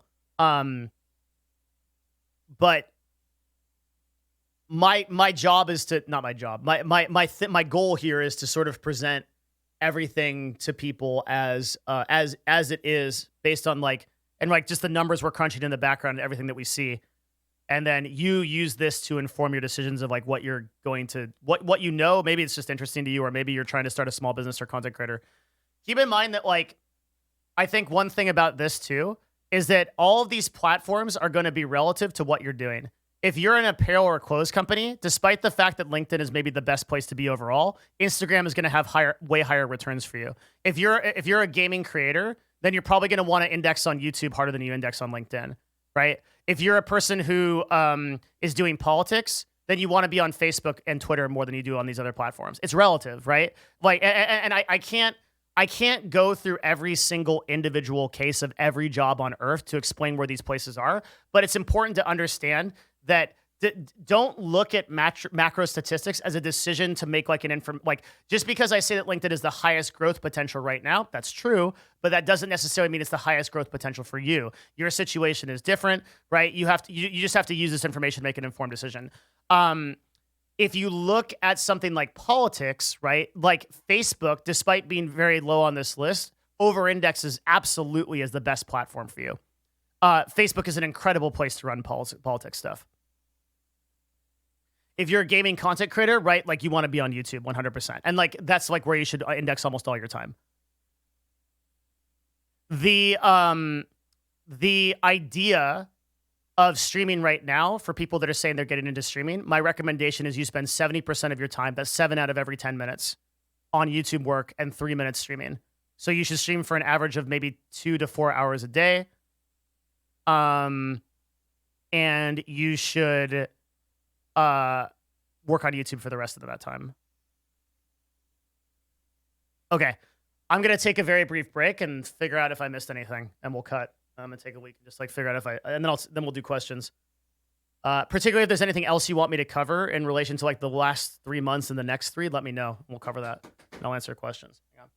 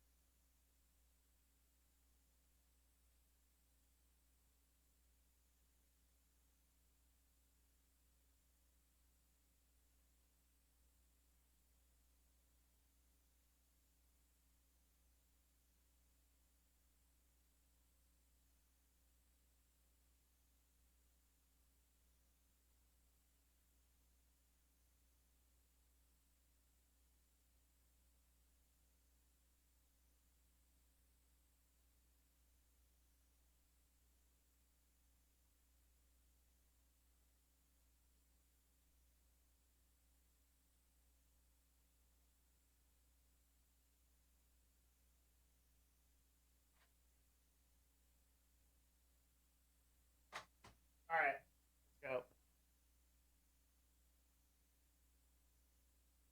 God, you guys want more ads? Jesus Christ.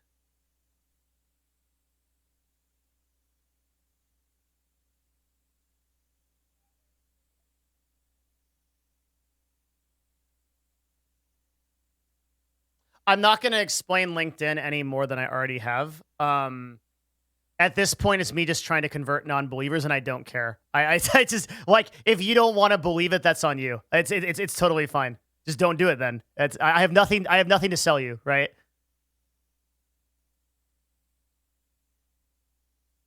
What would you advise for big Twitch streamers that are locked in? They should still be streaming on Twitch, of course. For very, very big streamers, more hours is like exponentially better because they can make a lot of income, but they should be focusing on their YouTubes. The most important thing for large streamers is to start creating multiple YouTube channels.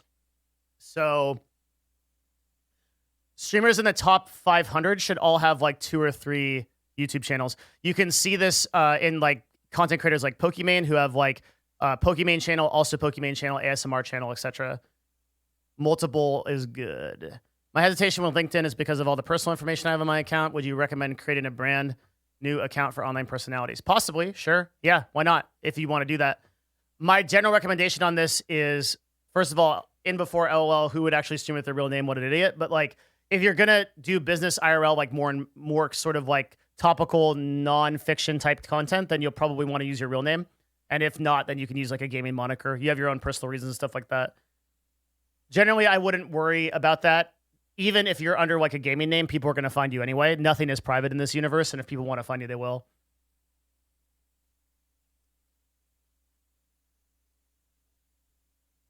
Thanks for the sub, man. Appreciate that. 2 subs at once.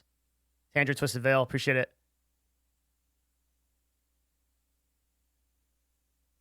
If you're a small streamer on Twitch, would you just recommend moving to YouTube? At this point, yes. I think syndicating your content between YouTube and Facebook and restreaming is much more effective than being on Twitch. I think you're wasting your time. If you do want to grow on Twitch, then you have to spend about 70% of your time making YouTube videos. What would be small? Anyone below 1,000 viewers. Anyone below 500 viewers, I think. 1,000 viewers is right on the edge, but like I'd say like 500 viewers or low, you should be multi-streaming. Yeah.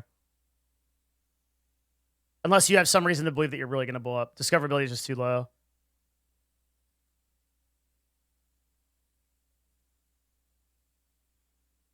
Is it a good idea to multi-stream on other platforms? Yep.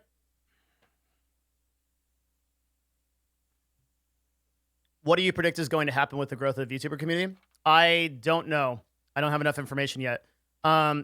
Everything seems to point to it growing, but I don't know until I do my research on it. So that'll be for the next talk. I'll have more information on VTubing because by then we'll have interviewed several people. We'll have like crunched the numbers on it.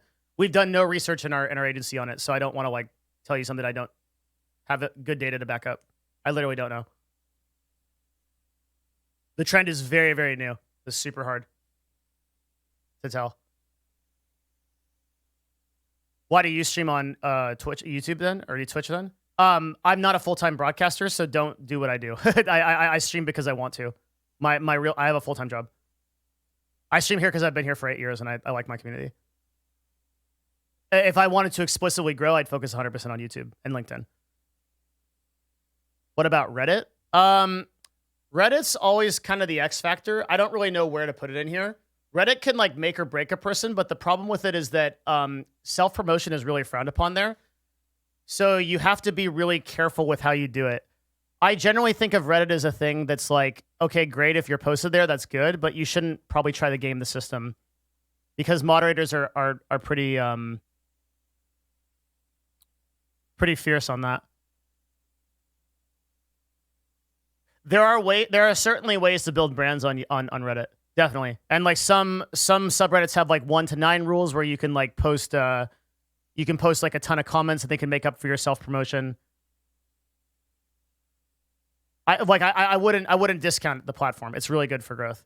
I just don't personally use it. I don't want to like I don't like posting shit where I'm not like necessarily welcome.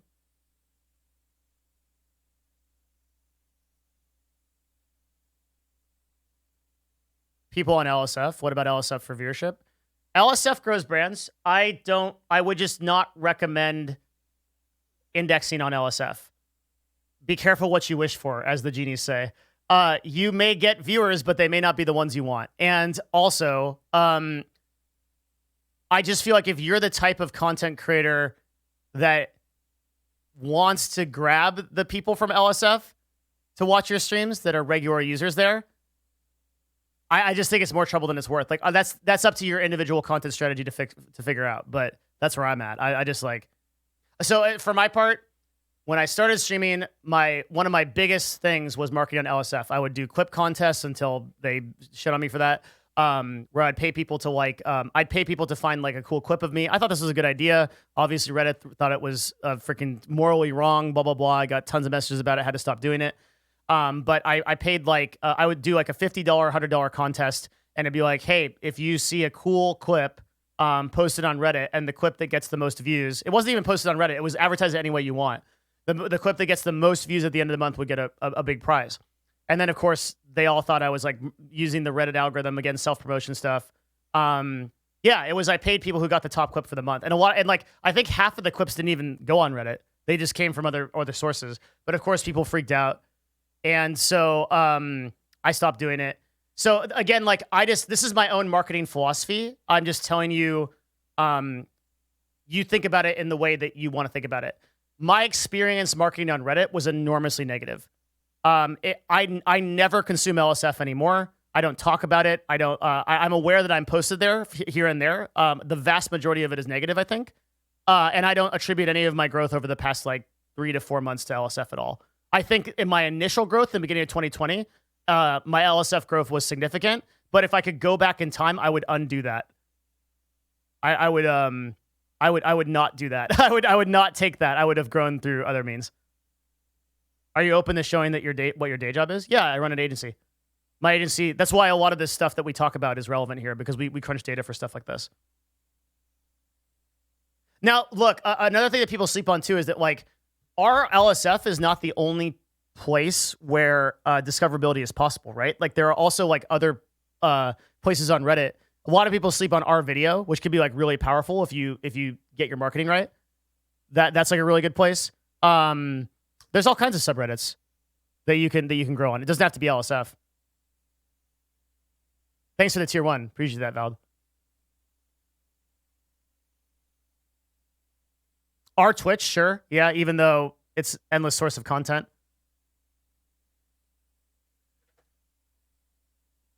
Talk about discoverability in science and tech. I already talked about that in the talk. My general opinion on categories is not to waste your time with them. Just stay and just chatting.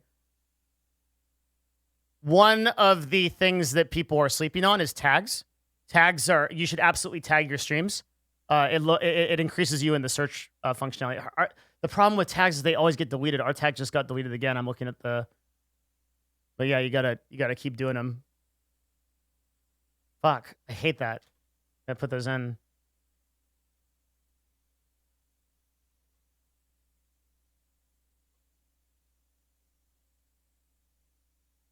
My auditory ASMR tag keeps getting removed, chat. Here, I'm updating it. And fortune telling. Hell yeah. Okay. We're back. Your haircut looks great. Thank you. Tags, yeah, people sleep on tags. I'll show you why. If you look at like a directory and you sort by recommended, and then we go into like just chatting, you'll notice that a lot of the broadcasters that get pulled up, oh, sorry, it won't do this because it's recommending Spanish and Portuguese because it's over-indexing. So I won't be able to show you here. If you create a new Twitch account and you look at this, we did this in a video. I can't remember the name of it, but it's like a few months ago we did this. Create a new Twitch account from the ground up. Oh, I'm on high to low. Yep. There we go. Recommended. Of course I'm recommended. Oh, okay. It does work. Okay. Look at the number of people with tags in the top recommended. It's a huge percentage. But again, this is aggregated by a lot of different things. So you will see this is like, so Twitch is trying to push tags like a crazy amount right now. And particularly they're trying to push tags like news or like science or things like that to push different types of content other than gaming content. Analysis, educational is a very big tag. In fact, I should probably add it. It's probably more valuable than fortune telling. So tags are a way that you can get discovered in the new recommended, even if you're a very small streamer. Pretty cool little note there. Pretty valuable.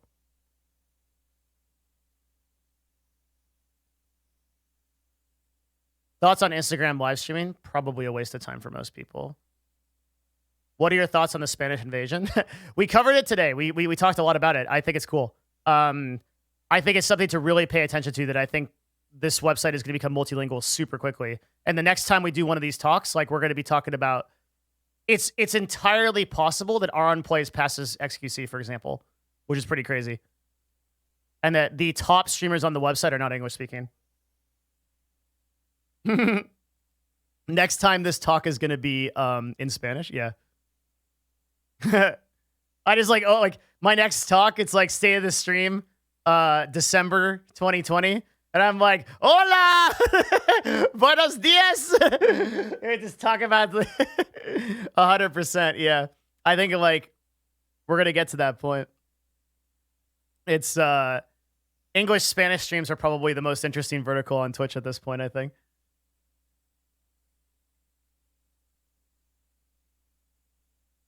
Yeah, actually, good point, chat. XQC is already a foreign language streamer. Because I can't understand fucking 90% of what that guy says.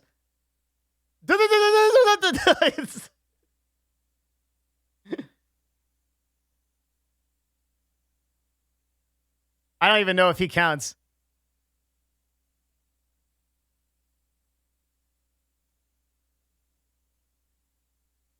The example I use of that's really interesting for something like, look at like someone like Hassan, right? Who's in the top 10, but Hassan is actually a multilingual streamer, right? He speaks a lot in Turkish, so he has a very dedicated Turkish community.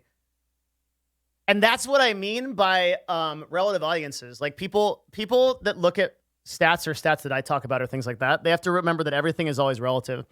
Let's say that you have 5,000 Turkish people that watch your stream regularly. That's a pretty big audience, right? Like people that come by like every other day or something. You're adding like 2,000 or 3,000 people to your concurrent viewer count. Now, Turkey by no means is like a huge audience on Twitch. There's not like fucking zillions of Turkish people, right? But relative to the size of your stream and taking those people to that, there's that niche for you. So like Hassan got a significant amount of growth off of just like his Turkish audience and speaking to them. Kind of interesting. Even though he's predominantly an English streamer, right? You can focus on a niche. So I think that's like the whole talk. I think that's like the breakdown. It's probably, hopefully this is valuable.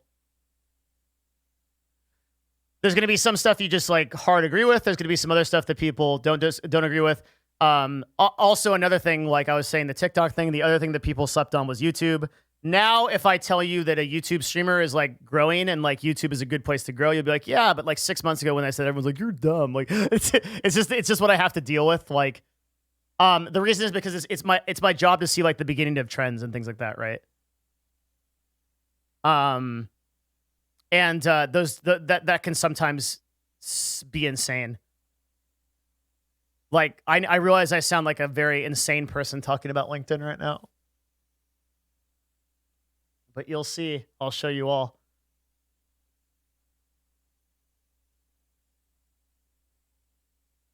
I speak perfect Spanish and English. What language should I use more often for growth? You should just put EN/SP in the beginning of your title, and then use the Spanish and English tags. And then when somebody comes into your chat, if they speak in Spanish, respond in Spanish. Speak in English, respond in English. See which one does better for you. Is Dharma Bot your in-house bot? Yes.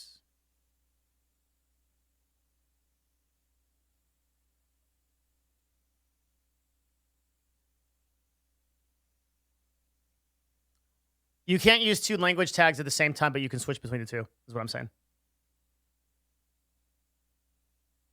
Don't worry about alienating viewers because people will find you interesting if you're speaking multiple languages, even if they can't understand you. Thank you, Zero Sum. Cool? Good.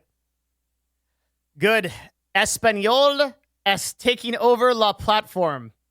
That's the takeaway from this talk. And also Among Us, not quite dead. It will be interesting to see in the next 3 months where it goes. Nobody can be too sure. I have a feeling that in the next 3 months, I don't know, dude. Just from my own take on it, man, I'm so tired of the collab meta. I personally get a lot out of watching a streamer that's like one-on-one with me, entertaining.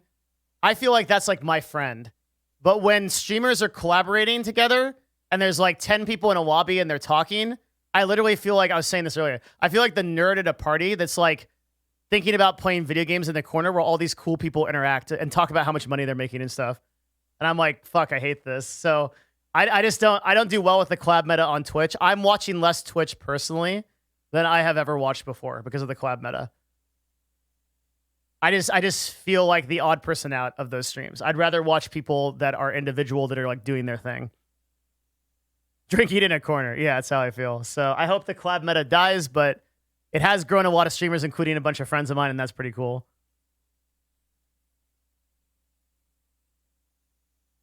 Maybe that it doesn't die, but just sort of becomes normal.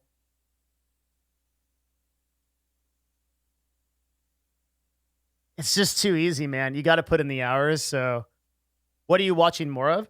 I watch more of like individual streamers doing things. So like if Moon's playing a game on his own, like I'll prioritize that. Soda Poppin playing like shit show games where he plays like Steam games. But like it's just there's too much collab, man.